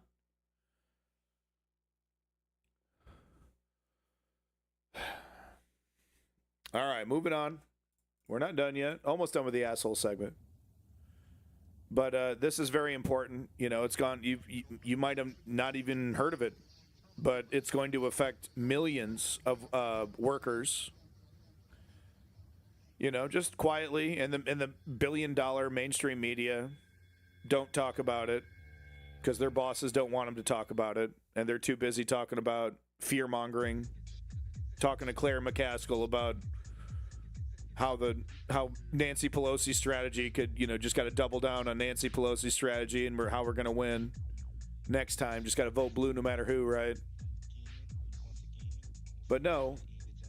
God, look at this corpse, man. Look at this fucking bitch. Look at this motherfucker, dude. Look at this motherfucker. Just look at this motherfucker, man.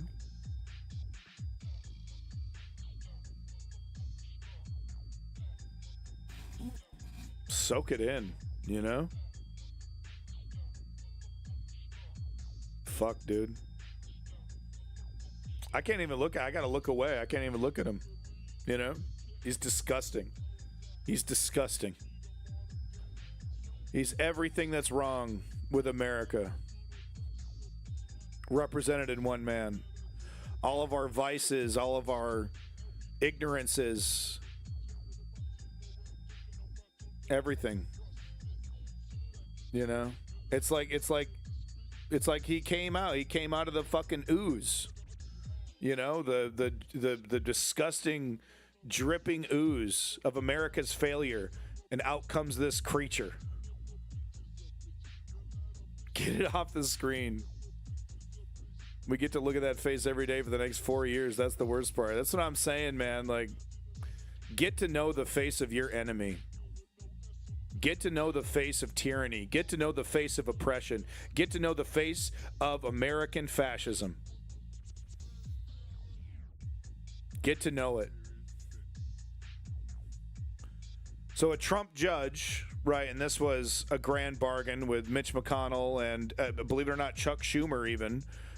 Famously, I forgot this part, but I was reminded recently, the Democrats got out of the way. The Democrats in the Senate got out of the way and let the Republicans, because they had a majority anyway, but they didn't even, Chuck Schumer made an agreement with Mitch McConnell to not even question these appointees.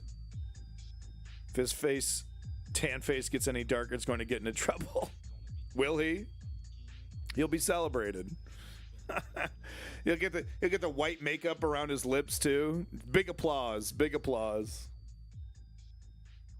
He gets out. He starts doing a minstrel show. People fucking go crazy. So I'm going to read just a little bit of it here, but this is, shocking.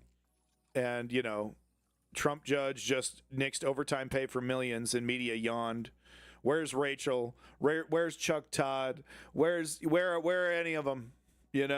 Tapper Jake, I'm begging you, cover this. Tapper Jake, no, can't do it. This is from Greg Sargent. And a lot of these links are provided by Strategy member, Woke Patriot, Chem Goblin, Davey, and Tisreal, I think, also contributes sometimes. Make sure you give yourself credit in the chat if I missed you, folks. But no, this is great. Remember the right-wing frenzy over Richmond, north of Richmond? We covered this. I shit all over that fucking idiot in the stupid fucking song. Check the clip. I'm sure there's a clip somewhere. I don't know. Well, this ruling exposes Trump MAGA hypocrisy on the working class and reveals a big media failure. So it's a waste of time at this point to point out that MAGA is hypocritical. They just need to feel it. We keep telling them about the sweaty cock that's going to slap them in the face, and they don't believe us, right? It's right there. It's dangling. It's a dangling, folks. It's right there, man. The big sweaty one. But they're not going to believe us. They're not going to believe us until it slaps them in the face. So pointing out hypocrisy isn't really going to do much, but it is good to document it all the same. It's really the media failure part of this article that's really the best part, but I'll just read just a couple bits of the beginning here.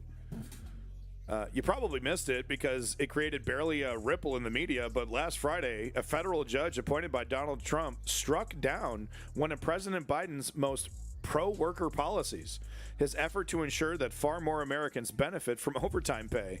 Around 4 million salaried workers with lower incomes are the losers in this decision. Yet it generated startlingly few news stories and no outraged missives from leading columnists, right? Where's David Brooks? Where's all the, where's New York Times and The Guardian and all, where's all this, gone, sleep? Huh? What did Trump have for breakfast?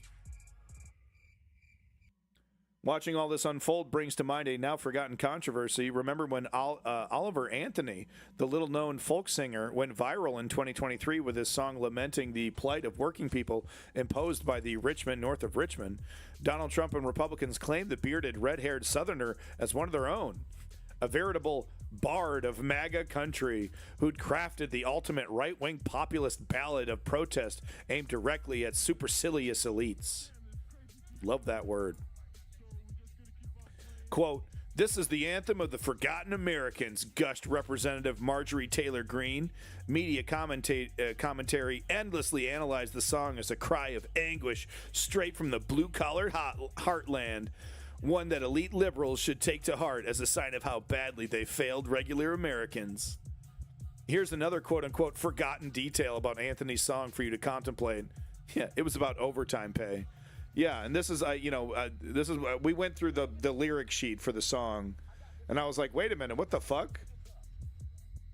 We got problems with, fat people on welfare. We got problems with overtime pay, and it was very much right-wing coded. It was very coded in right-wing misinformation about the real problems of America.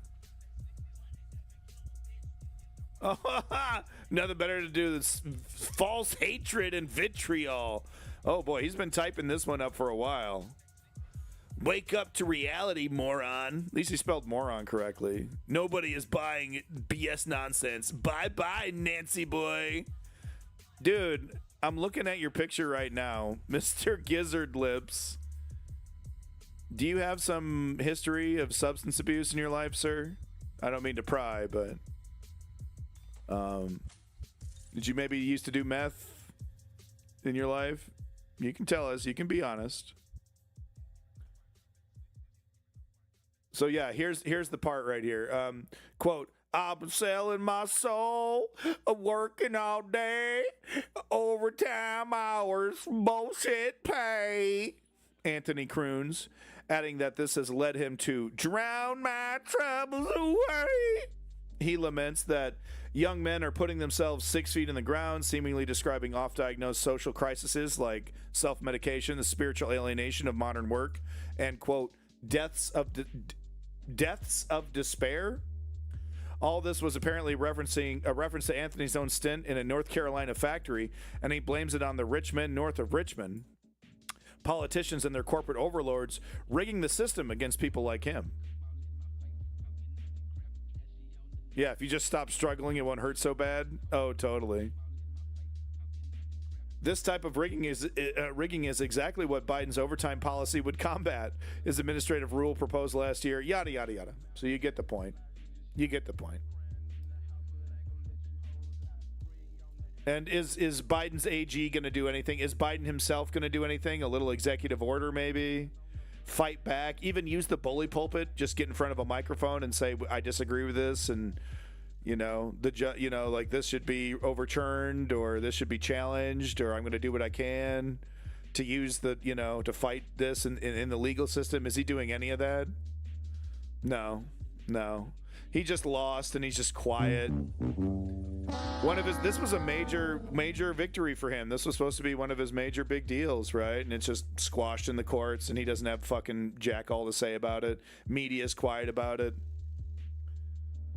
Oh, well, we can't. Well, we got to worry about the next presidential election. No, the midterms are coming up, guys, so we got to make sure we back the blue. Back to the status quo strategies that lost us this last election. Behold the face of your fucking enemy. This is the calm before the storm. So your boy Davey over here. Look at Davey over here with the booming social media presence, Mr. Political Gadfly Davey, with a bunch of weird shit in his name. Clipping out the Nick Fuentes for us. Thank you, Davey, for this clip. Nick Fuentes is beginning to realize Trumpism is not the America he thought it was.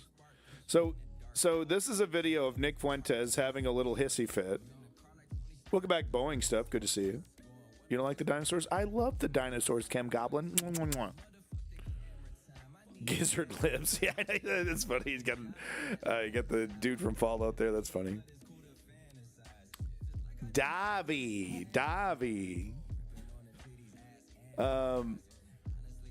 But no, so he's got a clip here of Nick Fuentes bitching about the Trump administration.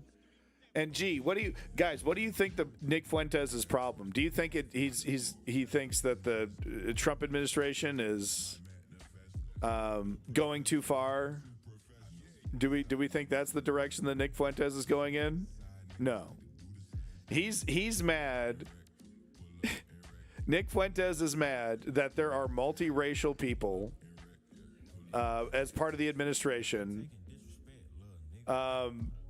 It's really, he's not doing himself any favors whatsoever, because this guy, if he just sings the right tune, he would be buddy. Yeah, not misogynistic enough, exactly. But he would just be buddy with Trump if he just sings the right tune.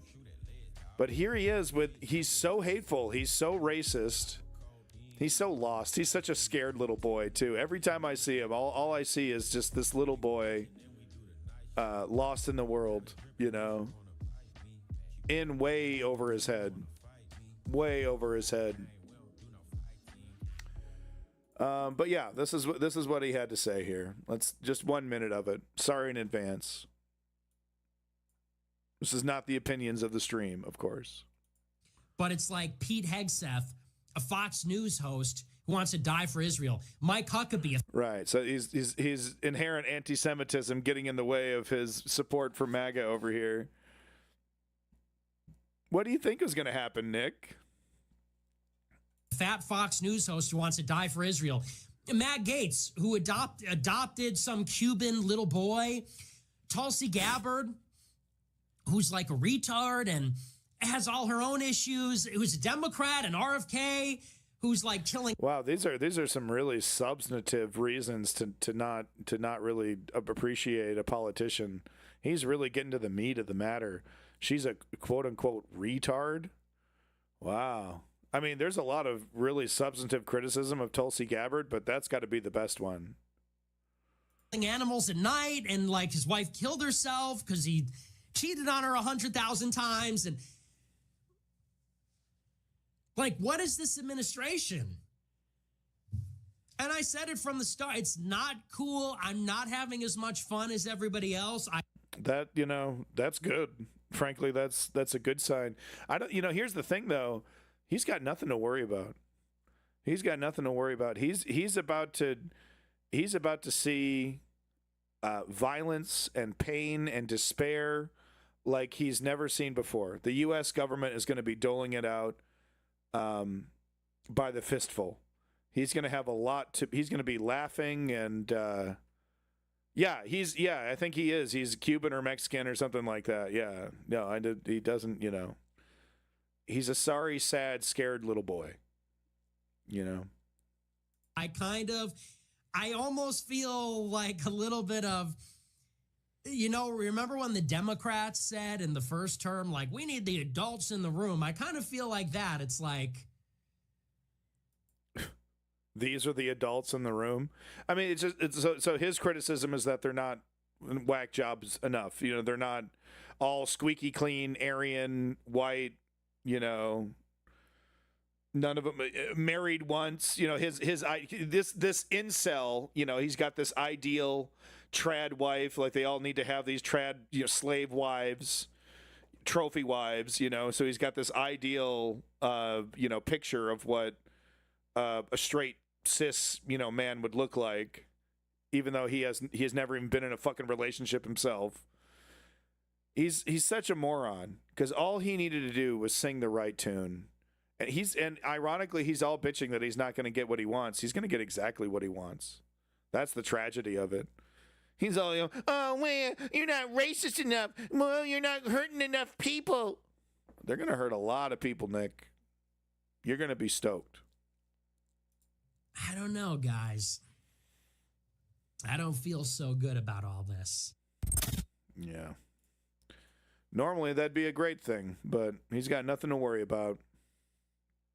This is an amazing video about Alex Jones and InfoWars and the current struggle with that. I've talked too long already, 3 hours in this, these two segments. So we'll get to this video later. It's a great video though, by Legal Eagle that goes over it.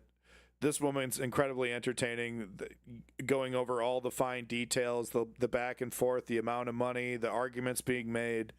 Really good stuff. Let me know if you want the link. I can definitely give you the link there. But last little bit, just a little taste of what we can expect. No, I haven't gotten to Ukraine yet. But I just wanted to, end the asshole segment over here talking about, we are already experiencing MAGA leadership. We are already in MAGA America. And sky's the limit from here. But this just gives you a little, real quick. So let me just explain. The Texas Education Board approves optional Bible-infused curriculum for elementary schools. So all this religious theocracy stuff.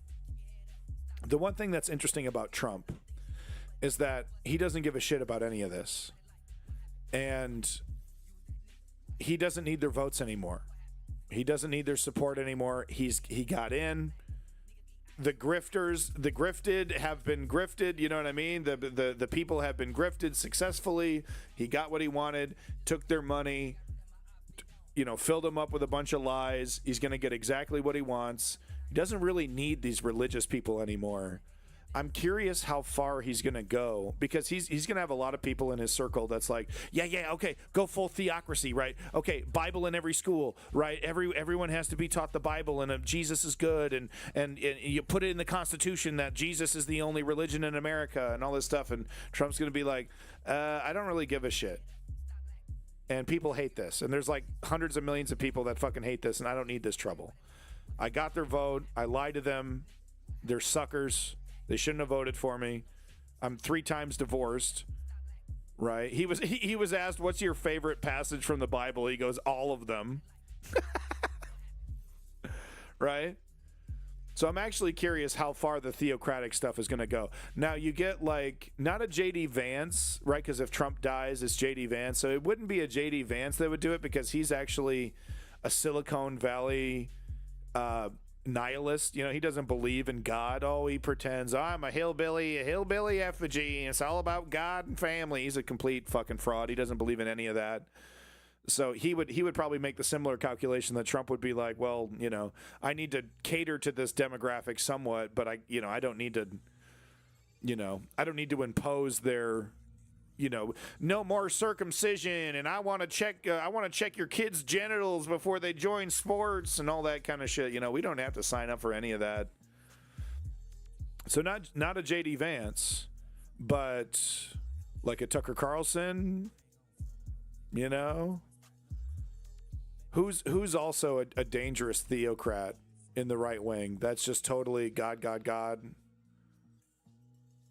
I mean, that isn't like an actual nihilist that actually believes this God shit. Maybe Mitt Romney, but not even, he's not same caliber. I want to say Lindsey Graham, but Lindsey Graham is also an extreme nihilist who does exactly what he's told. Me, when I forgot to do my book report, what chapter resonate with you? All of them. Yeah, exactly. All right. So that's the end of the asshole segment. Finally, we're done. Finally, Jesus. Lot to talk about. So we got the U.S. stuff here. Let me see if there's anything really I want to talk about now. Yeah, whatever. People are leaving X. It's good. I'll be doing it very soon. I'll be joining Blue Sky. Contemplating whether I'm going to close my account or keep my Twitter account and just remove all the video game stuff, just so I can continue to, for political reasons, it's just so I can let you know, okay, I've checked it out, that kind of reason. Just so I can just have an eyeball in this cesspool. So I might keep the account. I was thinking of closing the account, but at the very least, I'm going to try to make Blue Sky my primary, with my secondary being Mastodon in terms of Twitter-like social media.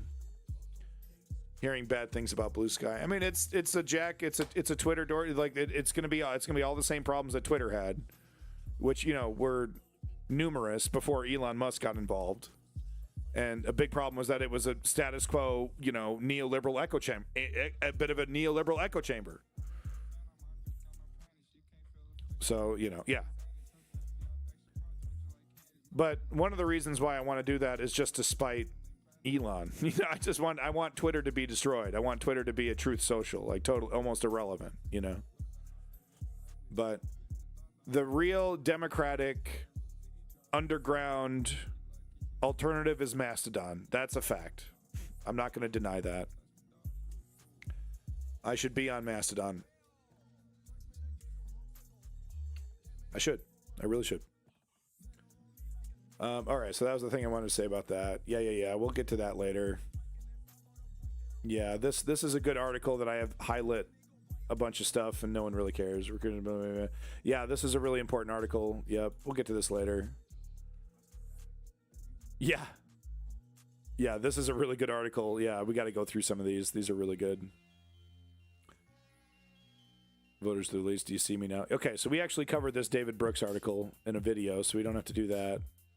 The End of the West. This guy from Der Spiegel has a I went through this. Yeah, I don't have I'll do the article stuff in another stream. I've bored you enough today. I want to do something fun. Become anti-establishment party. Robert Reich. Interesting. Did I read this? I did. Okay. All right. We'll get to that. That's all the USA stuff. Blah blah blah blah. I'm sick and tired of talking about assholes from the USA. Aren't you sick and tired of hearing about them?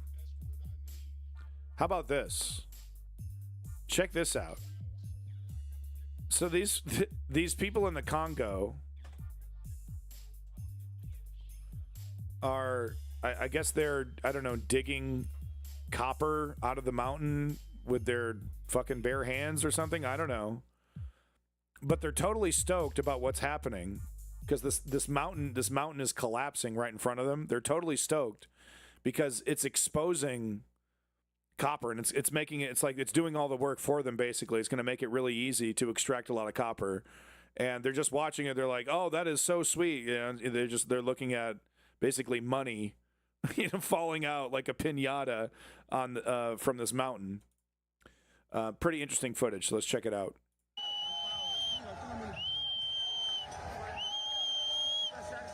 Spewing false hate and vitriol. That's all we do here. Yeah, so they're like, they're super stoked.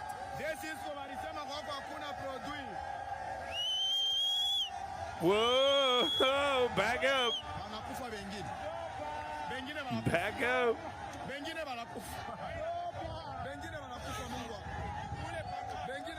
Yeah, so they're just like, once everything stabilizes, they're going to be dashing over there, picking through this, I assume with their hand, like I said, bare hands and feet. I don't know if these guys are even wearing shoes in some cases. Yeah, I see some boots and shoes. Okay.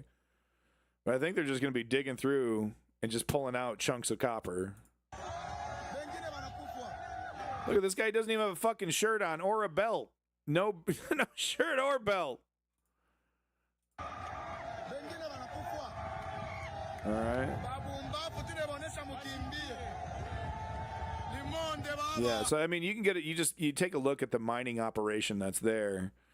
You can take a look at the status of the situation, and this is why I criticize not only the West, who enables this by working with these African governments, but I criticize heavily the African governments who don't govern. They'll be in charge for decades.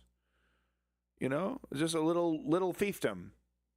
And the international community happy to take their precious metals and precious jewels and mined in these conditions, right? Oh, pennies on the dollar. Oh, there's no safety standards, so it's fine. These people don't matter as much. Believe it or not, a lot of people die in these conditions. It's less safe, so more people die. That's what happens. And you just get an idea of the state of the whole operation there, and it's hard work deserves fair pay. If you want to call me a socialist for saying that, fuck you. Fine, whatever. Okay, I'm a socialist. I'm a democratic socialist. But you want to say you want to be you want to say that like that's a negative thing, then fuck you. Hard work deserves fair pay.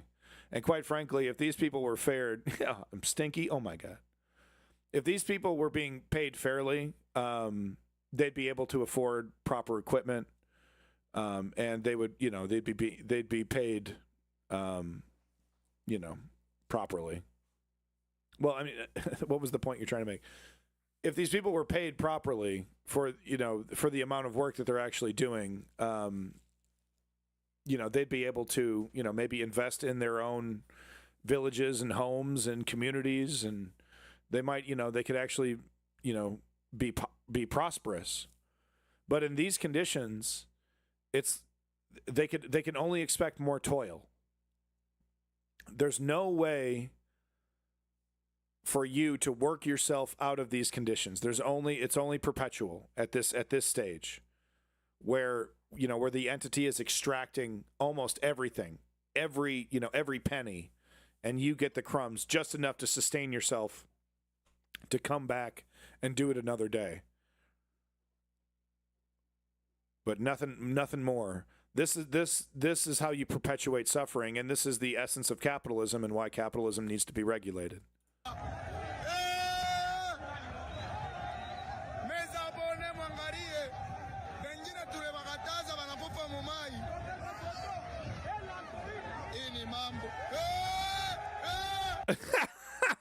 Totally unrelated. They're so stoked. They're getting too close to the sandbag barriers. Okay.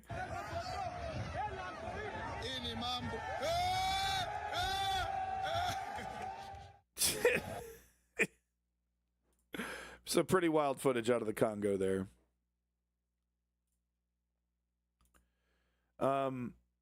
Didn't have a chance recently because all the crazy Trump stuff, didn't have a chance really to talk about this, but the Valencia flood in Spain, I think I did have time to show at least, one clip. I think we talked about it briefly, but, I said I wanted to do a follow-up, so here you go. And so this is talking about how, the car graveyards that they've had to remove, and it really, the reason why I think this is such a major problem is that it caught people totally off guard, and the car situation totally cements that, right? Because a lot of people would have gotten in their car and gotten out of there. They had no time. It crept up on them, like a thief in the night. I think in the previous video I showed a video of it was kind of a heavy-set fellow.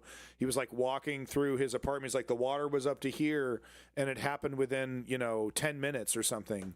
It went from wow, there's water coming through my door to there's water up to my neck, in less than an hour. And the car, all the cars everywhere really showed that people just had zero time. They did not know it was coming.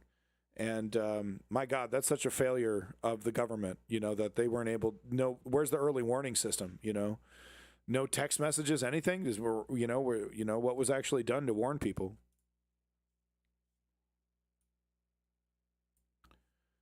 Yeah, it just hundreds of thousands of cars, more than 100,000 cars were damaged following the rainfall.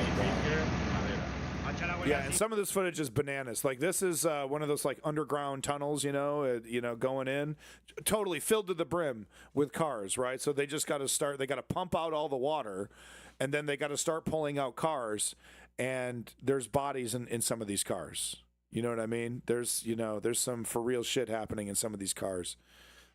So it's just it's a total nightmare. Look at this. And the water is just oil and gas and just disgusting, just absolutely fetid. En el Consejo de Ministros de hoy hemos aprobado un nuevo Real Decreto Ley con 110 medidas adicionales y con una inversión agregada de 3.765 millones de euros para dar respuesta a la emergencia causada por la Dana. Y lo que estamos es en la reconstrucción, en la respuesta inmediata y en el relanzamiento de las zonas afectadas por la Dana. Y posteriormente vendrá el debate político sobre qué cosas tenemos que mejorar ante esta emergencia climática y, sin duda alguna, ante la asunción de responsabilidades políticas que, evidentemente, pues tendrán que ser sustanciadas en las Cortes Generales y también, lógicamente, en el Parlamento de la Comunitat Valenciana. 220 people died. Jesus. That's got to be a low estimate. Something like this, only 220 people. That's got to be a low estimate. I don't believe that.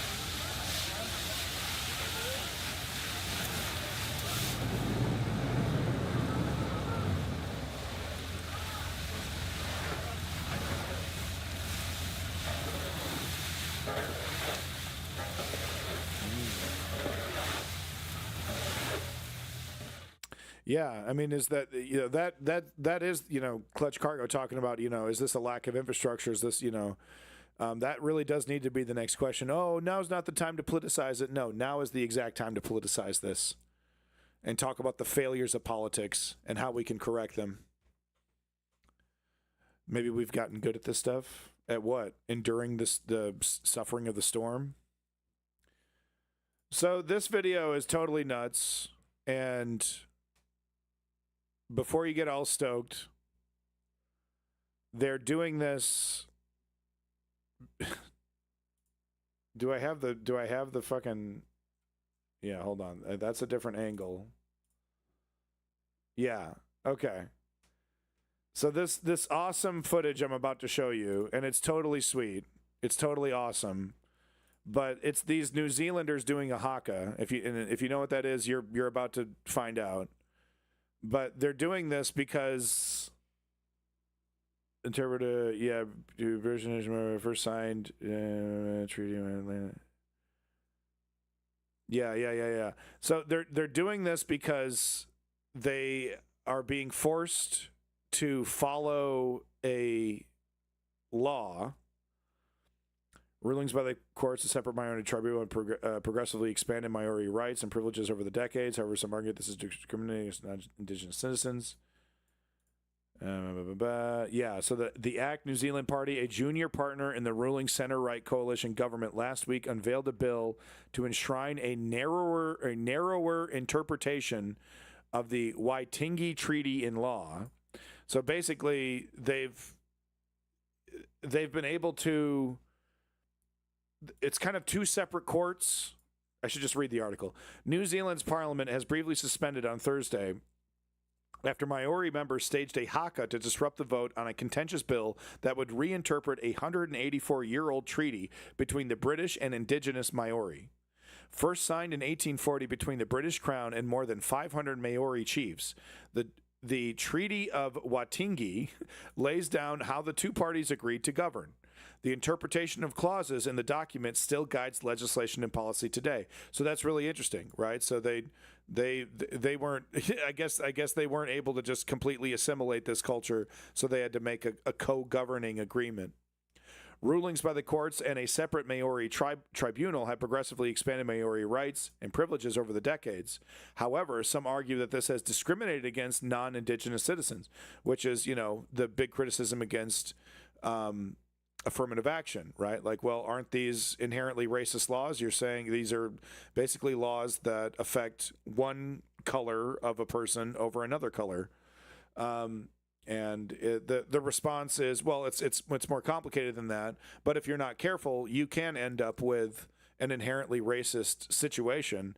And I think that's what the criticism is pointing out, is that you guys are taking it too far, and you're trying to basically make yourself into a higher class of citizen where you get rights, above regular citizens.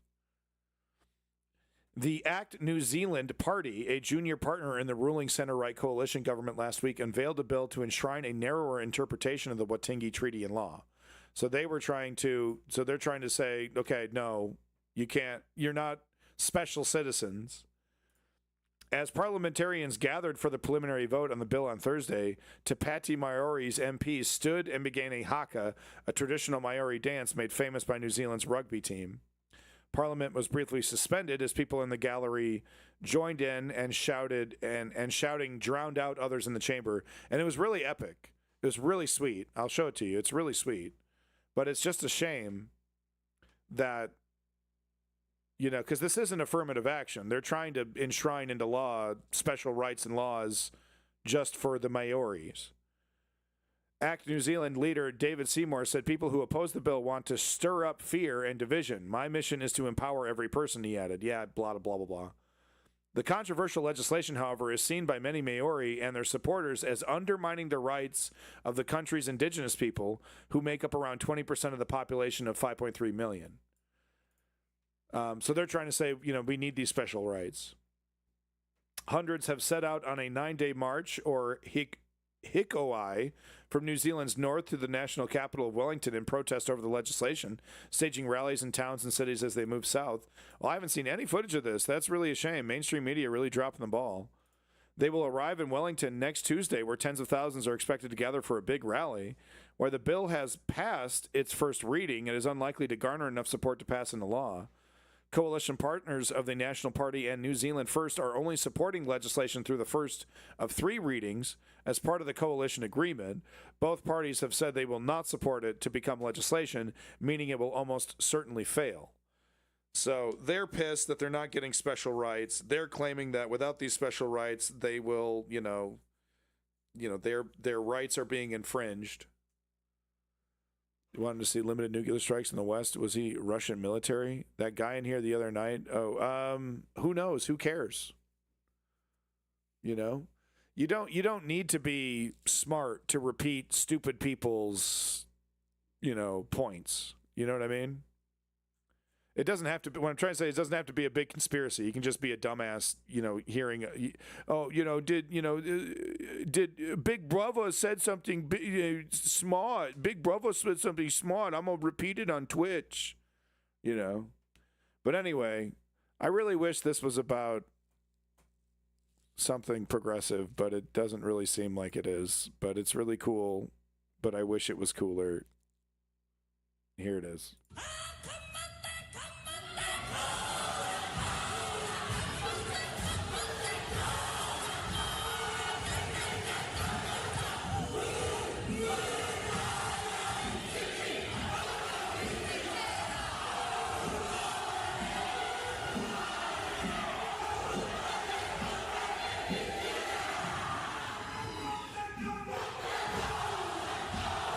I like all the white folks in the audience doing the haka.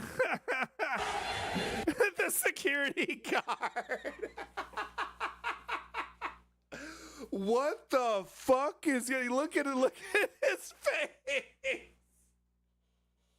What the fuck? What? He's got his little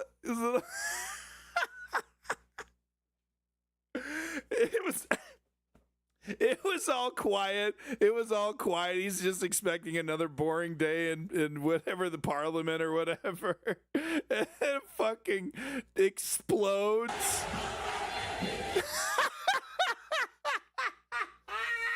Look at his face.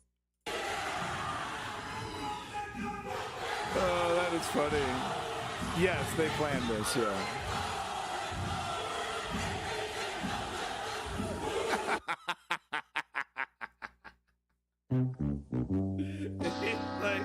Okay, I'm still not gonna let you enshrine into law special rules for the Maori. Okay, we're not gonna.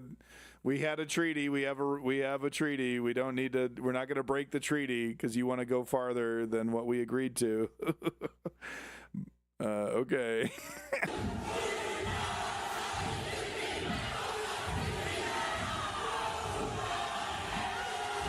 Yeah.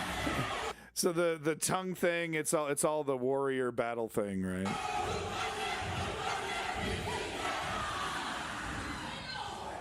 The House is suspended until the ringing of the bells. The gallery is to be cleared. Yeah, so they had to take a break. I have a different angle. No votes. Don't sit down. We're in the middle of a vote. The ayes have it. First, a party vote's been called for. Mr. Speaker. A party vote has been called for. There's a process here. New Zealand National. 49 votes in favour. New Zealand Labour. 34 votes opposed. Green Party of Aotearoa New Zealand. 15 votes opposed. ACT New Zealand. 11 votes in favour. New Zealand First. 8 votes in favour. Te Pāti Māori. E ono ngā pōti e whakahe. Hawana! Ha whakamanu whiriti a whēu! Ha kamate,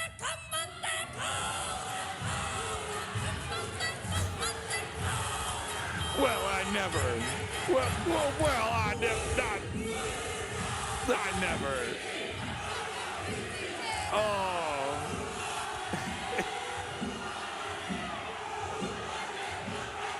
This isn't gonna have any impact. It's treated like a protest inside Parliament, so that it doesn't have any effect.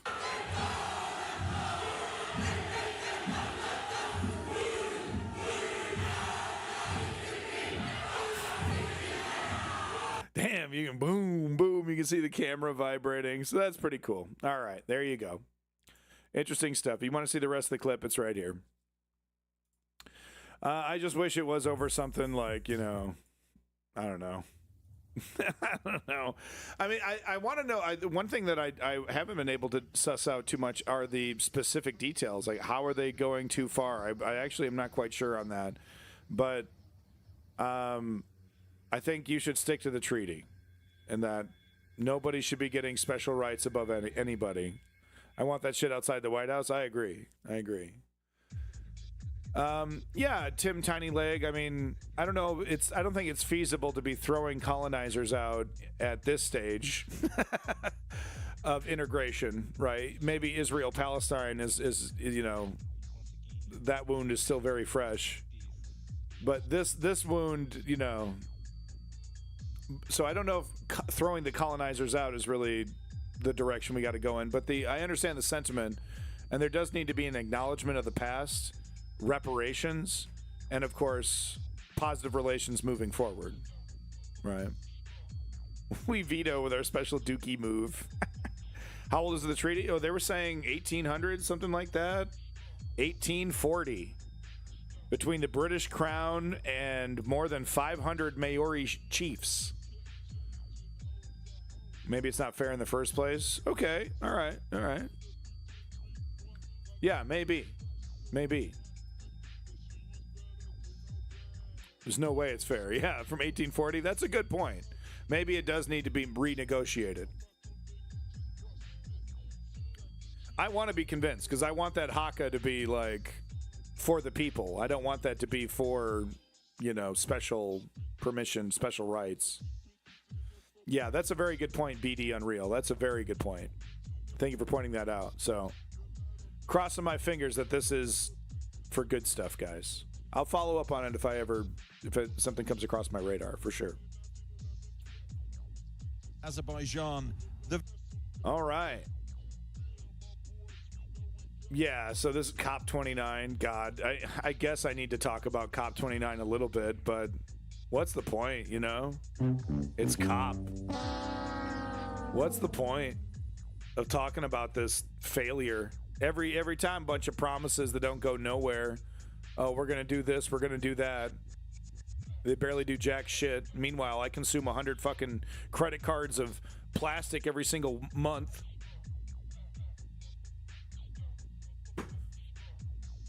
Chewing on credit cards like corn chips. I'll find a better clip. This clip is too wordy. Oh man, we got to talk about. Oh man, this is hard. Oh fuck, dude, this is a tough one to talk about because let's hear it. Oh man, this is tough. El Salvador is tough because for a myriad of reasons. El Salvador is what appears to be a right-wing authoritarian success story where, stupid, up their own ass, neoliberal Western governments were incapable of doing anything about this incredibly violent gang problem. Worried about human rights and worried about free speech and worried about, people's, inalienable human rights. Right. Throw that hippie shit in the trash, communist. The real solution is a brutal police state, and then you're good to go.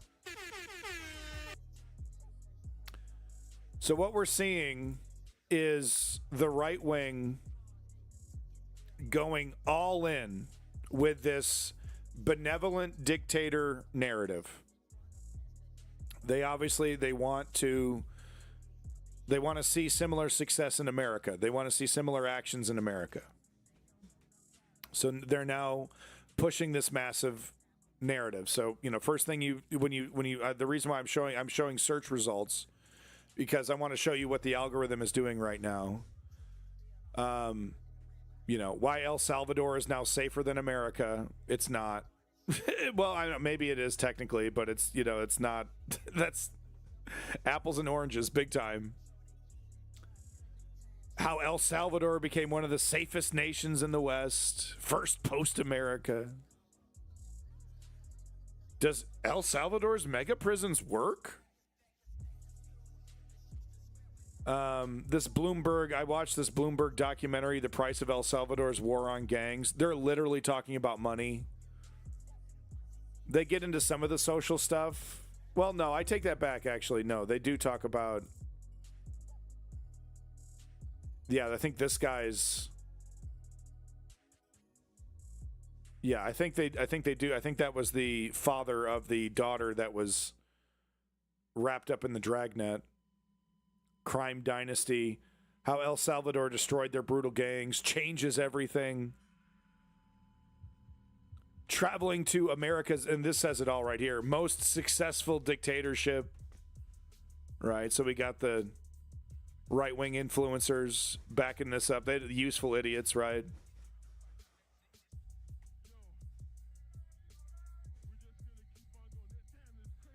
The problem is that this worked.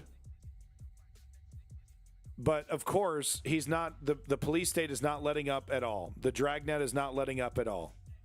He's, all these special limit, okay, we're lifting, free speech, we're lifting. Oh, okay, I'll take care of it, Kim Goblin. Right, we're getting rid of free speech, we're getting rid of human rights. Look, we're demonstrably safer. Isn't this great? Isn't this great? And he's there's no such thing as a benevolent dictator. It's only a matter of time before this gets out of hand. But right now, people were so victimized by the gangs. People were so under the thumb of these incredibly, we're talking some of the nastiest, absolute scumbags. The people that, try to go out of their way to, if say you owe them money and, you fucked them over or something, they'll kidnap you, they'll kidnap your family, then they'll do terrible stuff to your family in front of you, and then they'll kill you. That, those kind of people. That's who MS-13 and, all these other adjacent gangs in El Salvador, that's who they were. Absolutely horrible. And the left-wing government, was seemingly powerless, corrupted. They siding with one gang over the other, kind of a Mexico situation. Seemingly perpetual problem that never fixed itself, there was never a fix for, always talking about crackdowns and always, putting money here or there, but never really doing anything substantive. They're just itching to give a position positive. So that's the next, we're talking about Millet next after this. So this is complicated, but the big takeaway is that the right wing are successfully making the argument for dictatorship, and they're pointing to dictatorship works, authoritarianism works. In fact, it's the only solution if you want a really safe, truly safe society. Look at how confused Tucker Carlson looks. He looks confused and sincere. It's safer than America now, guys. We should just do the same thing, except instead of MS-13, anybody with purple hair, get them out of there. They're trying to have sex with your children. Obviously, if you have purple hair. Why does the USA allow this in its backyard? Heard China has taken all the economic action in South America. Yeah, it's very distressing that China is able to attack our dollar every single day. And is Trump really going to defend the dollar? Seemingly the dollar is on the chopping block. He's talking about tariffs. He's talking about destroying the U.S. economy, destroying our cheap immigrant labor force, and imposing a bunch of tariffs that'll send us into a recession if we're lucky. So why is Donald Trump helping China destroy our dollar? Yeah, backyard. So that's what I wanted to talk about primarily about this, is that the right are successfully pointing to this dictatorship that has been able to give some relief to his country using strong arm authoritarian tactics. You know, it's like, and the gangs were really helping this guy out, right? Getting tattoos all over the place, MS-13 on their face. You know, so he really just needed to go anybody with an MS-13 tattoo. You know, tattooing is a big part of the MS-13 culture, right? So it's like a Yakuza kind of. So they kind of like, they're advertising it for themselves. But what happens when you, like what Tucker Carlson wants to do, he wants to bring these tactics into the United States. Well, what happens when you're not wearing your allegiance on your sleeve? And, you made like, you know, and Tucker Carlson wants to go through your social media history. Oh, you said this in 2008. You said Republicans are Nazis in 2008. Does that mean you're a member of Antifa? I'm just asking questions, and if you don't answer the questions correctly, I'm going to arrest you. You know what I mean? It's not a cure-all. It's not a cure-all solution, and the right is going, well, what if we do a dictatorship? But dictatorships seem to be pretty great. Oh, I mean, ignore all those other examples throughout history. Come on, guys. Let's be fair to dictatorship. That's the argument that they're making. And it's kind of working. It's kind of fucking working. And that's what's troubling me, is that mainstream media is kind of going along with this benevolent dictator narrative. And it's hard to argue. It's hard to argue right now because, like, you have to find examples, and there are examples of people caught up in this dragnet, totally innocent people, stripped of their human rights. Oh, some girlfriend of an MS-13 guy, right, gets thrown into jail. No contact, right, because that's how this is working. No human rights, no follow-up. They're just thrown into a dungeon. Problem solved. You know, she's basically innocent. She, kissed the wrong boy, and now she's caught up in a massive police state, disappeared from her family, and that's just one example. It's going to be happening all over the place. And then, like, what happens when the economic stuff stops working, or what happens when other some kind of major problem comes in, and a strong arm authoritarian solution doesn't work. That's where the problems come in. People start complaining. The dictator says you're not allowed to complain. You're not allowed to do that. It's illegal. Oh, what do you know? I have all these laws that say I can throw you away and throw you into a dungeon without a key. Well, so convenient. You're attacking me politically, so now I get to destroy you. And so we go. It's the normal dictator, but it just hasn't happened yet. Right? It's like we're at the phase. I'm sorry to use this example. Boo me, please boo me. But it's like we're at that phase in Nazi Germany where, like, people are getting fed. And, they're feeling all patriotic, and the after World War II, and they're talking about undoing the Treaty of Versailles.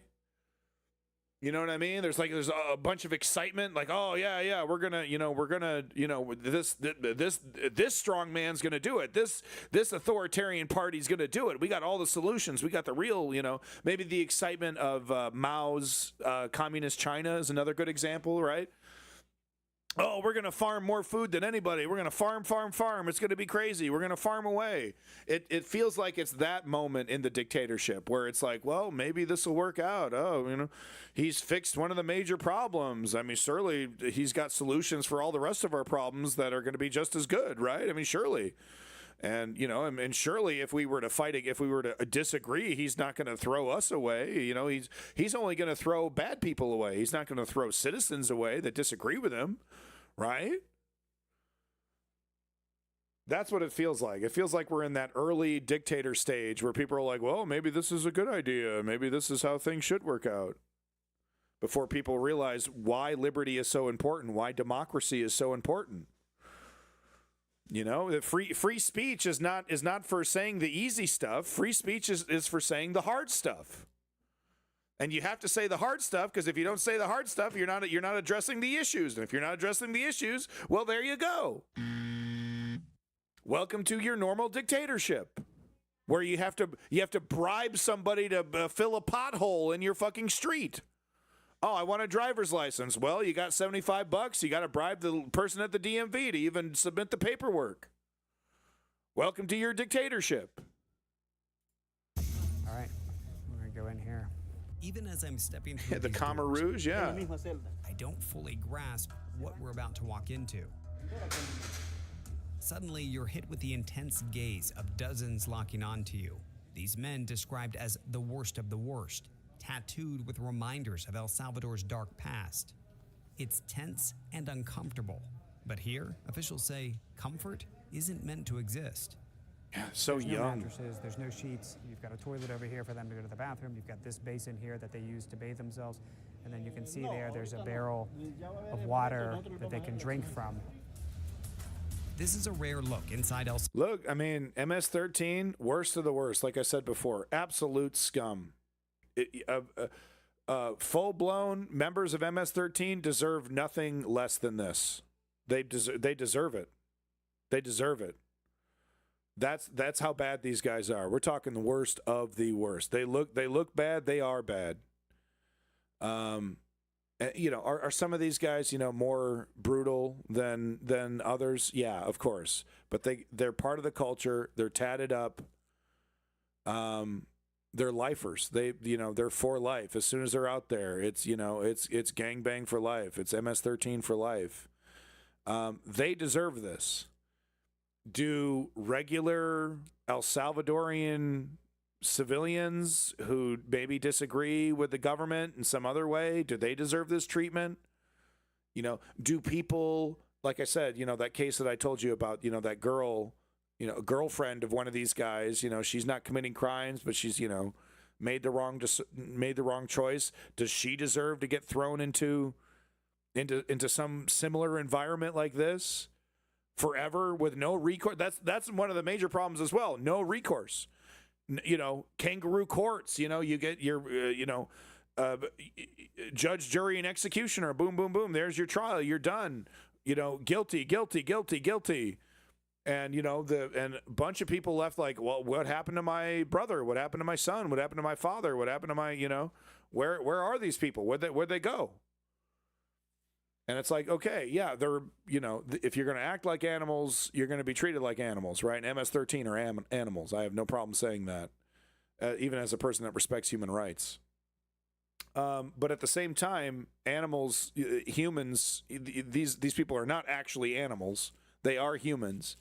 There is such a thing as human rights, even for monsters.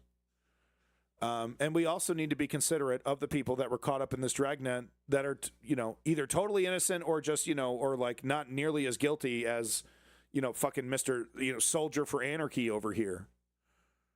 You know what I mean? It's not the cure-all solution, but a lot of people are like, well, maybe it is. I'm sick and tired of having my car broken into. I'm sick and tired of walking over homeless people. Maybe hardcore, brutal, authoritarian violations of human rights are the only solution to the problem. That's how it's being advertised to us, and it's working. Of water that they can drink from. This is a rare look inside El Salvador's terrorism confinement center, known as Secor. And he says there's always somebody standing here in front of the cells, and then if you look up, Panopticon style, baby. There's another corridor with more security personnel. Yeah. This is also totally show. There's absolutely no way in hell they have this much. They're literally every single day, 7 days a week.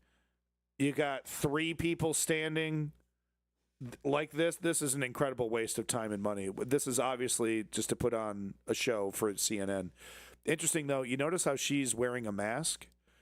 The reason why you would see police in El Salvador, and it looks like you still see this, they do that is so that their families could be protected, because the gangs would go after cops and security officers, police officers, prison officers. The MS-13 would go after their families and them of course, but they would try to hurt these people. So wearing a mask while the media was there, wearing a mask, the police wearing masks in front of the media was to protect them from the gangs. And it looks like maybe this gang problem still hasn't been fixed if we're still wearing masks, if we're still worried about, you know, retribution. Could I know her? Hell no, dude. My ass get fucking smoked. No. Could I take her? Absolutely not. Luz 24 horas. 24/7 light. The prison sits like an isolated fortress nestled in mountainous terrain, about an hour and a half drive from the MS-13, capital. disgusting. Even with government officials on board with us, we're stopped a mile out. Oh, okay. He's gonna inspect bags now too. Okay, we're clear to get back in. Theater. It's total theater. Only to hit another checkpoint. Approaching the main gate, our cell signals vanish. They want to do a full search on us before we enter. Secot's director, Belarmino Garcia, greets us and takes us through a rigorous security check. Wedding ring. So this is like airport security on steroids. Anything that we're carrying with us. Móvil aquí, teléfono. Okay, anything we're carrying with us has to go there. And then there's a body scan that continues on the other side. Man, these facilities are brand spanking new, too. I bet they still smell like paint. Shoes off. This one back on. Gracias. Once cleared, we toured the vast campus, starting with the armory. He says they have to concentrate. So, I mean, every day, really, you're just standing in here in the center of this hallway every single day, huh? Shield at the ready. 8 hours. 8 hours a day, huh? You just standing there, fully kitted up. Sorry, I don't believe it. I simply don't. NPC, totally. I don't fucking believe it, dude. I'm sorry. I don't. This is total theater. Remind themselves that they're dealing with essentially the worst of the worst, and for that reason, they need to be ready for whatever risk. Okay, bro. Face. Yep, we get it. It's been equated to 7 football stadiums. It's almost multiple prisons within the prison. You can see off to the distance, there's 3 different rings as they describe. Yeah, okay. So it's just indefinite, you know? Like when, you know, is there any democratic process whatsoever? Or is it we saw you got MS-13 tattoo, you're fucked. You're literally screwed for the rest of your life. And if we even think that you're related, if you're, you know, associated with any of these people whatsoever, we'll throw you in there too. And that's it, you know. Technically, when you remove everybody, the place gets really safe. Far end, you have one that's 9 meters high of concrete. Man, it's super safe around here. What did you say? Arrest you. Throw them in jail. 15,000 volts. 15,000 volts. More than 1,000. The mask usage is very interesting to me because that tells me that they are still afraid of a response from this gang that should be completely eliminated. So is there still activity? You know, who's gonna kill their family now? Why wear the mask? And some people are not wearing masks, I've noticed. But the mask, I'm noticing a lot of heavy mask usage still. That's very interesting to me. Electrified fencing. 15,000. Yeah. You're not doing that because you're camera shy. Okay. This isn't fat guy at the pool syndrome. Okay. You're doing that because you're legitimately concerned. But then there's other people that, you know, it doesn't seem to be consistent. They just really like the math. They're super, you know, COVID stuff. They're still paranoid. Okay, yeah, all right. 15,000 volts. More than 1,000 security personnel, guards, police, and military female units, are stationed on site. Inmates are assigned to one of 8 sectors. The director tells me the inmates, once they're inside one of these sectors, they never leave. Everything is done within, including doctors, as well as legal visits or. Wow, WebEx. Each sector holds more than 24 large cells. Roughly 80 inmates per cell, but it can fluctuate. Most bear the markings of the gangs that held this nation hostage for decades. And they've clearly been told, hey, okay, we're going to have cameras in here. I want you guys to come up to the front, look at us, sit, you know. Clearly they've been instructed to do that, clearly. Brutal acts of violence. You got to kill people. You got to rob. You got to do what you got to do to survive. You have to do those things. Yeah, you gotta do that. And if you didn't do those things, you wouldn't. You wouldn't be a gangbanger. We meet 41-year-old Marvin Vasquez, shackled and heavily guarded. What gang were you part of? MS-13. And do you have any gang affiliations? Yeah, I'm tattooed up. Look at, what is this? Honey, hook me up with some fried criminals. chicken. Say crazy criminals. Yeah, I made this click in 2011. You made the click? Yeah. You were. It's what? Oh, sorry. Roasted chicken, not fried chicken. Sorry, folks. Roasted chicken. Delicious. So, yeah, I mean, these guys, you know, the tattooed up for life, I'm a gangbanger, you know, MS-13 for life. Yeah, dude, you deserve nothing less than a fucking water trough. You know what I mean? Let's look. I don't need to get into it. I would literally get kicked off Twitch if I were to describe to you some of the things that these people do to people. MS-13. So, you know, use your imagination, okay? So if you're down with this clique, you're as close to evil as human beings get. The problem is the Dragnet is not just picking up MS-13 members. There is, it's not well thought out either, because it's like, okay, what, like I said, what happens, you know, is there a process to, you know, get the tattoos removed and re-enter society? No, it's throw you in a hole and throw away the key, and then the problem magically goes away. And yeah, maybe, you know, maybe that works out when the gang members are like literally tattooing MS-13 on their face and saying, look, here I am. So maybe that works out really well. What happens when everything goes underground and you just start throwing, you know, or you start throwing political opponents, which is most likely what we're going to see eventually in El Salvador, is he's going to use these extraordinary special laws, temporary laws. He's going to use them against regular people, you know, that don't have MS-13 tattoos. A gang leader. Yeah. What is it like to live here? It's probably not a hotel 5-star, but they give you the 3 times the food. They give you some programs. You go to do exercise. Ejercicio nosotros lo podemos repetir siempre. Some church religion programs too. But that's limited to just 30 minutes a Some day. dead ass eyes, the other dude. 23 and a half hours, they're kept inside and locked up. For inmates who get violent with other prisoners or guards, We're going to close the door. I just want to get a sense of... Quite frankly, Boeing stuff, if it means I don't have to get violently raped, I would pick this prison over U.S. prisons. Wow. solitary confinement awaits. The only light you get is through this hole, and they can be in here for 15 days, potentially. Wow. All right, I'm ready to get out. Damn. Welcome Critics to the point hole. specifically to the prison's strict control and isolation of inmates, calling it a violation of human rights.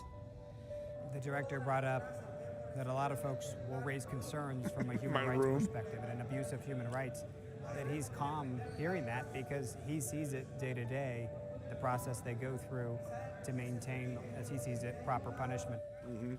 While you're cut off from society here, So what happens with this big old fancy institution when the money runs out?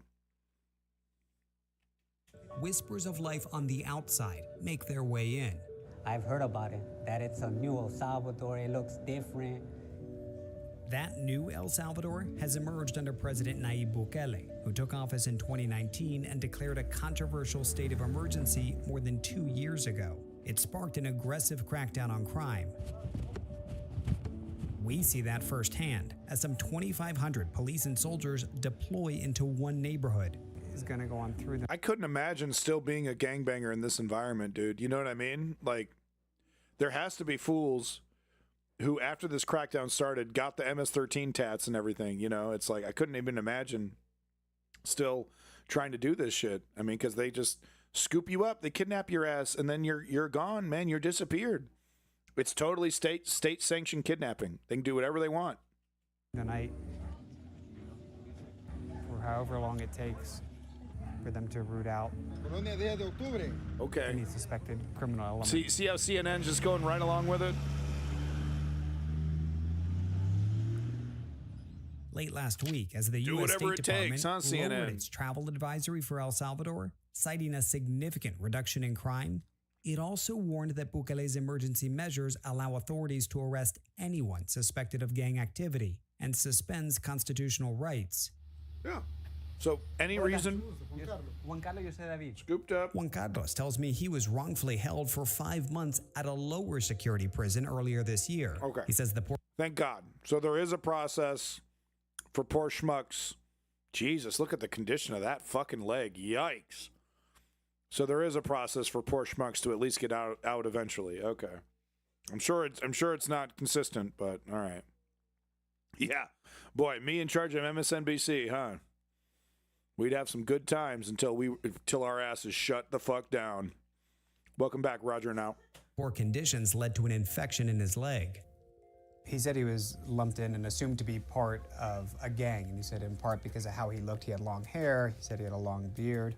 And he says he has tattoos, but he points out that for him, these are just artistic expressions. They have nothing to do with being part of a gang. Yeah. The Bukele administration Dude, that looks has like acknowledged Castlevania, that dude. innocent people have been swept up in... Yo, is that a Castlevania tattoo on the left? The Bukele administration... No, okay, that's not Castle from Castlevania. It's just like a horror house, spooky Halloween tattoos. Yeah, so homie got scooped up because he's got cool tattoos. Administration has acknowledged that innocent people have been swept up in the crackdown, and they say more than 7,000 have already been released. They see it as collateral damage, and Juan Carlos, while frustrated with the tactics, believes under Bukele his country is safer. Wow. I wonder how hard that was for CNN to find. CNN found a guy that might lose his fucking leg because he was thrown away. He was thrown in jail. His rights thrown out the fucking door because he had some rad tattoos. So CNN had to find the guy that was like, well, I mean, they fucked up my leg and they treated me like trash. They treated me like an animal. But, I mean, you know, I don't have to worry about getting robbed or my daughter getting kidnapped. I mean, because that was really, MS-13 was kidnapping daughters. And, you know, use your imagination, right? So even, it really does give you a glimpse at just how bad the situation is. Because, I mean, could you imagine how pissed you would be? Your fucking leg's about to fall off. How painful that is, an infection like that's that bad. Your leg allowed to rot. And he's still like, yeah, you know, still better. Still much better. I'm still into Bukele. I'm still into this guy. That's how bad neoliberals were running El Salvador. That's how bad the situation. That's how bad they let the gang situation get. You know? I'm all for human rights. I'm all for justice. I'm all for liberty. But when you have psychopaths kidnapping young girls, you know, tattooing "I'm a criminal" on their fucking face, and you still do nothing about it, or you're ineffective in what you do. Yeah, is it any wonder? Is it any wonder that we get characters like Bukele? Is this headquarters for you guys? Yes. Okay. Yes. Bukele's security minister targets gangs with an academic-like approach. Oh, yeah. I heard you have a book. Yeah, Is it true? academic-like approach. Tattoos? Do you have tattoos? Where are your tattoos? Let me see your tattoos. You got some tattoos? Okay. Do you know anybody with tattoos? Is your name Tattoo? Okay. You're going to hand this guy a book. It might as well be a fucking pamphlet. Yeah. And this is a book that has the markings of... You think so, Promethean? The minister compiling his findings from his nearly 30 years in law enforcement to help interpret gang symbols. Right. Wow, look at that. 3 dots. Look at that symbol on his shirt. That's the... Yo, that is some dictator shit. That is some dictator pill. That's dictator pilled right there. Look at that fucking... Yo, look at that brutalist. You got the stars. That looks like something out of Papers, Please, man. Years in law enforcement to help interpret gang symbols. Fuck you up. Wow, these 3 dots Hugo Boss, that yeah, signify 3 things to the gang members, that they have 3 destinations, essentially. Oh, yeah. You see what I mean? Tattoos. It's all about the tattoos. So what happens when they get smart and stop doing this? That's the first thing I would do, you know, at the next, you know, gang meeting. So, guys, look, I know we really love the tattoos. You know, the guy's completely covered in tattoos, right? I was like, look, I know we really love the tattoos, but we kind of need to have a fucking conversation about the tattoos. I'm sorry. It's their number one thing that they're using to scoop us up. They just can't help themselves. You know, they should kill all the tattoo artists, the gang members. That'll fix the problem. Hospital or cemetery. From his office, he monitors crime reports in real time and keeps tabs on his officers in the field. Wow. You can say, you know, if there's a particular officer Wow, that's in big an and area that's in impressive. question, Wow. why were you there so long? What were you doing? Of course. And you can hold them accountable. This actually reminds me. This actually reminds me of Judge Dredd. This reminds me of that opening scene where he's getting the call on the freeway. The program they've built has started to incorporate AI, which can tell them where you have to put your police officer. That's great. And yet most we meet seem unfazed by the added show of force. That's how bad the gang situation was. Watch some documentaries of, you know, camera people getting, you know, just the daily nightlife of El Salvador before this crackdown. And it was madness. Madness in the streets. Absolute madness. So is it any wonder that people are like, yeah, I'd, you know, because it's no, you know, no open prostitution, no kidnappings, no gun violence, no, you know, no drunken fighting. Just, you know, fill in the blank. Just the lunatics totally had the asylum taken over before Bukele took over. It's true. It's just true. I don't like it either, but it's true. I asked him, I said, how do you feel with all these soldiers? I mean, Yeah, it's taking our jobs away already. He's been right outside his door, and he said, no, I feel safe. It's so dumb. There's no way this is real. But really? Just homies, just soldiers just hanging out? You walk out your front door to have a smoke, and homies just literally sitting there? Hey, what's going on, man? What are you doing? NPC stuff? I was told to stand here. I was told to stand here for 2 hours. Okay. Look at this guy. Better than the alternative, though. Better than the alternative, right? Because every El Salvadorian has a horror story about a family member or someone close to a family member getting kidnapped, and God knows you know, briberies, having to, you know, pay a bribe to get them back, and all kinds of terrible stuff. Is this the only way, though? Because that's what Tucker Carlson is saying, right? This is really the only way to have America great, is a soldier on every doorstep, basically, right? Full-blown police state, do whatever you want, throw away your constitutional rights, right? That's what Tucker Carlson wants us to believe in. And not just Tucker Carlson, but we're like a big right, like not even just all right-wing, but we're seeing CNN basically make the case, oh, brutal police state, pretty good, man. His door, and he said, no, I feel safe. But there's a truth, there's a complicated truth to El Salvador that's hard to talk about as a lefty, because it's like I'm trying to make the argument that dictatorship doesn't work, and here's an example of, you know, people being very, very happy about a dictator taking away human rights and constitutional rights to solve a very bad problem, you know. I sat next to Jorge Moran on my flight in. His family fled El Salvador's civil war when he was 3. Just coming to the airport, you feel the sense of like safety, you know. Do you feel it in the U.S.? No. You don't? No. And you live in Indiana? Yes, sir. Right. And that's once again, CNN cherry picking, finding the guy who's basically repeating the current Tucker Carlson narrative.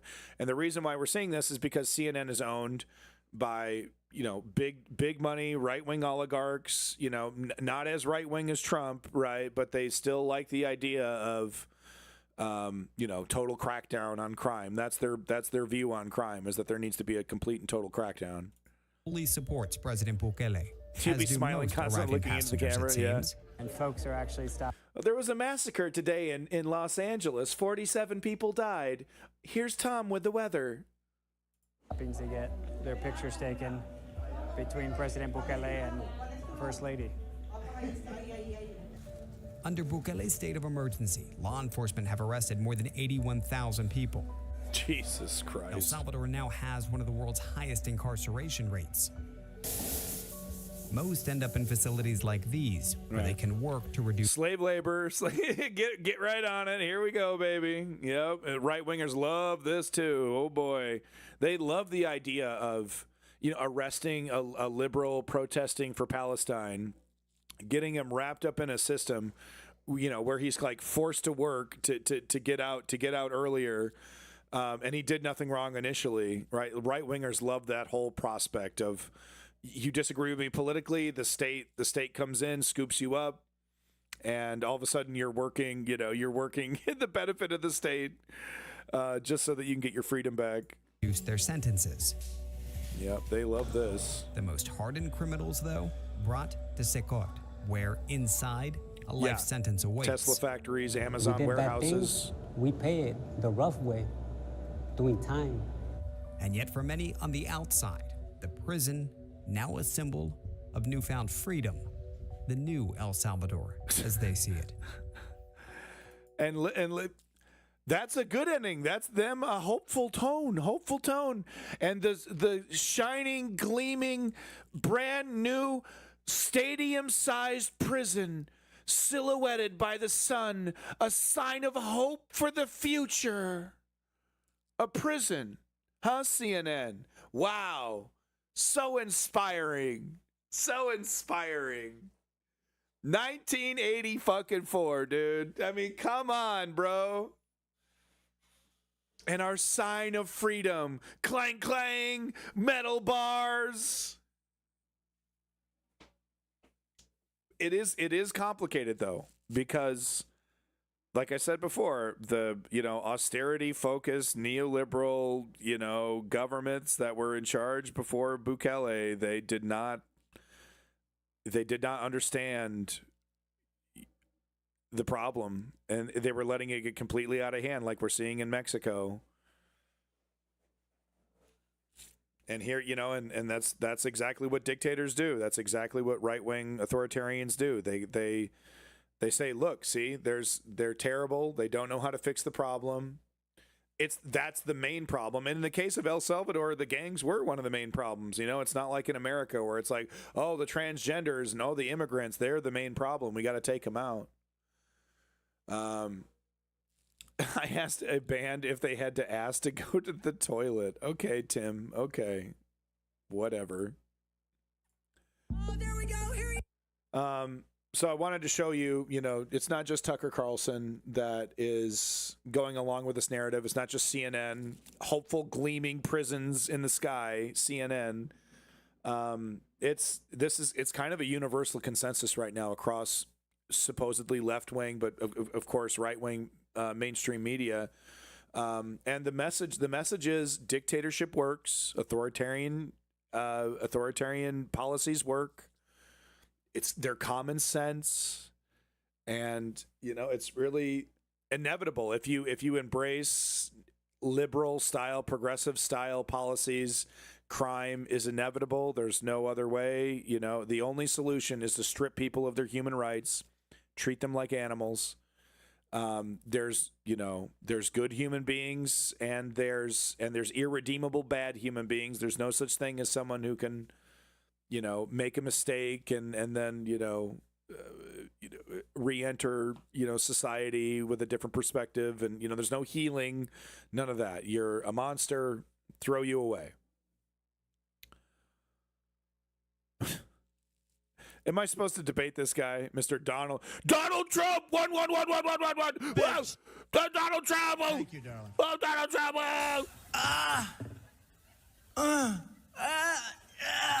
Am I really supposed to do this, guys? Can I please ban this person? Can I just move on with my life, please? Please, God, please. Show me how Trump is a dictator. Okay. Show you how Trump is a dictator. I mean, there's so many examples. I could show you him putting the Project 2025 guy in charge. Show me a real example, liar.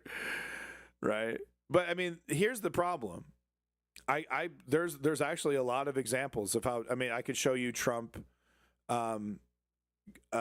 asking the Senate to recess so that he can do nothing but recess appointments, have zero scrutiny on his Senate picks.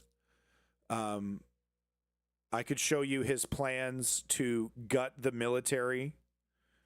Going after woke generals. Are you AI? I mean, honestly, are you AI? He he put the guy in charge. He put the Project 2025 guy in charge. I literally just covered this, dude. You're still running with that line. He's fully embraced Project. Here it is right here. He's fully embraced. You got to catch up with your talking points, honey. Trump selects Ross Vaught, architect of Project 2025, to lead White House Budget Office. Yes, you are, Donald Trump. I'm going to have to ban you, but but the point that I'm trying to make is that I'm fear-mongering now, okay? I literally just proved you stone cold wrong. None of that matters. I understand that. But what I'm trying to point out is how pointless it is to have an argument with you. Like there's literally no evidence I could present you that would change your mind, right? This is the architect. So he doesn't have to disavow every Project 2025 person, but he certainly doesn't have to put the Project 2025 guy in charge of the budget for his government.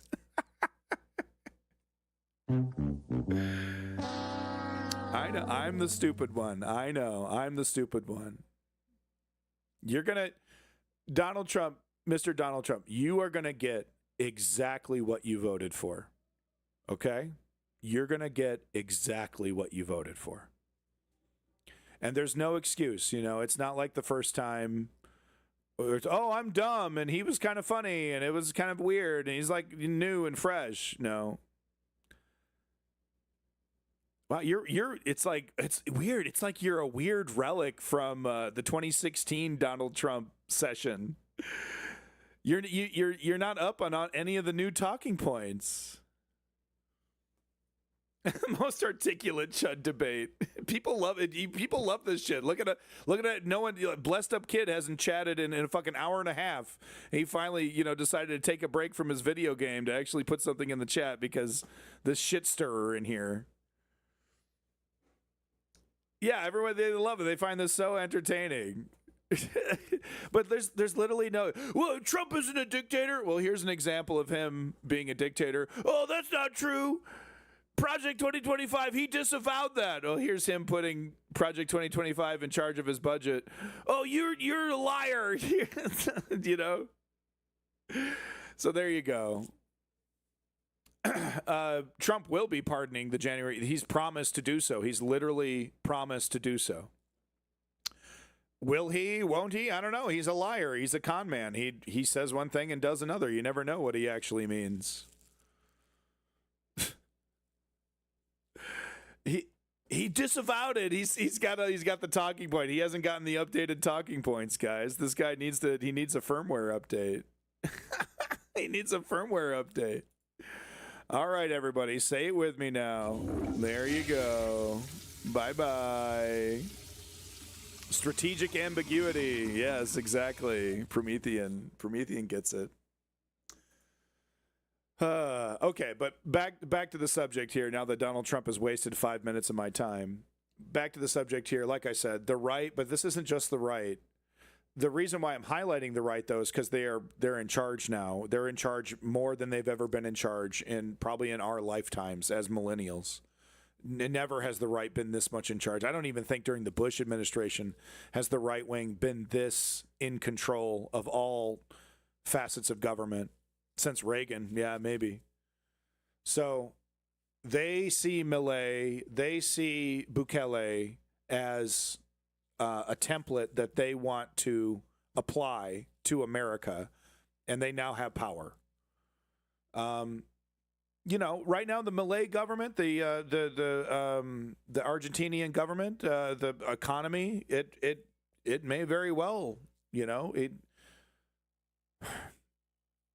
like I said, it's like we're in the early stage. We're in the stage where Nazi Germany's handing out bread to everybody, and we're talking about unifying the nation again after the Versailles Treaty, and we're getting back on our feet. And the industrial Time magazine just did an article about the industrial revolution happening in Germany because of the leadership of the Nazi party. It's so exciting. So like we're at these stages, and now we have this right-wing government that's looking at these other right-wing governments and saying, "Oh, we see that's how you succeed. That's how you do it." everybody. Calm before the storm. It feels like that. You know, I'm sorry about the Nazi Germany comparisons, right? Mao China is another good example, right? Oh, this is so exciting, you know, communism and a whole new system, and we're going to do things right this time. And make Argentina great again. You know, MAGA. He's a MAGA person. Por la remontada política más grande de la historia, enfrentando a todo el establishment. I mean, he's kind of right here, Donald Trump. You know what I mean? It's quite a comeback. It really is. Even I was like, Mr. Smarmy, Donald Trump win? Come on. He's getting dragged in and out of court. Come on. This is ridiculous. But no, man. You fucking proved us all wrong. Never underestimate the stupidity of the American electorate. Never underestimate their stupidity. Their willingness to hit the fucking nuke button. Never underestimate that ever again in your life. Político, incluso poniendo en riesgo su propia vida. Y gracias a ello, hoy el mundo es un mundo mucho mejor.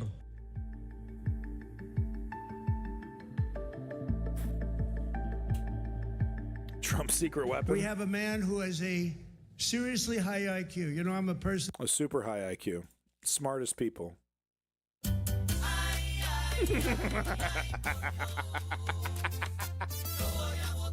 I love this song. I love this song because there's an almost regretful tone. I know I've said this before, but there's almost a regretful tone. Oh my God, I vote Donald Trump. It's almost.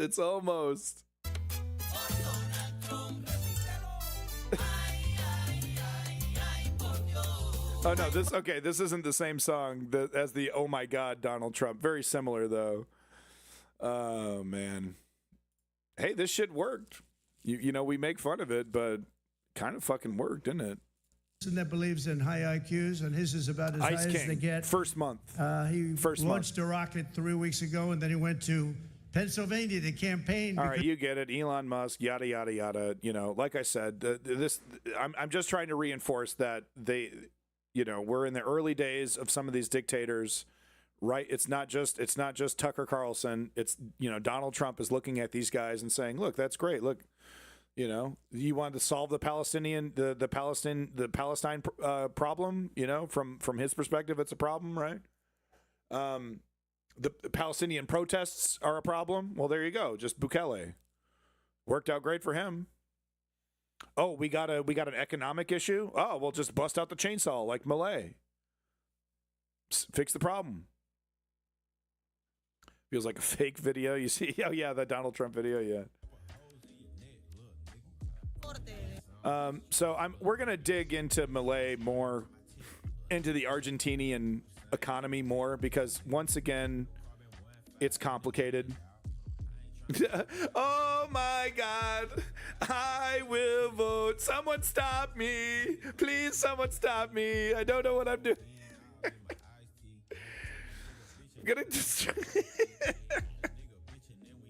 Well, I'm gonna go fuck my life up. So no, the Argentinian economy is a very complicated subject that we need to talk about. I'm not an economist, so we need to show lots of videos, lots of information on this one. I want what's true, what isn't true, what's working, what isn't working. It's pretty complicated. It might work. It might, that's kind of the thing. It's still, it might actually work. But no one ever said this extreme austerity neoliberalism works economically for the people. It works for like the rich elite of those countries, but Democracy Now! Has done a bunch of, deep dives and documentaries and showcased a lot of documentaries talking about the failure of austerity-led neoliberalism in some of these countries, how it's turned the country into basically a serf state, serf country. So it's going to be really, really difficult. It's like these countries are going to have to suffer through right-wing dogma for another couple more decades before.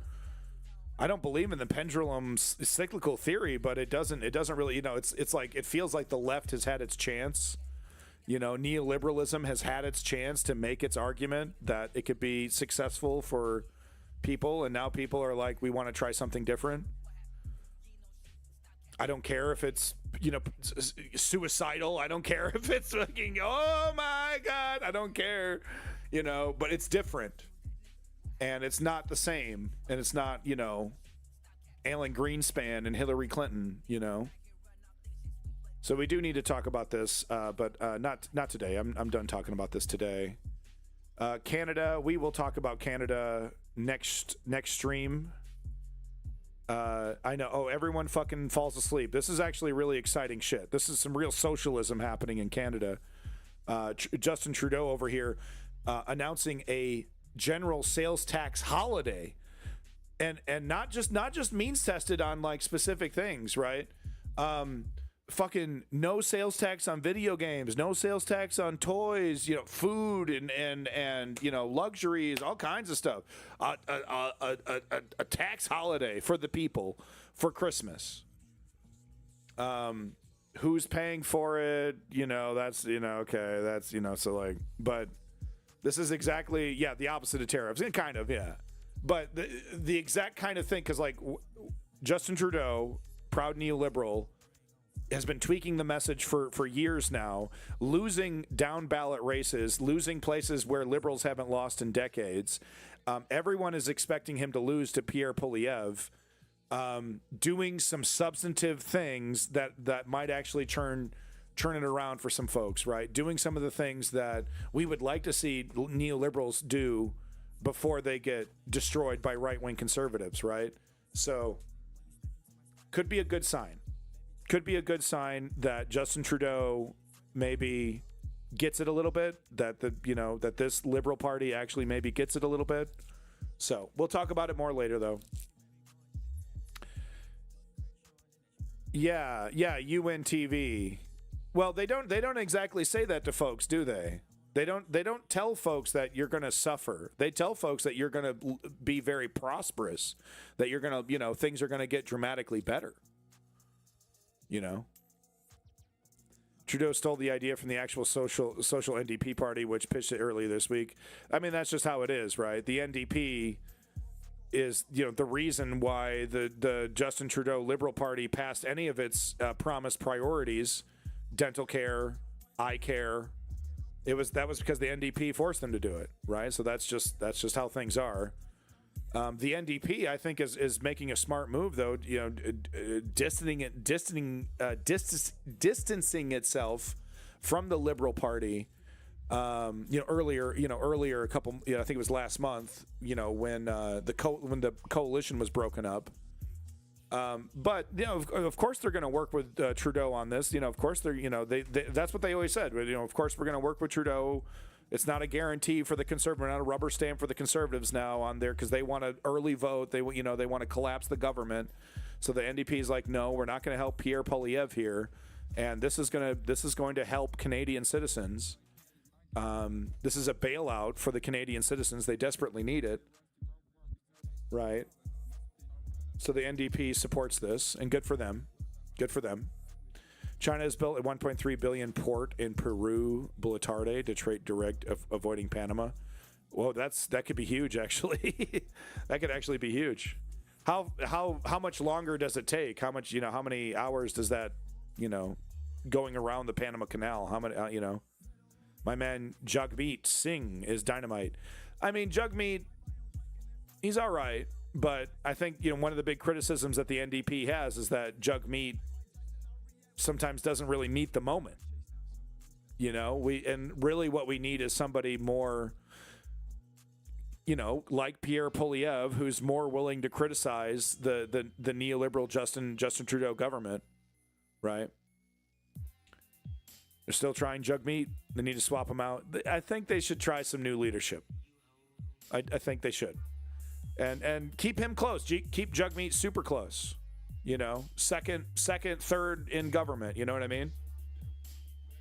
But yeah, let's exposed as a Canadian. It's true. It's true. All right, but we will be getting to Canadian news later. As you can tell, I have a lot to say. So, Ukraine and Gaza. So, we did a Ukraine exclusive stream a couple days ago. So, we're going to leave Ukraine until the next stream. Hopefully, not tomorrow. It's not going to be tomorrow because I'm busy. I'm busy doing chores. But Monday or Tuesday, we'll do another big fat Ukraine stream. I have a lot more to cover. So I think the last thing we're going to cover today is super happy fun time Gaza. Yay! Yay! Gaza, Palestine, Israel. It's super fun time. Gaza news. Gaza news. Everybody loves more Gaza news. Woo! Gaza news.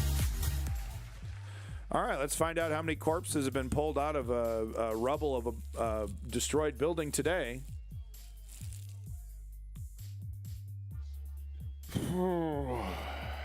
Man, I hate covering this. I hate covering this.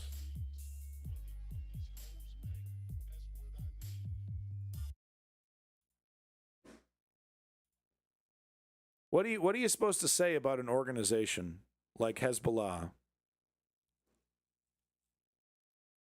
that says shit like this? Just watch.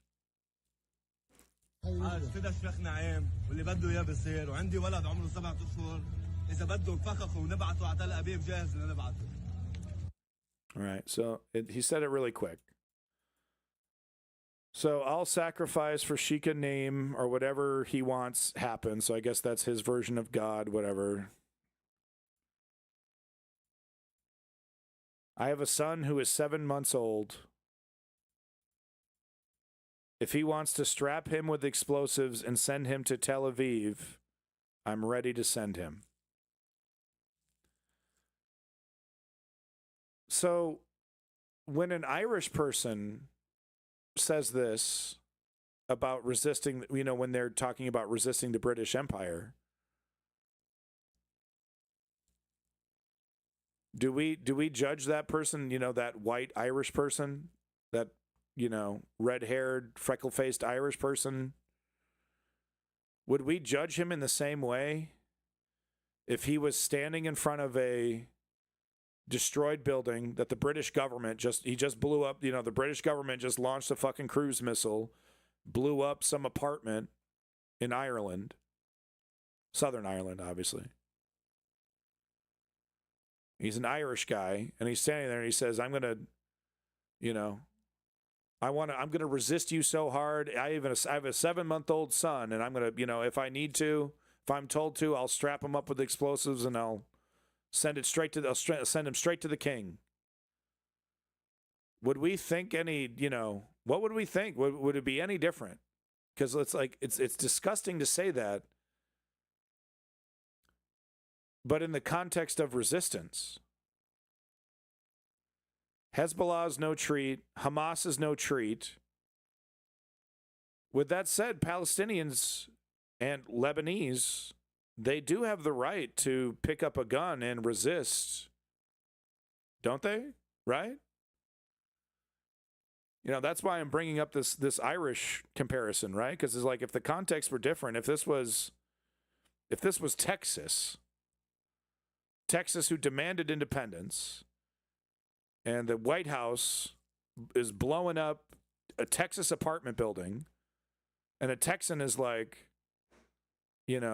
I don't care, if Greg Abbott tells me to send my 7-month-old son, strap him up with explosives and send it to the White House, I'll do it because I believe in this Texas revolution.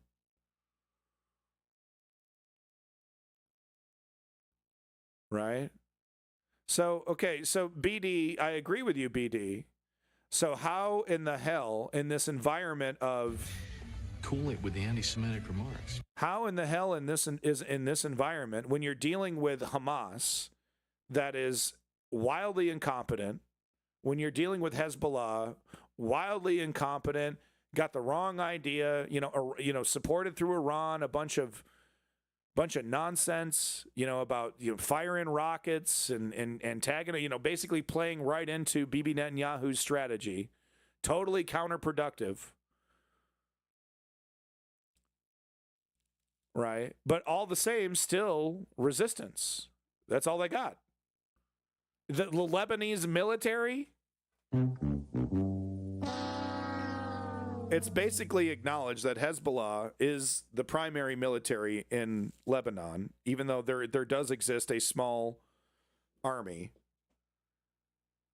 Can you replay the video once again? Sure. فدا شيخ نعيم واللي بده اياه بصير وعندي ولد عمره 7 اشهر اذا بده نفخخه ونبعته على تل ابيب جاهز نبعته. عباس عندك شي كلمه لعباس؟ والله قدمت خيي حمودي وبقدم بعد. And I will also offer my entire family and all my siblings as a sacrifice for the Islamic resistance. Okay, I mean, so people who support Israel, bad actors who support Israel, would say, okay, we see they all deserve to die. But wait a minute, does this man condemning his entire family to his political cause, does that really that's a full death sentence for the entire family? And once again, I go back to the Irish comparison, right? So if an Irish guy condemned his entire family, to basically, all of them agree with me, all of them want to fight to the death. So it'd be okay for Britain to, well, this guy is using his family as human shields, and they are willing human shields. How do you support the right to resistance when organizations like Hamas and Hezbollah are basically the only dogs in the game? Palestinians, Lebanese people, they absolutely deserve the right to resist. They are human beings like any other. They're not special versions of human beings. They're not Klingon versions of human beings that are more warlike. They are rational. They can be negotiated with. There's examples. The current Israeli narrative is that these people are, irredeemable monsters who want to, who are willing to sacrifice their children to destroy Judaism, to destroy, Israel in general, right? To just completely annihilate it. Then they point to kooks like this, who are, there's no way his whole family agrees with him. There's no way, they just, oh yeah, I'll die immediately. That's what I agree with. Yep, uncle, yep. No way. Sure, maybe they agree with, Israel is bad, and I agree with resisting them, but I'm not gonna strap myself up with explosives either. And that's what this guy is saying. How do you support the right to resist when the organizations that are mainly doing the resisting are barely redeemable in and of themselves? What do you do? I've talked about how the only way for Palestine to continue to exist is to flip the script on Bibi Netanyahu and to completely disengage with violence as a response. Bibi Netanyahu, the plan has been very clear: goad the Palestinians, goad Arab countries in general into responding violently. Right, goad Iran, goad Lebanon, goad what's left of the Palestinian resistance into a response. That response is received, and then full justification for annihilation. So how do you fight that? When the violence feeds into more violence, cycles into more, and just it's a cycle.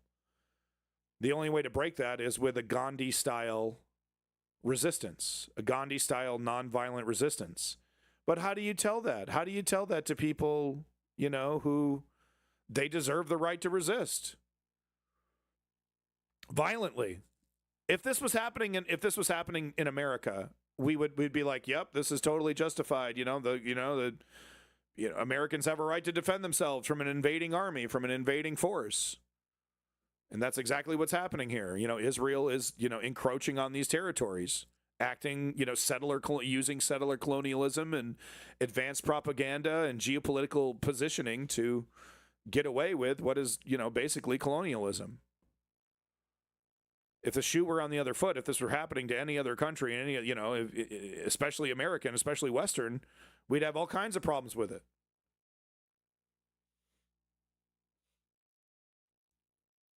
So, I mean, the only way to break the cycle is to go against Bibi Netanyahu's strategy. The only way to break that strategy is to disavow violence. And how are you supposed to disavow violence when your family and children are being murdered? I mean, I don't think I'd be thinking too much if I was put in a situation like that. I mean, they know that. They know that. Israel knows that. Israel knows exactly what happens when you put desperate, starving people in a corner.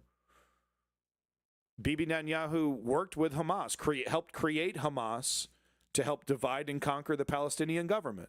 I'm not pulling that out of my ass. That's not my opinion. That's in Haaretz.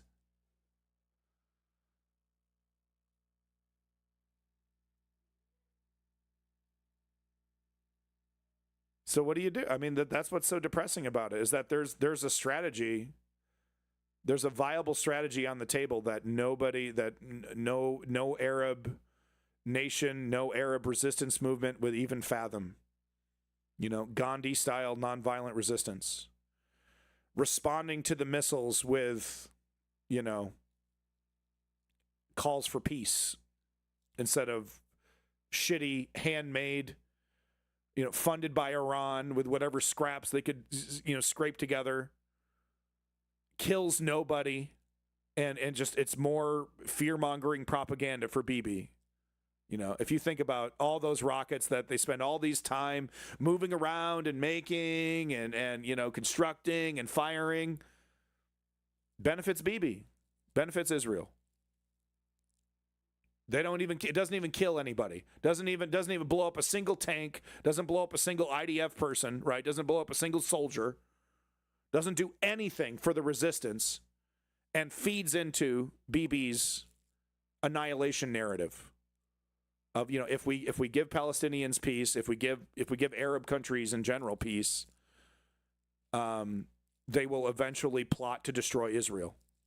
Right?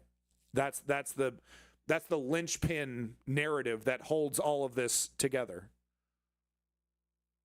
Logistically, who has the military muscle? Obviously, Israel. Obviously. As long as the money and support funnel continues from the United States. A consistent calling for peace would put Israel in a tough position for sure. Who has the discipline and courage for that, though? That's what I'm saying, blessed up kid. It's like that's all they know, man. AK buck. That's all they know, dude. And look, their families are getting bombed. They're standing in the rubble. Like, as someone in the chat here said, it's like, I wouldn't be thinking much about, strategy. I'd be thinking about revenge, basically. I assume that's what you were getting at there in the chat. And it's like, yeah, that's basically where I'd be standing too,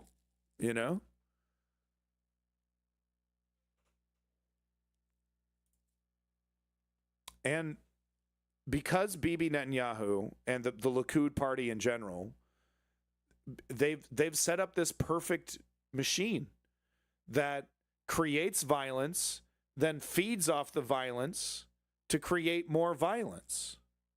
And they're gaining ground. They're gaining territory. The Golan Heights is going to be, Donald Trump is going to say it's yours.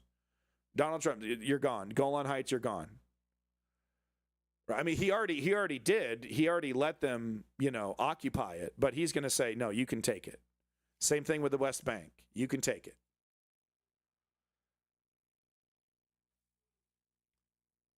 It's a vicious cycle, and it is a vicious cycle. But what's important is that it was created.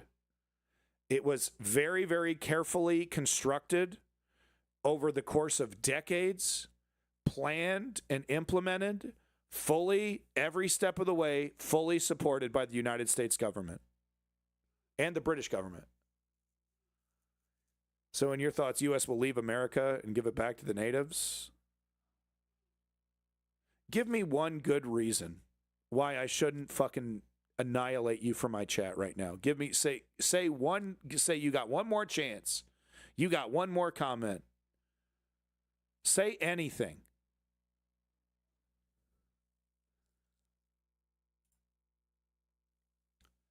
So as hinted before, I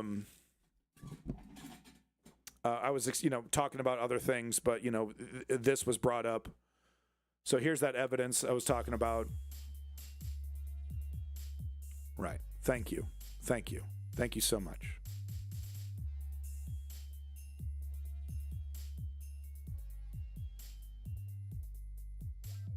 Right. I don't know. I honestly can't. I just looked through your chat history. I honestly can't tell if you're being sarcastic or not. I honestly can't tell. You're either kind of clever or you're just incredibly stupid. It's really hard to tell. Okay.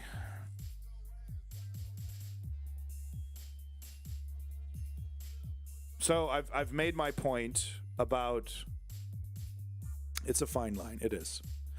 So I've made my point about what the plan is, how it's being executed. And really, I'm just going to show you just what I have here. I don't have any good news for you. I don't have any hope for you. All I have is proof that what I am saying is true. I don't want it to be true. I'm not Mr. Smug. I'm not Destiny over here. I don't think this is based. I don't think this is right. I don't support Hamas. I don't support Hezbollah. I don't support Iran. But I also, I do enthusiastically support human rights. So I don't have any kind of hope for you. This catastrophe has been a long time coming. It's manufactured.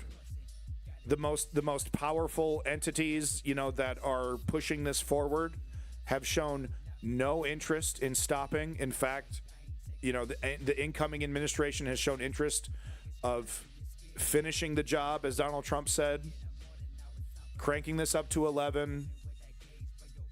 For me, the only question is, are they going to leave southern Gaza as the final remnant of Palestine and just, turn it into the world's largest, most dense ghetto? Because what are you going to do with all these people from the West Bank? Well, you got to put them somewhere.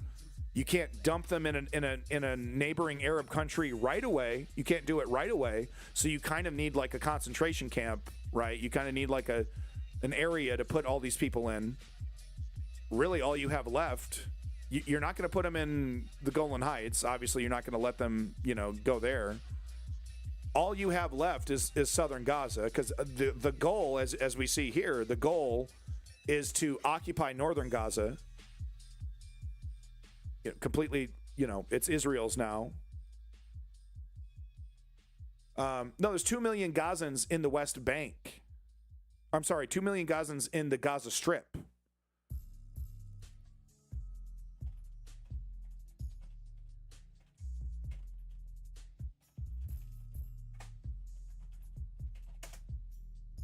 Right. Sorry, I didn't spell Palestinians correct. So the West Bank has about 3 million, 2.5 million, whatever. Okay, yeah.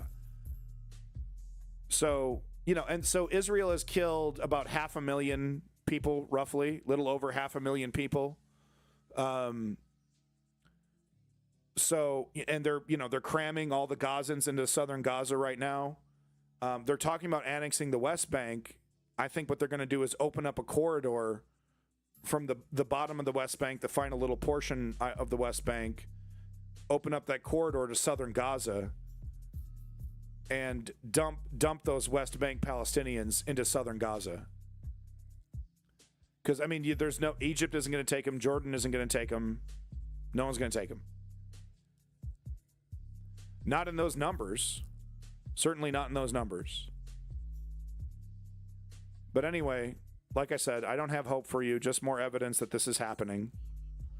Israeli soldiers in Gaza went over their superiors' heads earlier last week to help settler leader Danella Wess enter the Strip to survey sites for potential Jewish settlements, Hebrew media reported. So this is Times of Israel. This isn't fake news, nothing's true. It's everything you're saying is lies, and you're an anti-Semite. Cool it with the anti-Semitic remarks. It's real. It's happening. Here's more evidence. If you want to read, knock yourself out. If you want to scrape the bottom of human despair, go ahead and look into this woman. Go ahead and look into her. You don't get too many true monsters. You don't get too many, you know. And she is right up there. Vice. She is right up there. If Israel were to, you know, tell the IDF to literally march through Gaza, killing every single man, woman, and child, she would jump up and down and cheer.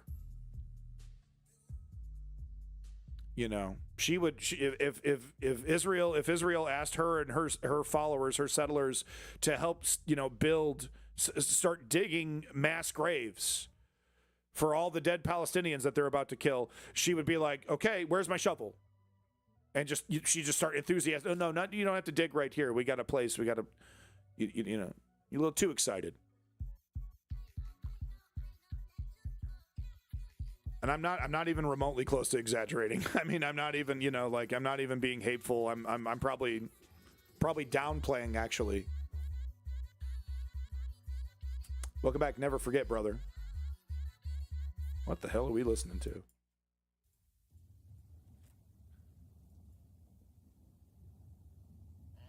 Pretty interesting stuff. You know, Bibi Netanyahu continues to consolidate power.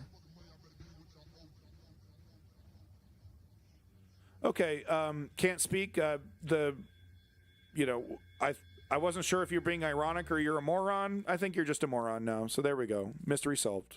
Bye-bye. Wasn't quite sure. Wasn't quite sure if he was just like really, really clever or just a complete Dunning-Kruger. So there we go.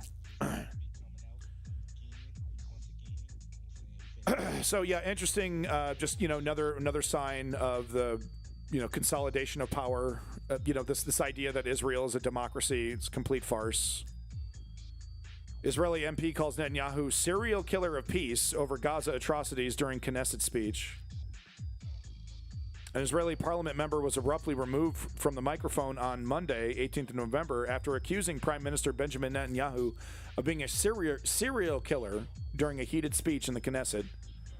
Ayman Odeh, leader of the Hadashi Talal list and a Palestinian resident of the Israeli-occupied territories. Yeah, Palestinian people are in the Israeli government. It's really weird. Welcome back, James the Clown. Never forget, brother. Delivering a scathing critique of Netanyahu, who was present in the chamber, Odeh begins his address by sharing the heartbreaking story of Mohammed Abu al-Qusam Komsan, a 32-year-old father from Gaza who tragically lost his wife and twin children during the ongoing conflict. So, usual story, right? But here's the video. It's really something else. And you know, this isn't even close to overreacting. I mean, how many dead children have you in the chat? Everyone in the chat, how many dead children have you seen? In person, right? Not just on your computer screen, not just on your phone. It's hard to fathom the amount of dead children that have been created.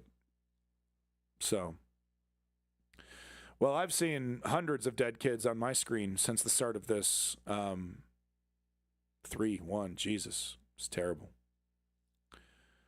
So I think the reason why I'm asking that very difficult question, and thank you for answering it, the reason why I'm asking that is because only it seems like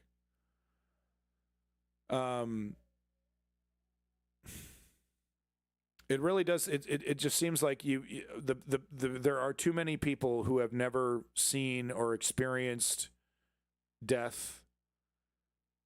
Seem to be totally down with it. Seem to be totally okay with it. And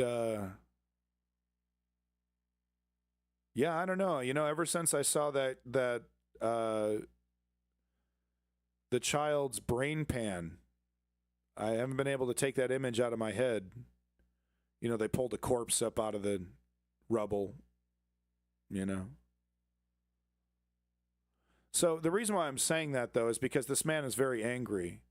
And I honestly don't think it's angry enough. And I think about those kids, right?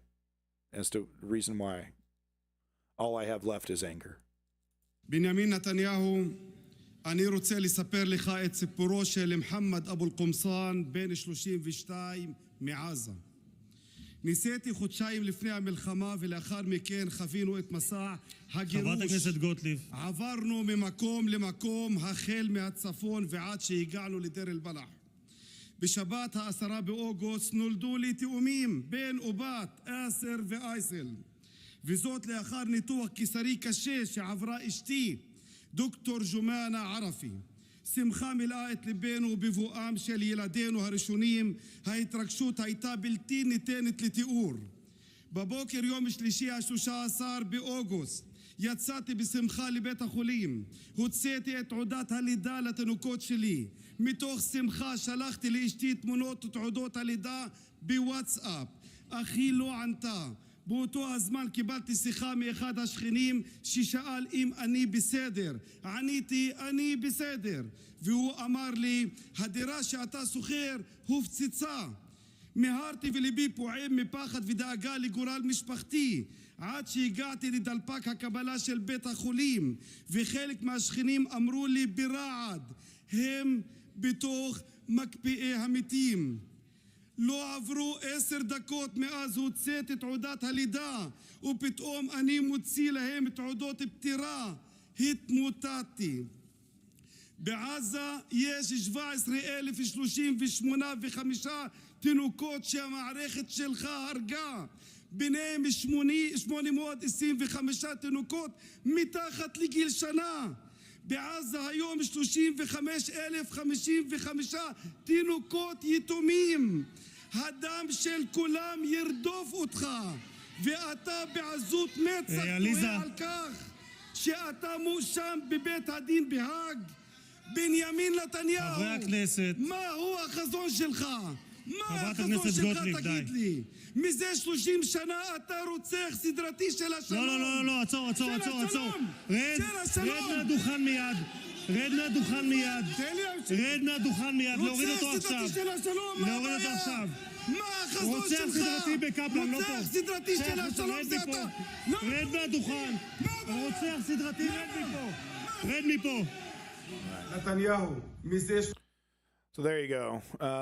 And then he has a statement here. I guess we'll go ahead and let him make his statement there, but that's Israeli democracy. 30 שנה אתה רוצח סדרתי של השלום, והכנסת את שני העמים לתוך בור עמוק של שנאה וייאוש וחוסר אמון הדדי. זהו החזון שלך. אני מציג חזון אחר לגמרי, חזון של ערבים ויהודים ביחד, שמפנימים את העובדה שיש פה שני עמים. מגיע לשניהם צדק, ביטחון וחיים טובים, ומגיע לשניהם, ליהודים ולפלסטינים, הזכות להגדרה עצמית. חזון החיים שלנו ינצח את חזון המוות והייאוש שלך, בנימין נתניהו.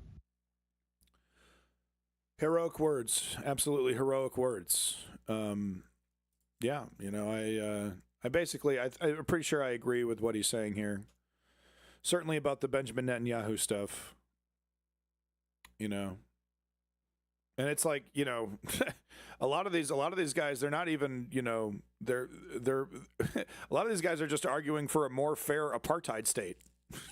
Like they're not exactly liberals. They're not exactly progressive.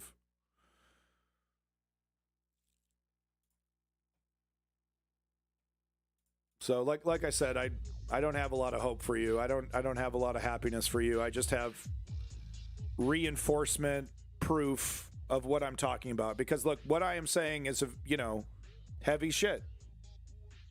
I am saying that the Zionist project of Israel has had the intention of destroying Palestine from the very beginning. The two-state solution talks were a farce from the very beginning, used to buy time, buy influence, buy power, grow, until the point where they can enact this final solution. I'm sorry, I think of a better term. Cool it with the anti-Semitic remarks. It's some pretty heavy shit. You gotta come correct. You gotta have some proof. Okay, it's not just Israel, Jew hatred. It's not just anti-Semitism. So that's why I'm torturing myself like this, because like most people would just be like, well, that's the conclusion, moving on with my life. But I guess I'm on a mission to like try to prove myself wrong, to say, okay, like, well, where's the evidence that this is that's hyperbolic nonsense? Of course, the Israeli government wants a peaceful two-state solution with Palestine, and no, they don't. It was never about peace, never about peace. It was always about creating a situation, an untenable situation that allows Israel to reinforce its annihilation narrative and say, we have no choice but to do these incredibly terrible colonial actions. We have no choice to do it for our own safety. For our own safety.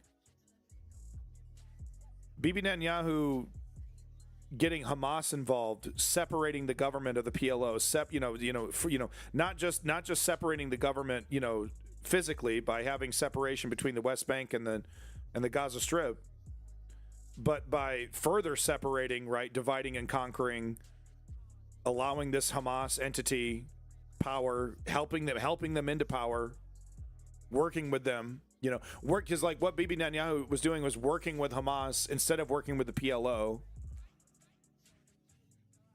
So I'm saying some really heavy shit, and I want to be proven wrong. So show me where I'm wrong, and you better come correct as well.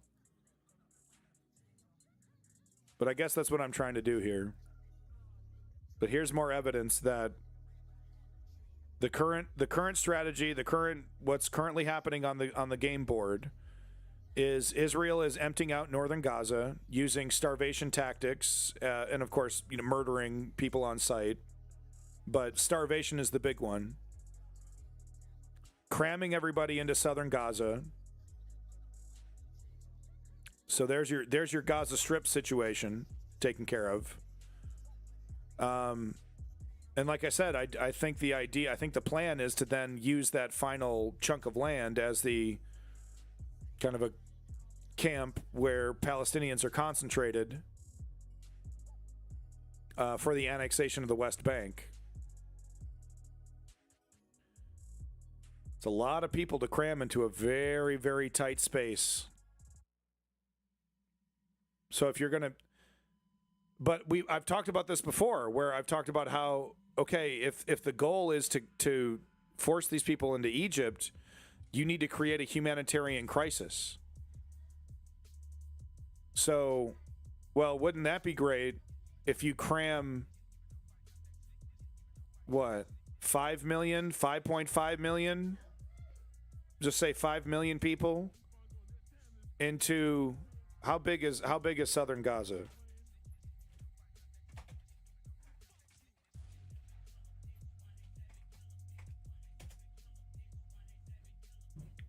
square, 23 miles. You cram 5 million people into a space about 23 miles, around, roughly. Well, there you go. There's your humanitarian crisis right on the Egyptian border.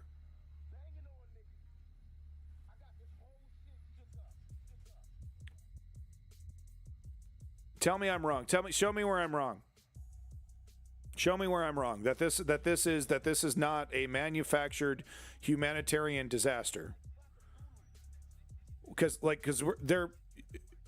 we've heard serious discussion about annexing the West Bank, Right-wingers in the United States are already backing it, already supporting it. What do you do with those people?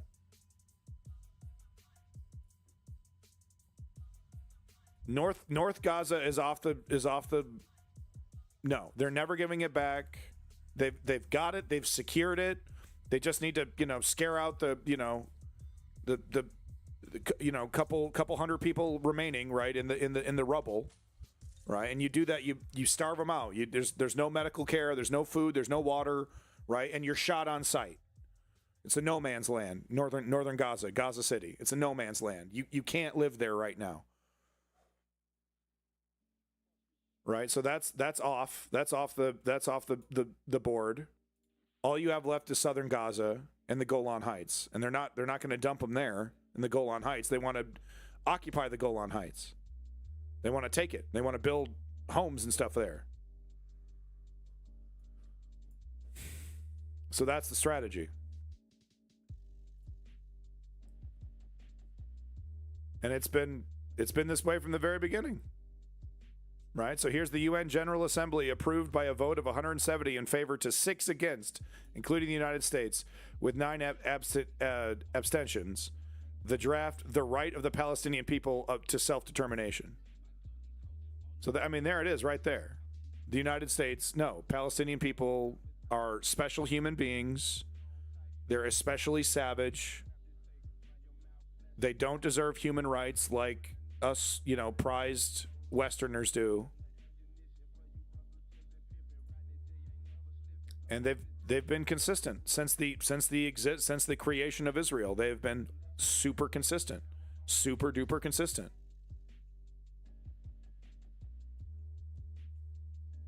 From the very beginning. Yeah, and they vetoed it. Yeah, so they get to chicane the whole thing. So, they're doing this at this stage, right? They're doing this at this stage. They're still lying to us, right? If you go on mainstream media, they still bring up the two-state solution, dog, right? So they're taking this to the very, very end. And then I think what they're going to do, it's going to be wild. It's going to be like a switch flipped. And all of mainstream media, all Western government is going to be like, they're going to switch from, we're trying to find peace, we're trying to find a solution, to, we had no choice. Israel had no choice. For their own safety, this had to be done. It's a dark chapter. We just have to move on. It's going to be like a fucking light switch, dude. Like boop. Boop. Nothing we could do. Peace? Two-state solution? Peace? Oh, it's possible. We're still negotiating. It's all over. Give up. It's completely all over. Palestine's a thing of the past. Like the next day. There'll be a time. It'll happen.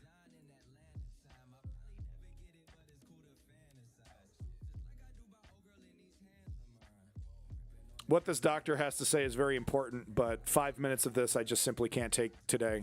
Maybe because I'm 5.5 hours into the stream. We will get back to him. We're not going to skip this video. Gaza humanitarian situation apocalyptic as Israel pounds the enclave. This was from 10 days ago. Nothing has changed.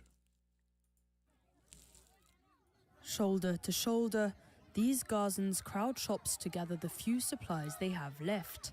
According to aid organizations, the humanitarian situation in Gaza has deteriorated. Exactly unreal. Exactly. Deteriorated to its worst point since the war began. The aid supplies have worsened. They have lessened. The month of October, it was an average of 37 trucks a day into the Gaza Strip. 37 trucks a day for a population of 2.2 million people who need absolutely everything. It's not enough. It's never going to be enough. Last month, the Biden administration gave Israel 30 days to improve the influx of aid to Gaza and threatened to halt military aid if it did not comply. On Tuesday, the State Department said they did not find Israel to be in violation of US law and would therefore not restrict their military support. we at this time have not made an assessment that that the Israelis are in violation of U.S. law. But most importantly, we are going. And it's going to be this waffling until the final Palestinian is kicked out of their land, and then it's going to be like, oh well, we got to move ahead. It's so tragic. We did everything we could. It's so tragic. To continue to totally watch complicit how these steps that they've taken, how they are being implemented, how that they can be continued to be expanded on. Israel announced it was taking measures to allow humanitarian access. It said it had reopened aid corridors, including the Day al-Balad checkpoint, and expanded its coastal. It's true, but it's also a lie, because what they'll do is that they'll open it up for a couple days and then shut it down. A lot of this aid is technically being allowed to cross the border and is then being held up. It's half truths. Humanitarian zone. In a collective statement, 8 aid organizations released a report of their own assessment of Israeli compliance. Israel not only failed to meet the US criteria that would indicate support to the humanitarian response, but concurrently took actions that dramatically worsened the situation on the ground, particularly in northern Gaza. UN leaders called the humanitarian situation in Gaza. James the Clown, they're happy to give Palestinian people lip service, but that's where it ends. And the proof is in the pudding. The proof is in the pudding. Is there any other country's army going to come in and save the Palestinian people? Going to stop Israel from rolling over the final bit of Palestinian territory? Any of these countries that are talking about Palestinian human rights, are they going to come in? No. Well, it's a problem. It ain't my problem. Yeah, but there's not, it's all the talk. It's all this talk, about, we care so much. We care so much. We don't care enough to act, even desperately, even if we know it's not going to work. We don't care that much. We're not going to, stick our neck out, but we'll bark really loud. We'll squeak really loud about it. Apocalyptic, saying that the entire Palestinian population is at imminent risk of dying from disease, famine, and violence. Yeah, they want to be on the record for history. Yeah. Heroes. Absolute heroes.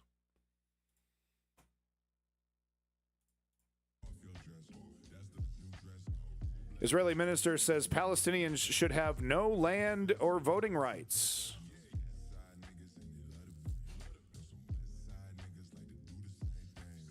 So this is something I've seen several times come across the headlines, but they're basically So one of the scenarios that I was talking about was, okay, cram all the Palestinians into southern Gaza, create a humanitarian disaster that forces them to break through the border, this 5-layer death border that Egypt has set up. Somehow they're supposed to break through that.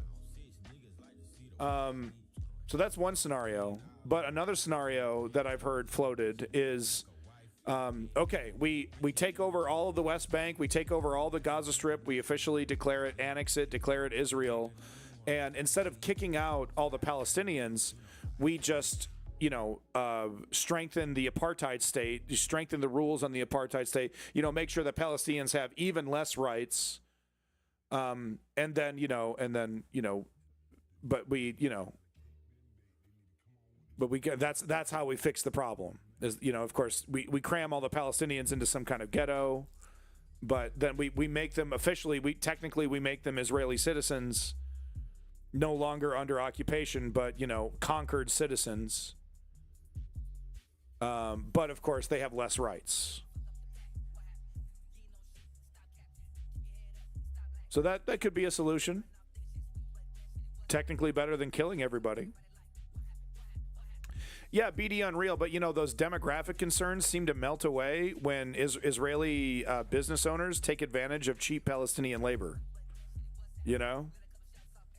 Apparently the Israeli healthcare industry, the old age homes, bunch of Palestinians working there. Oh, thanks for changing my bedpan, you disgusting monster. Thanks so much. Thanks so much for giving me my breakfast. You horrible, lesser than. You know?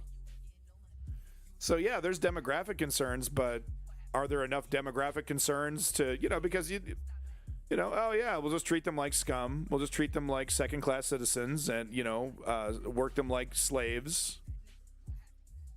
Cram them into an undesirable location, the southern Gaza. It's a great undesirable location. Right?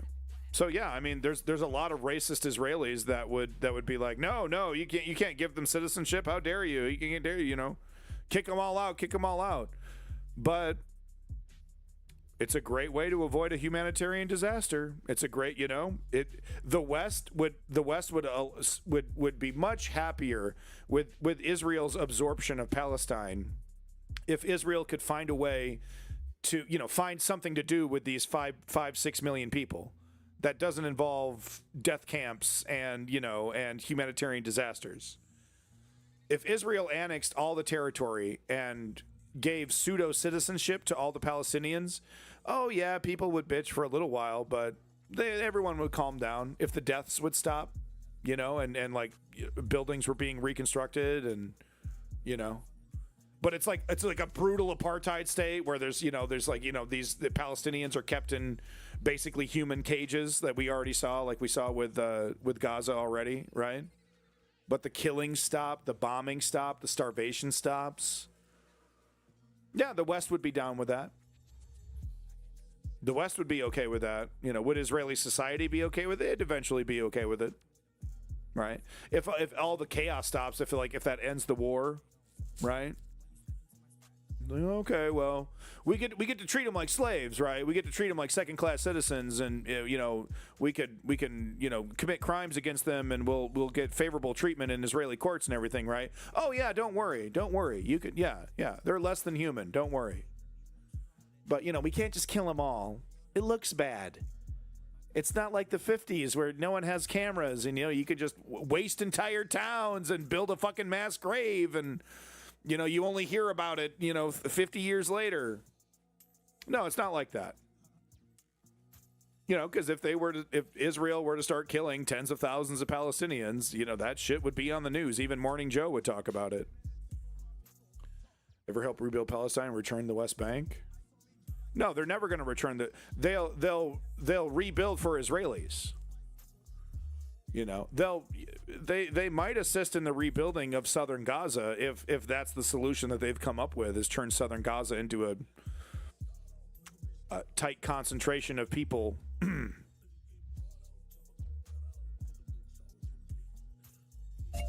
Yeah, colonialist playbook, yeah.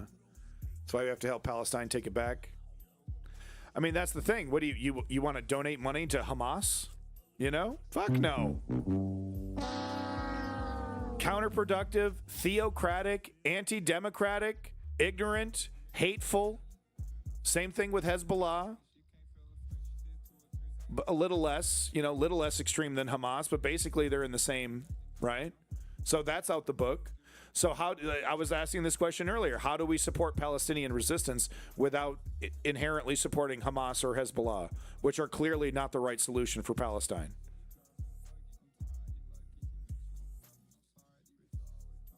I support Muhammad, some farmer in Palestine who doesn't like Israel. How does that work?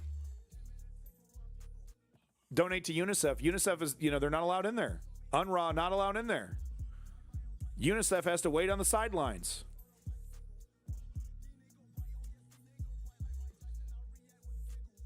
There is how James the Clown. You might be technically correct that the Palestinian people should, band together and extract Hamas. How does one do that when your people are totally shattered and you're also mostly a bunch of young people, mostly a bunch of Zoomers who don't they don't know their head from a hole in the ground, So now we expect them to organize politically to, half of them don't even know how to read. And that's not their fault. It's because Israel blew up their school. You think Trump will evacuate all the Palestinians and complete the eviction? To fucking where? Where are you going to dump 5 million people? Do you know how expensive it would be to transport 5 million people? The how many weeks that would take? Where are you going? Where are you dropping them off? What happens when they get there?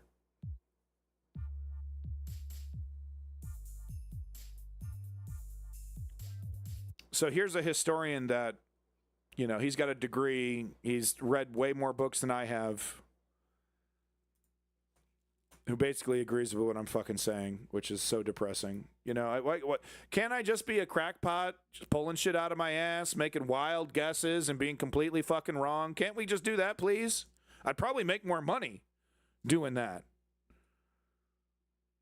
And just make shit up. No, two-state solution is going to happen any day, guys. I'll just make shit up.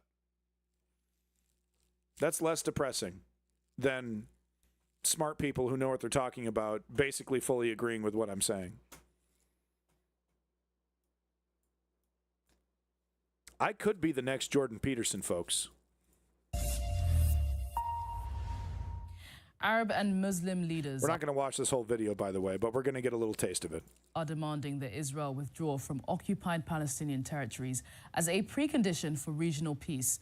It comes after Israel's hardline finance minister said that with the backing of the next Trump administration, he hoped Israel could annex parts of the occupied West Bank as early as next year. While no formal government decision has been taken in recent years, Israel's footprint in the occupied West Bank has expanded dramatically. It's now home to some 500,000 Israeli settlers and 3 million Palestinians. Selena Sykes reports. His comments are another sign that the Israeli government could be preparing to annex parts of the occupied West Bank. On Monday, Israel's far-right finance minister Bezalel Smotrich pledged to extend sovereignty to Israeli settlements in the Palestinian territory, prompting fierce condemnation from Fatah, the political party of Palestinian President. The wildly corrupt, ineffective, waste of time, waste of space government that's about to be swept away with the ease that one brushes a fly off their shoulder has something to say. Mahmoud Abbas. Yeah, you're tubing. That's such a great point. Hey, you see his latest performance? The little, what was it? Piers Morgan, was that the latest one? God, he's such an embarrassment. Fierce condemnation from Fatah, the political party of Palestinian President Mahmoud Abbas. This is definitely a recipe for yet another disaster that Israel is about to commit. International community is called upon to intervene now and never delay its intervention. Shut up. Shut the fuck up. No one's coming to save you. No one's coming to save you. And, it's not like Fatah has been firing rockets like Hamas. So they deserve this less. But, I mean, they've, what do you do? What do you do? How do you resist this, right? But not like this. They're so corrupt in their own right. This guy looks like he's got more money than half his country. A bunch of lunatics sitting in Tel Aviv think that they can reroute the Palestinian people towards other destinations and design the fate of the Palestinians who have long existed on this land. The occupied West Bank is home to 3 million Palestinians and 500,000 Israeli settlers. The vast majority of the international community considers the settlements they live in illegal under international law. The annexation would be a major and highly controversial act. France's Minister for Europe and Foreign Affairs reiterated the French government's position on the matter in an interview on France 24 on Tuesday. What is clear is that we denounce the policy that this Israeli minister encourages, which is illegal under international law, namely the aggressive colonization of the West Bank. So, shaking their head. Oh, terrible, terrible, terrible. And then one day, after it's all done and the dust is settled, and some some solution has been made. The Palestinians, of course, get nothing out of it, right? They get survival, they get existence, not as a country, but just as a human being. They get to exist, they get to live, dumped in some other country, or, maybe living as second-class citizens within Israel. All right, so once the dust is settled, though, talks of normalization. Oh, France meeting with Bibi Netanyahu now on talks about normalization. Right, once it's all done and the project is complete, maybe they'll the international community will pat themselves on the back when they've convinced Israel to declare their own borders. Oh, this is actually now officially now officially Israel. Now that we've finished our erasure of Palestine, we've officially declared it. This is all Israel now. Oh, congratulations! We finally did it. One state solution, but solution. You said solution. Good enough for me. De la Cisjordanie. Despite the stance of most of the international community, Smotrich hopes to soon have the support of the Holy shit, this fucking kid. My God. United States. For fucking, he looks like the milk walker. Baron Trump. Homie looks like the milk walker. You know what I'm talking about? Looking like the goddamn milk walker, dog. Anyone ever seen the milk walker? I'm sorry, but Baron Trump looking like the milk walker. Community, Smotrich hopes to soon have the support. Look at that dude. Spitting image. Make sure you be safe, folks. Milk walker's protecting you. Looks like Slender Man. I was going to say Slender Man, but I wanted to be more clever. So Mehdi Hassan has been absolutely killing it. Zateo, absolutely killing it. Fully recommend you subscribe to Zateo, send them money. If you got money to spend, hook up Zateo. Great journalism, amazing journalism. Rock solid progressive journalism coming out of Zateo. I got no criticism whatsoever. Mehdi Hassan, just killing it. Killing it. Setting a standard that all other independent media organizations should be following so far. So here he is with Senator Chris Van Hollen, a Democrat, who had harsh words for the Biden administration's failure to follow its own ultimatum to Israel regarding humanitarian aid to Gaza. Quote, President Biden's inaction giving the suffering in Gaza is shameful. I mean, there's no other word for it. So just to catch you up, Joe Biden gave an ultimatum, red line to Bibi. You let so many, 350 trucks in or something like that. You let these trucks in or else we're going to cut off the weapons. Bibi Netanyahu said, fuck you, bitch. And kind of did a half-assed, let a couple more trucks in for a couple more days.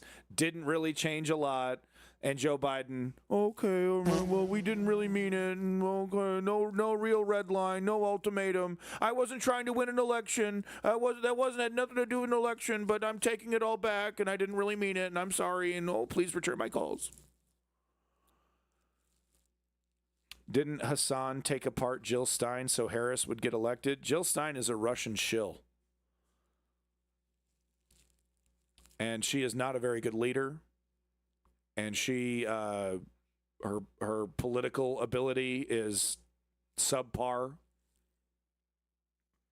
But it's the fact that she was asked, is Putin a war criminal, and she wasn't able to answer, that I find the most disgusting about Jill Stein.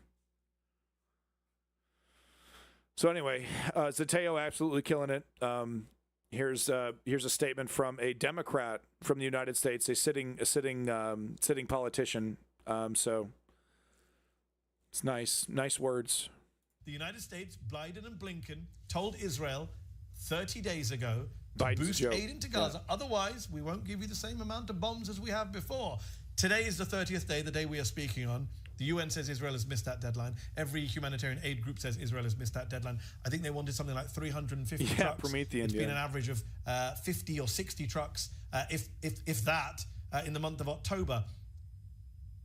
James, what are you talking about? I think it may be a while before you see a progressive politician back in the Democrats. They were trying to destroy. Okay, we'll keep this simple. The neoliberal Democrat establishment, does not believe in progressivism and has not believed in progressivism for decades. AOC was voted in as a Democrat, and the party immediately tried to destroy her until she bent the knee, until she capitulated. The party is currently trying to destroy Ilham Omar, Cori Bush, Rashida Tlaib, even though Rashida Tlaib is happy to capitulate and play the game.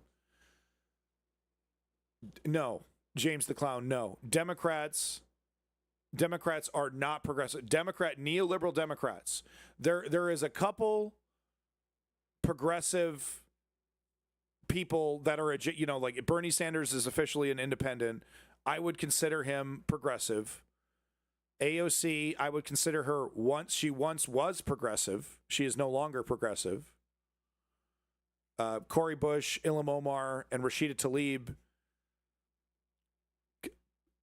progressive on certain issues. And Ilham Omar, I think, deserves the. If I'm willing to call anyone a progressive, it might be Ilham Omar, who has probably been the most principled of any of the Democrat politicians. No, it's okay, James. It's okay, but there is a misconception, and the reason why people are making that misconception is because neoliberals go, "I'm progressive. I'm so progressive. Look at me. I'm so progressive." No, that's one of their major problems, is that they use the language of progressivism while implementing corporatism and destroying actual progressive movements. So that's what I had to say about that. And the Biden administration said today, no, we're not going to go through with that. What we said we'd do after 30 days, we're not going to do.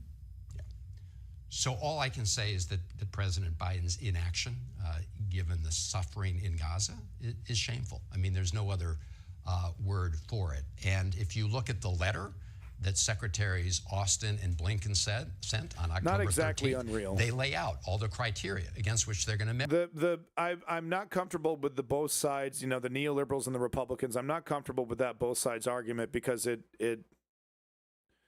gives a break to the right-wing fascists, and it doesn't appropriately address some of the neoliberals' policy positions, which could be construed as good. They're not exactly. It's not like they're not the same, right? Kamala Harris's platform was objectively better than Trump's. It would objectively make the economy better. Middle class people would have gotten some breaks. There was all kinds of good stuff in there for students and old people and all that kind of stuff. So no, only the words are different. That's just not true. That's lazy. And the left has to stop doing this. We have to stop going along with this lazy, apathetic, both sides argument. We have to be slightly more detail oriented when it comes to that. We cannot allow ourselves to fall into this lazy trap of it's both sides, because we have no choice. We have no choice but to address this duopoly. We can't ignore it.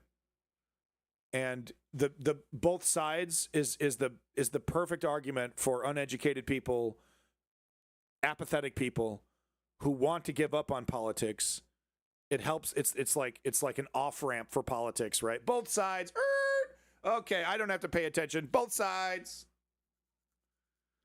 Right?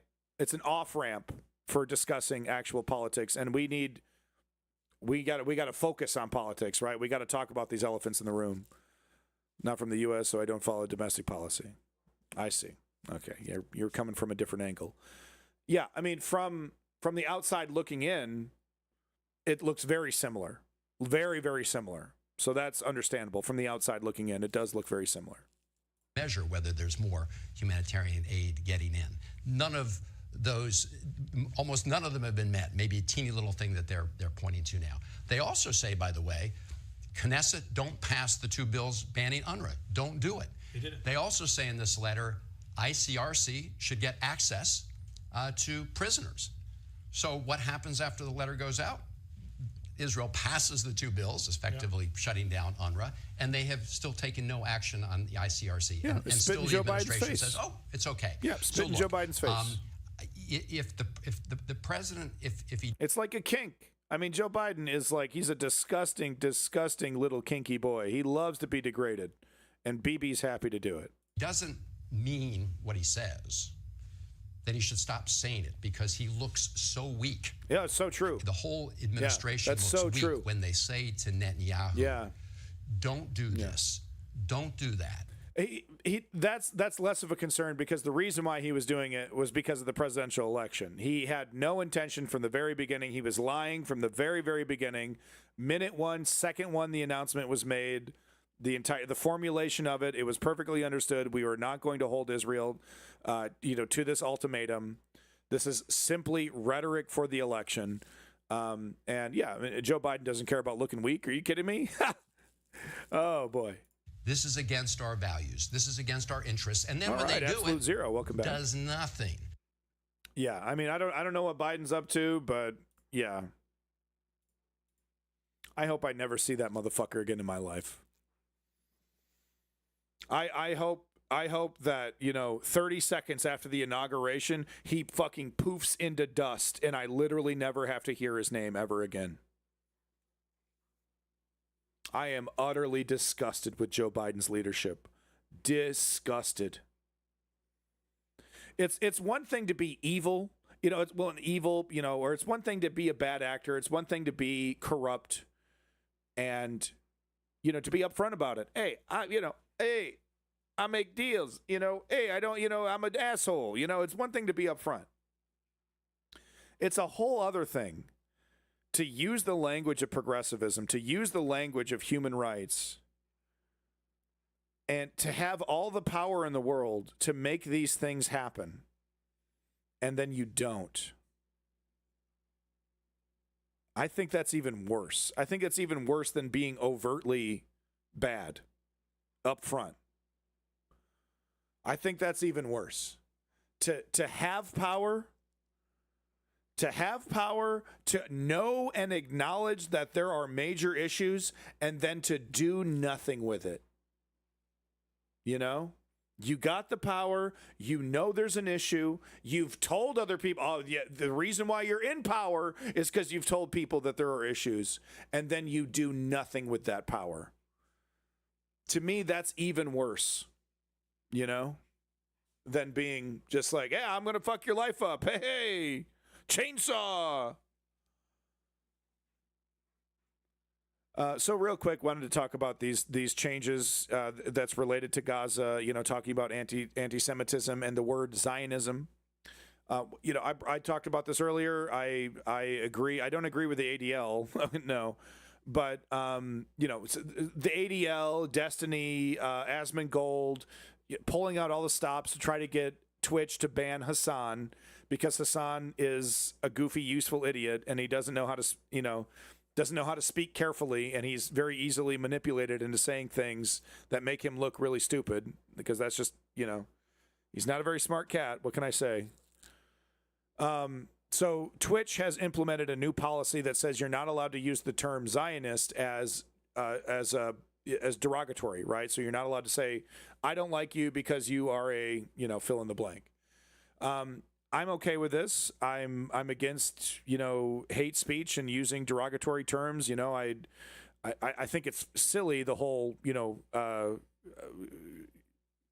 one of these things.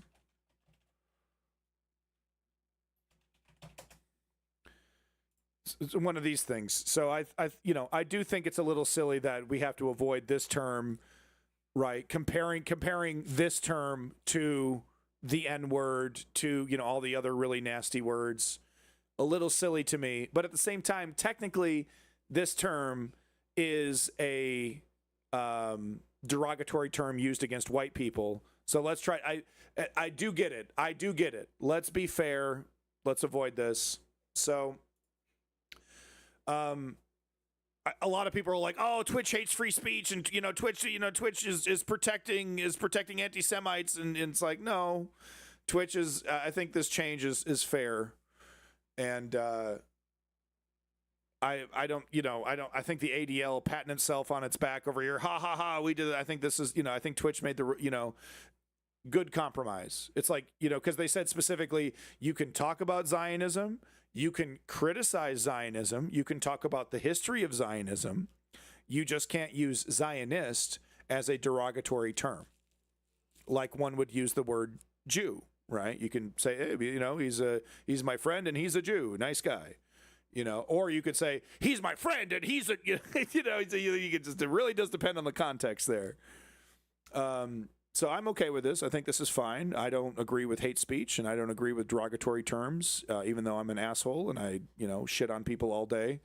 I don't think, racist derogatory terms help. Calling someone a dunderhead is not the same as calling them a N-word. I think you would agree. But yeah, I think the ADL and Destiny and Asmongold going after Hassan to trying to get him banned, I think it's pathetic. I think it's fucking pathetic. And does if you ask Destiny, does he believe in free speech? If you asked Asmongold, does he believe in free speech? What do you think those jokers are going to say? No, I don't believe in free speech. I believe you should be policed, and I believe you should be canceled if you don't say what I agree with, right? No, that's not what they're going to say. Oh, no, I agree with free speech. No. But we should cancel people that I don't like, and I don't really like Hassan, and he's criticized me, and well, we have a rivalry, so I think you should ban him.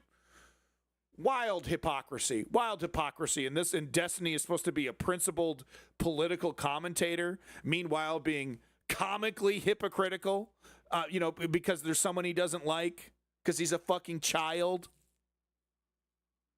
Right? So, I don't agree with the ADL and this whole mission to ban Hassan, even though Hassan's a useful idiot who's totally wrong about the Houthis and he's wrong about a million other things. But I actually do believe in free speech, unlike Destiny and Asmongold. Boy, Destiny going down with the neoliberal ship, man. Going down, man. I wasn't wrong. Neoliberalism is still relevant. We're still the adults in the room. We're still the only ones that know how to win elections. Whatever, dude. Joe fucking Destiny over here riding with Biden right off a fucking cliff. And he has the temerity to call us all morons and shit. Oh, we don't know what we're fucking talking about. We're all a bunch of tankies. Oh, we're all a bunch of commies. Meanwhile, he's doing political commentary with Amaranth, who couldn't be more fucking bored if she was like in a doctor's office with magazines from the 80s with no internet connection. My God. Amaranth spent more time on her phone than she did discussing politics during the election stream that Destiny did. All right, I've waited long enough. Amsterdam. Let's talk about it. This is going to be the final topic for today. But I've avoided talking about Amsterdam because it's I wanted to get all the information out first. I was like, okay, wait a minute here. What's happening? So I wish I was a commie. Fuck communism. But here's the thing about communism that makes it different from, say, like fascism, which, there's no comparison there. They're not two sides of the same coin. Communism is, very closely related to socialism, and socialism is incredibly relevant to the modern era of politics. So you can't really have socialism while you're ignoring communism. You have to understand those concepts so that you can get the best kind of socialism that isn't Mao Stalin style bullshit, right? That's a nice democratic compromise with capitalism. Amsterdam, quick double tap. What the hell am I talking about? Okay, so in Amsterdam, there was a big sports thing, some kind of fucking sports thing. I don't know, football, soccer, something. I don't know. Can't say soccer. Okay, football, something. I don't know. Some kind of sports thing. I don't know. The fucking game of blitzball. It was an amazing game of blitzball. You wouldn't believe it. Titus was there. It was amazing. So sports thing happens. Bunch of drunk rioters, starting to football match. Okay, so there's, I don't know, sports thing. Come on. Yeah, communism. Yeah, I'm not going to get derailed. I'm not going to get derailed to talk about communism. I'm not going to do that.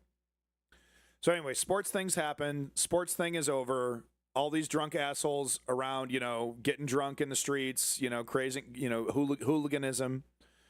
Well, some pro-Israel hooligans, and it's confirmed, it started this way. This is how it started. Some pro-Israel, anti-Palestine hooligans started ripping down Palestinian flags and other stuff like that. Really racist, disgusting chants. We're really stoked about Israel killing Palestinians. Kind of stuff like that, right? So that's how it starts. Pro-Palestinian fans. So I think Israel was actually one of the contenders in the football match, if I remember correctly. We're gonna watch this segment, so we'll get all the news here.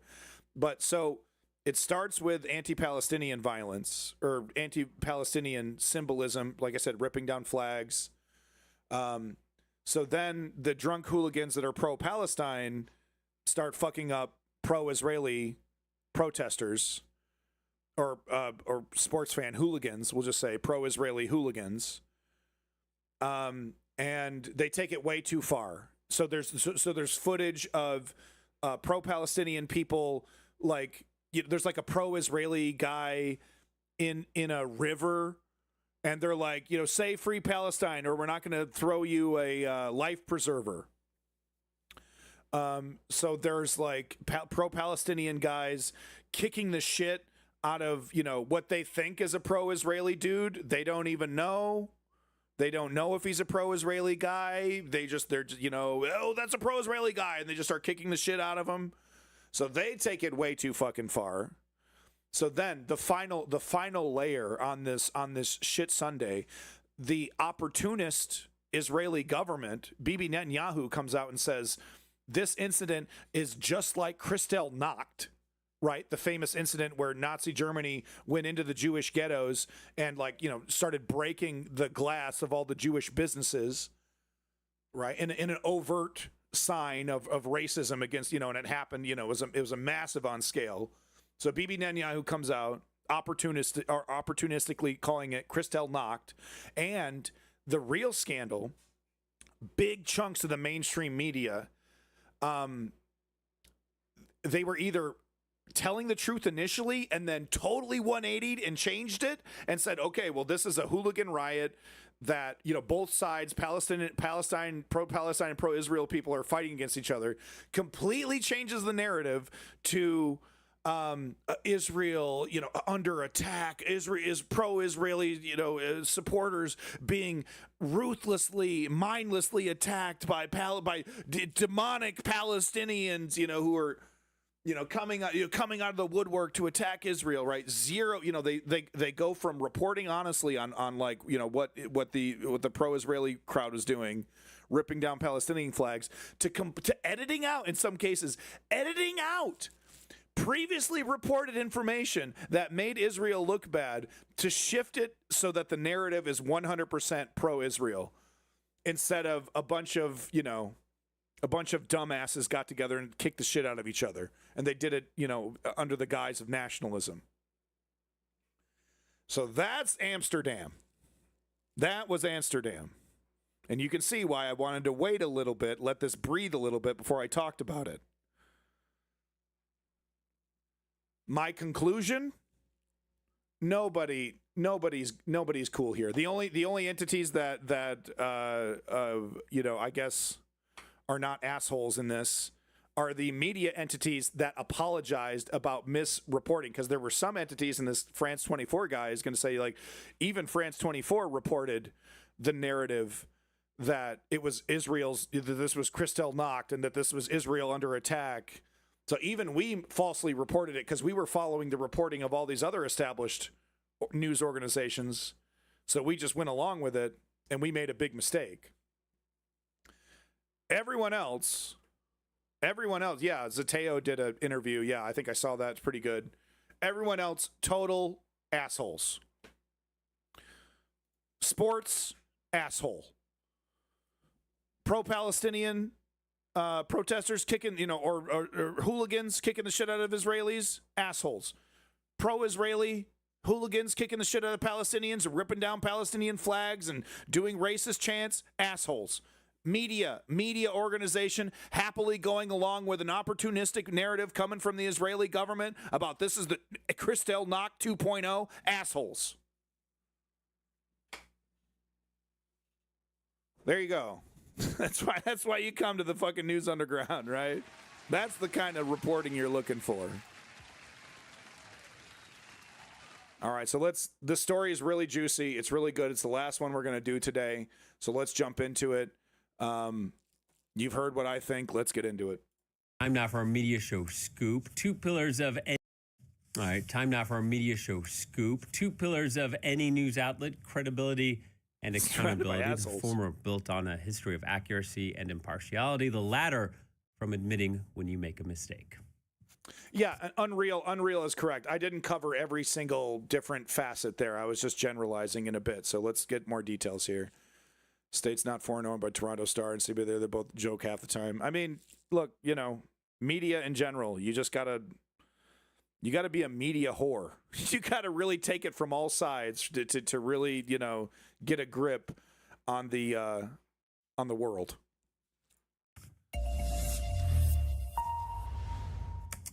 On the night of November 7th to 8th, there were clashes in Amsterdam before and after a football match between Ajax and Maccabi Tel Aviv. There were anti-Semitic attacks and attacks by Israelis on locals. Tension over the war in the Middle East boiling over. Here is the CEO of Maccabi Tel Aviv. This was not connected to football, and that's why you're all here to report, because lots of people went to watch a football game to support Maccabi Tel Aviv, to support Israel, to support the Star of David, and it's not nationalist. People were just here to support the Star of David and support the great Israeli nation. I can't believe people would try to make this political. God, well, I'm so tired of it. I really am tired because, anybody who speaks for Israel, they speak in such a way of Israel can do no wrong. There is no such thing as, Israel messing up or screwing up or being wrong in any context. And if you dare think that, you're an anti-Semite. It's so frustrating. Look at what this guy's saying. We're just here for football. This isn't even about nationalism. We're just here to support the Star of David and reinforce the great Israeli nation. Tel Aviv, to support Israel, to support the Star of David.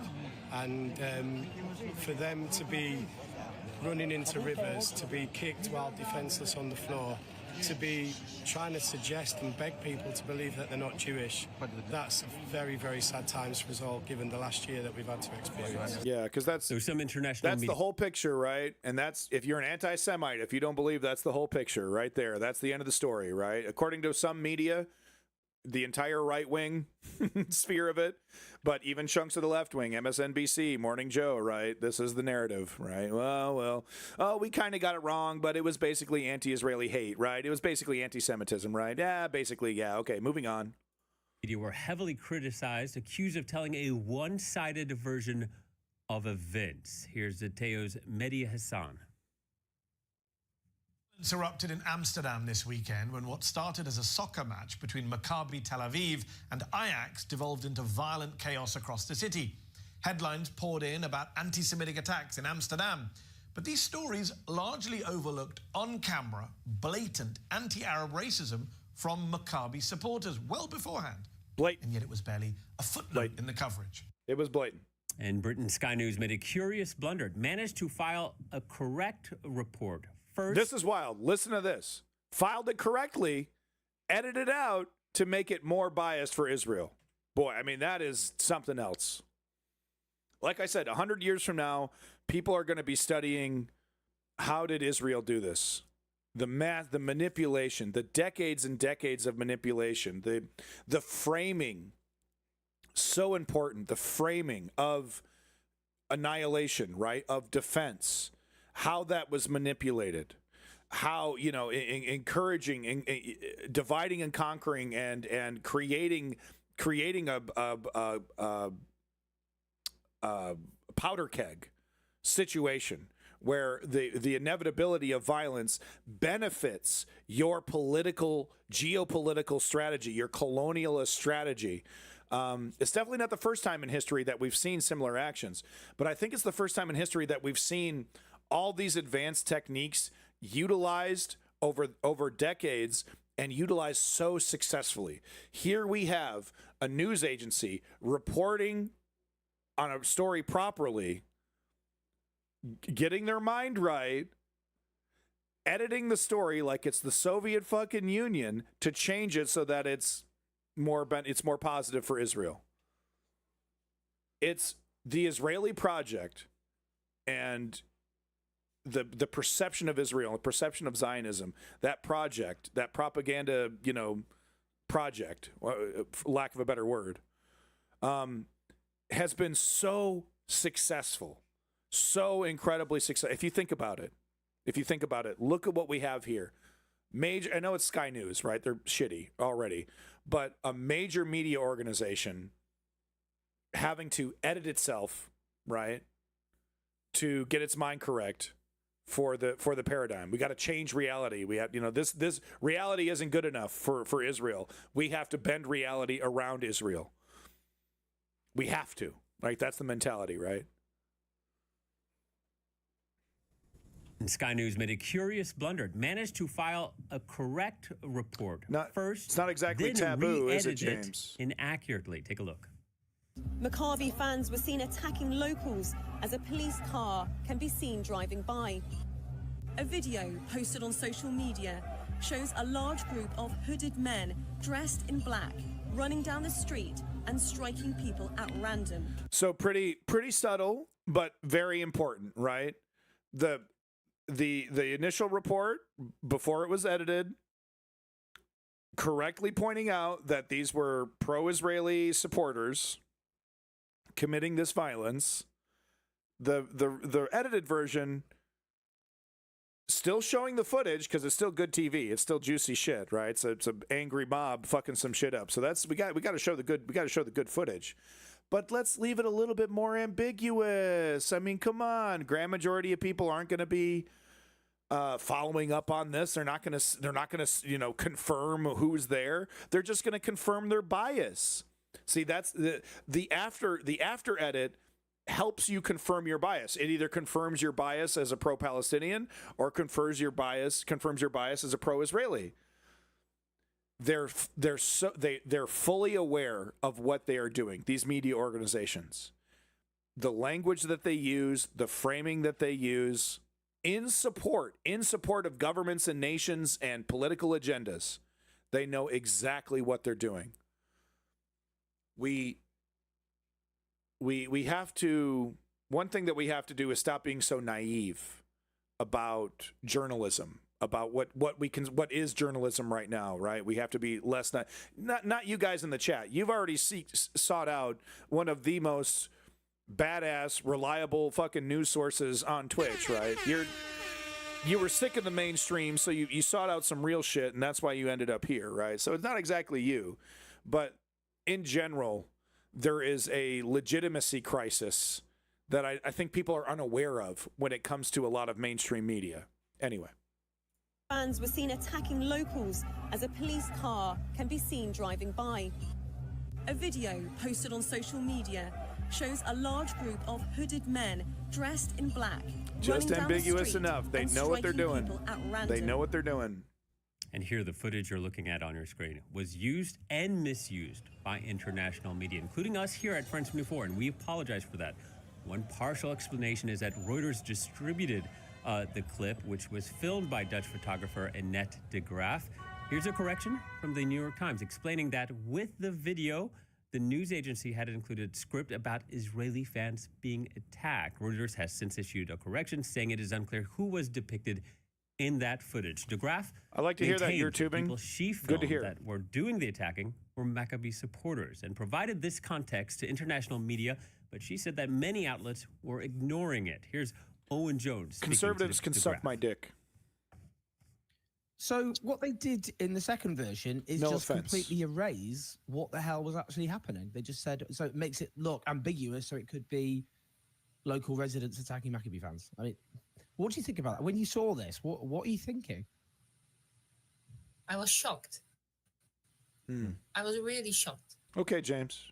De Graaf says it's shameful that Sky News still has not issued an apology. Our guest is Mark Owen Jones, a professor in Give me a link. Give me a link to this kid. This kid's reporting. I want to see this kid.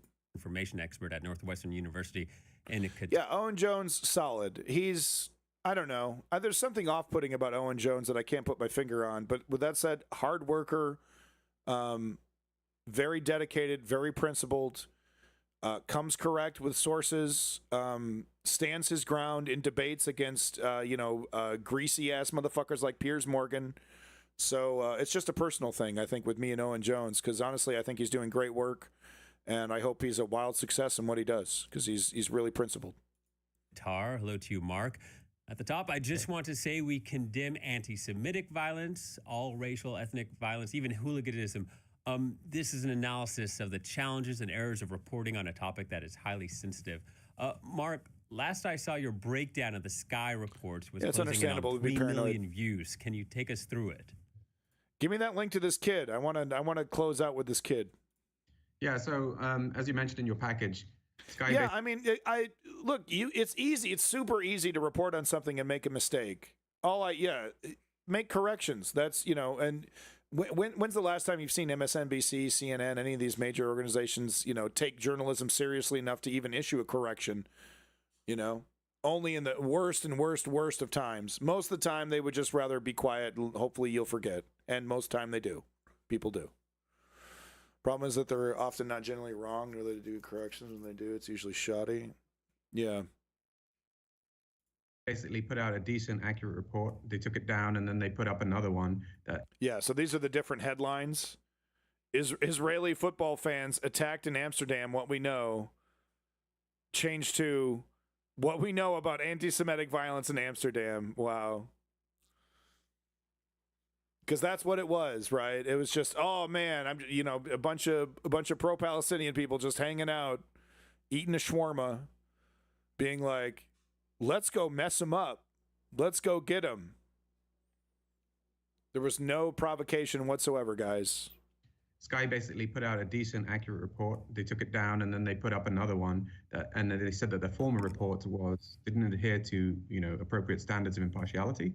However, the one that they put up afterwards was edited to such an extent that it, instead of trying to explain both sides of the violence, it exclusively focused on anti-Semitism. So even the caption, instead of just talking about violence, talked about anti-Semitic violence. Yeah. They inserted an interview with the Dutch Prime Minister condemning anti-Semitism. They edited the voiceover, as you just showed in your show, to say that the video filmed by Annette de Graaf was not of Maccabi Tel Aviv fans, but of hooded men. They also inserted a vox pops, an injury or victim statement from a Maccabi Tel Aviv fan, but not a Dutch resident or indeed an Arab or a Muslim.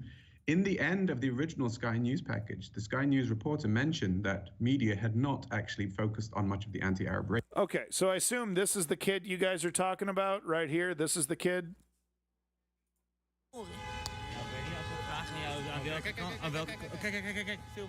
Oh, ze jatten allemaal pallets uit elkaar.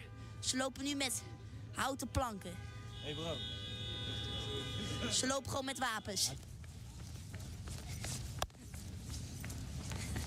Er rijden trouwens 3 trams gewoon bijna tegen elkaar aan. Misschien is het een soort muur. We komen van 2 kanten. It's in Dutch? Okay. We komen van 2 kanten.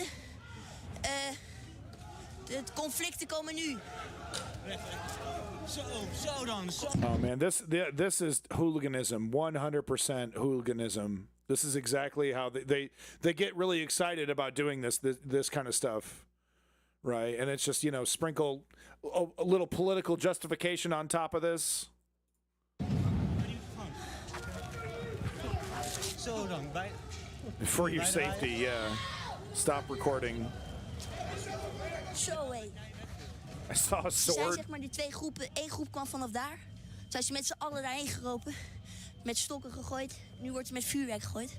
Dat was wel even schrikken. Je merkt wel, ze zijn nog niet klaar. Ja, Zeoduke, 100%. Dit gaat nog wel even door. Oeh. Zo, ik moest ook net stoppen met filmen. Ze zeiden, voor je eigen veiligheid zet nu je mic uit. Maar ze zijn niet blij. Stop this journalism. Stop. Like, where's your priority? You got people drowning in the river. You got people getting their shit kicked in. You're harassing this fucking Zoomer. Oh, better stop. He's gonna go viral. Stop him. He's gonna go viral. Oh no. Doesn't even have his fucking shoes tied. Oh, put a stop to this immediately.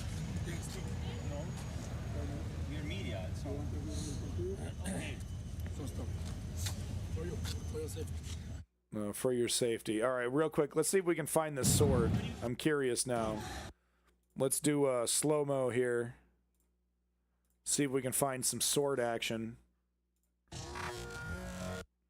See what we got here.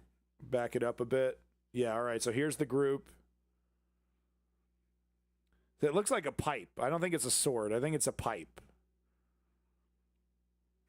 Yeah, I think that was a pipe. But okay. It's okay. It's definitely shiny. It's not a sword. It's just the light reflecting off like a plank or a pipe or a stick. Not a sword. Yeah. Yeah, not a sword. One more time. You can see, right, he's wielding something right here. Kind of looks, this definitely pipe-like, stick-like, not sword-like. Yeah. That's okay, I mean, you know. It's the Kurgan. Right. Pretty scary, though. Like, you don't, you know, the hooligan violence is well documented. There's a lot of really great documentaries about hooligan violence.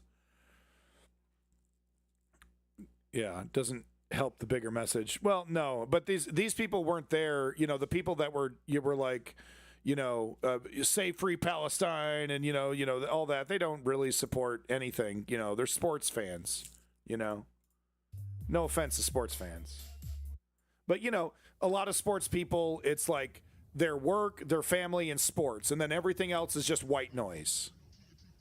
You know. Not exactly, you know, they're not exactly, you know, they weren't inspired to resist Israel, you know, after seeing their, you know, 10,000th dead baby on social media, you know. No. Opportunism, you know. Oh, violence, but also with, like I said, a little sprinkling of justification, right? A little sprinkling of politics to make it, you know, make it feel right. It makes it feel right. We're not just soccer hooligans. We're fighting for justice. We're fighting for the Palestinians, right? Nonsense. Total nonsense. All right, folks, there you go. 6.5 hours. Bada boom, bada bang. That's some news, bitch. That's some motherfucking news.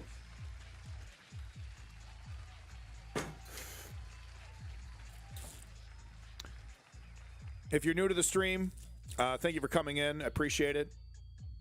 This is how the News Underground handles it. I'm Abandoned Nihilism. Hardest motherfucker on Twitch. Guarantee it.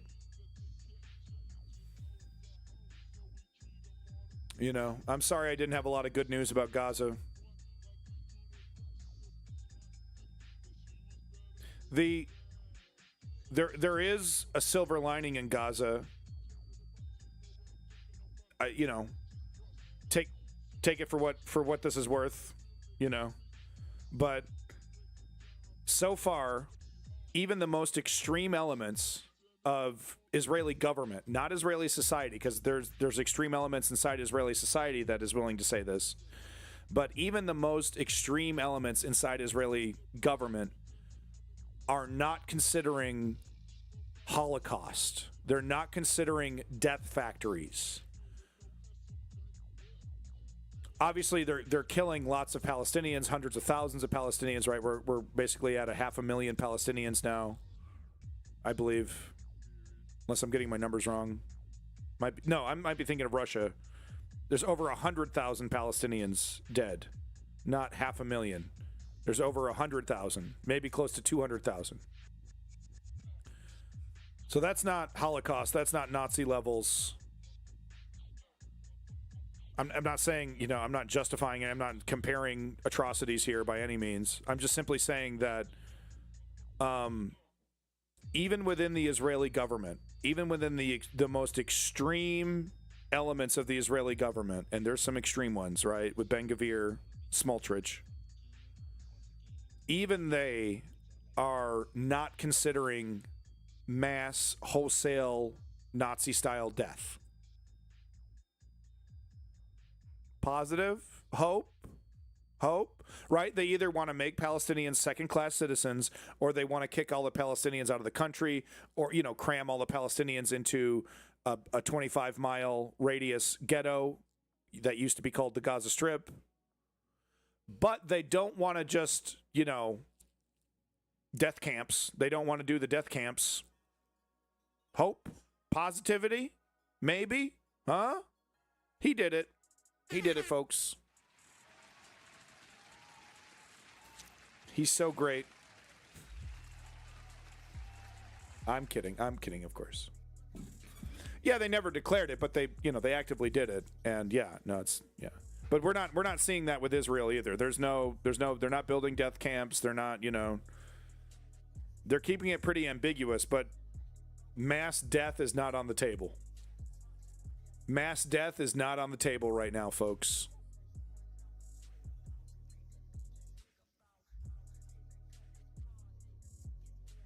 Yet. Cool it with the anti-Semitic remarks. But no, thank you for being here, folks. Once again, I am Abandoned Nihilism, a.k.a. The Harbinger. Big props to Chem Goblin, Gray 17 Prime, Ponder Monkey, BD Unreal, Your Tubing, Zeo Duke, Land Oh My Lazy Lizards Lounge. Yeah, I said it. James Clown, good to see you back. All you folks, Off-World Colonists, all you OGs, good to see all you folks back. Zeo Duke once again, Chem Goblin once again, Ponder Monkey once again, Promethean Rebellion, thank you for coming back. It's good to see you. Big props, big props. Big props to my boy Davey. Big props to my boy Woke Patriot. Big props to the #1 streamer on the platform, Lenny. Big props to Lenny. Thank you, Lenny. Oxpecker. I love that name. That's funny. Quick double tap. Big props to you. Thank you for coming back. You rock. Quick double tap. Gaius, Flavius, Josephus. Thank you for coming back. Big props to you. A lot of folks stuck around for quite some time. Wow, Lenny stuck around for the whole stream. Man, thank you, Lenny. Blessed Up Kid, big props to you. New photo from Blessed Up Kid. Interesting. Are those actually your photos of you as a child? That's pretty cool. That's kind of a cool thing. Different photos of you as a child. It's kind of cool. Absolute Zero, welcome back and thank you for coming in. Appreciate it. All you lurkers out there, by the way, thank you, all you lurkers. The view is the most important thing you give me. So thank you for that view. Ice King of Space, big props. Thank you for coming back. What other Twitter do you recommend? Like account or service? Because it's Mastodon or Blue Sky. Those are your options. Stay woke. Spells, Twitch. I recommend my 3-step program to create political change. Here it is. Step 1, inform yourself. You're doing it right now. Congratulations. You've completed step 1. Pat yourself on the back.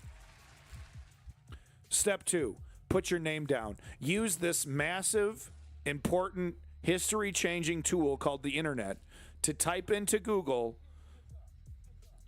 activist movement, progressive activist movement. Watch, I'll show you. It's just this simple. This is step 2. Watch this. Progressive activist movement. This is step 2 right here, folks.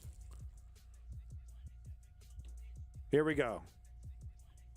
Wait, this is just the definition. Okay, hold on. This is the activist sign up. Here we go. You got to know how to use the internet. Here we go. Progressive International. Indivisible. NAACP. MoveOn.org kind of sucks, but hey, if you're going to do something. Progressive Party Action Network. I don't know, Broadbent Institute. You got to do your homework, okay? Progressive Caucus Center. The Progressive. Okay, or you could just do, you don't even need to do progressive. Just do, I want, activist. How to be, let's see here. What are you? Here. Democratic Socialist.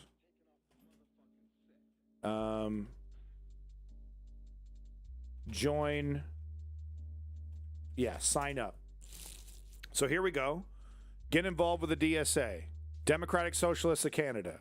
Democratic Socialist of America.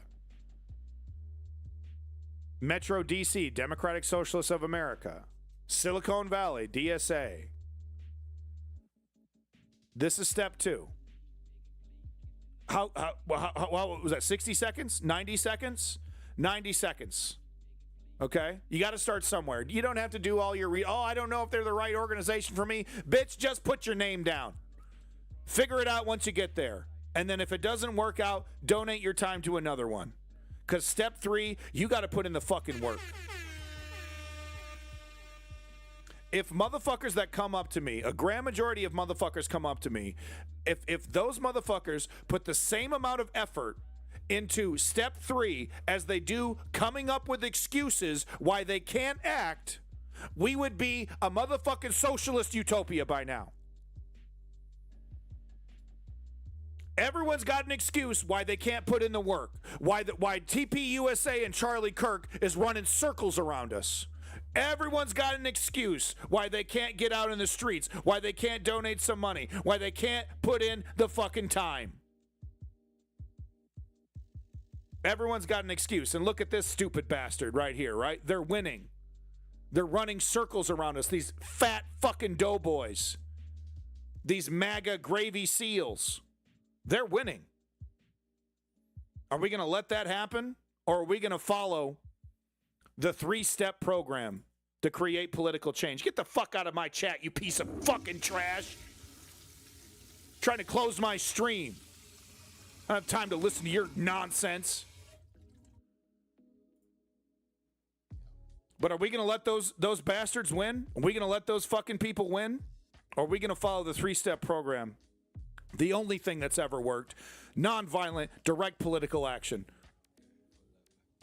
It's sit on your ass and let those fuckers win that I just fucking flushed. MAGA, well, we won. I'm so tired of winning. While they put people in charge that are going to fuck his life up. You think he's going to come back in the chat with a different account? Oh, I came in here talking about MAGA, but I was actually totally wrong. And, mea culpa. And, I was really wrong. I was really wrong. My entire worldview was wrong. Is that what's going to happen? No. He's going to be wrong, and he's going to wallow in it, and he's going to expect the rest of you to wallow in it with him. Because he'll never accept that he's wrong. He'll never accept that he supported a fucking dictator and destroyed his country. Never. The only choice is to organize ourselves, is to get out of this morass and destroy politically the neoliberal establishment so that we can actually get some real liberals, real progressives, real lefties in charge of this political party before they... I used to say before they've handed over power completely to the fascists, but we are there. They have done that. You don't understand. It was a luxury to fight against the status quo neoliberal establishment. Now we're up against overt right-wing fascism, who are giddy at the prospect of using the military and police against its citizens. And gee, why would they need to do that? The moment is now. The time is now. And if you're not going to do it now, you were never going to do it. If you're not going to be an activist now, if you're not going to fight against this now, you were never going to do it. So don't try to fucking tell me, oh, maybe if I had more time, or maybe if this, or maybe if that. Now is the time. They have won. There has never been a human being more powerful on planet Earth than Donald Trump. American-style fascism is here today, and if we don't fight it, it wins. Peace in that motherfucking Middle East. Glory to the Ukrainian democracy. This has been the News Underground. I'm Abandoned Nihilism. Give your mother a big fat fucking hug. And get ready for this fight. Everybody like, what happened? What happened? What happened? You that nigga, what happened? Fuck up the back, what happened? You ain't no shit, stop capping. Keep your head up, stop lacking. Nigga be out here running off thinking shit sweet, but that shit, it was happening. Let a couple shots off, everybody like, what happened? What happened? What happened? You think that nigga for long? I made you, you just a clone. Got rid of my ops, be gone. You know what the fuck going on. I've been in that road, I've been in that Bentley, I've been out here setting the tone. I've been at the rolling, I've been at the AP, I've been busting down two-tone.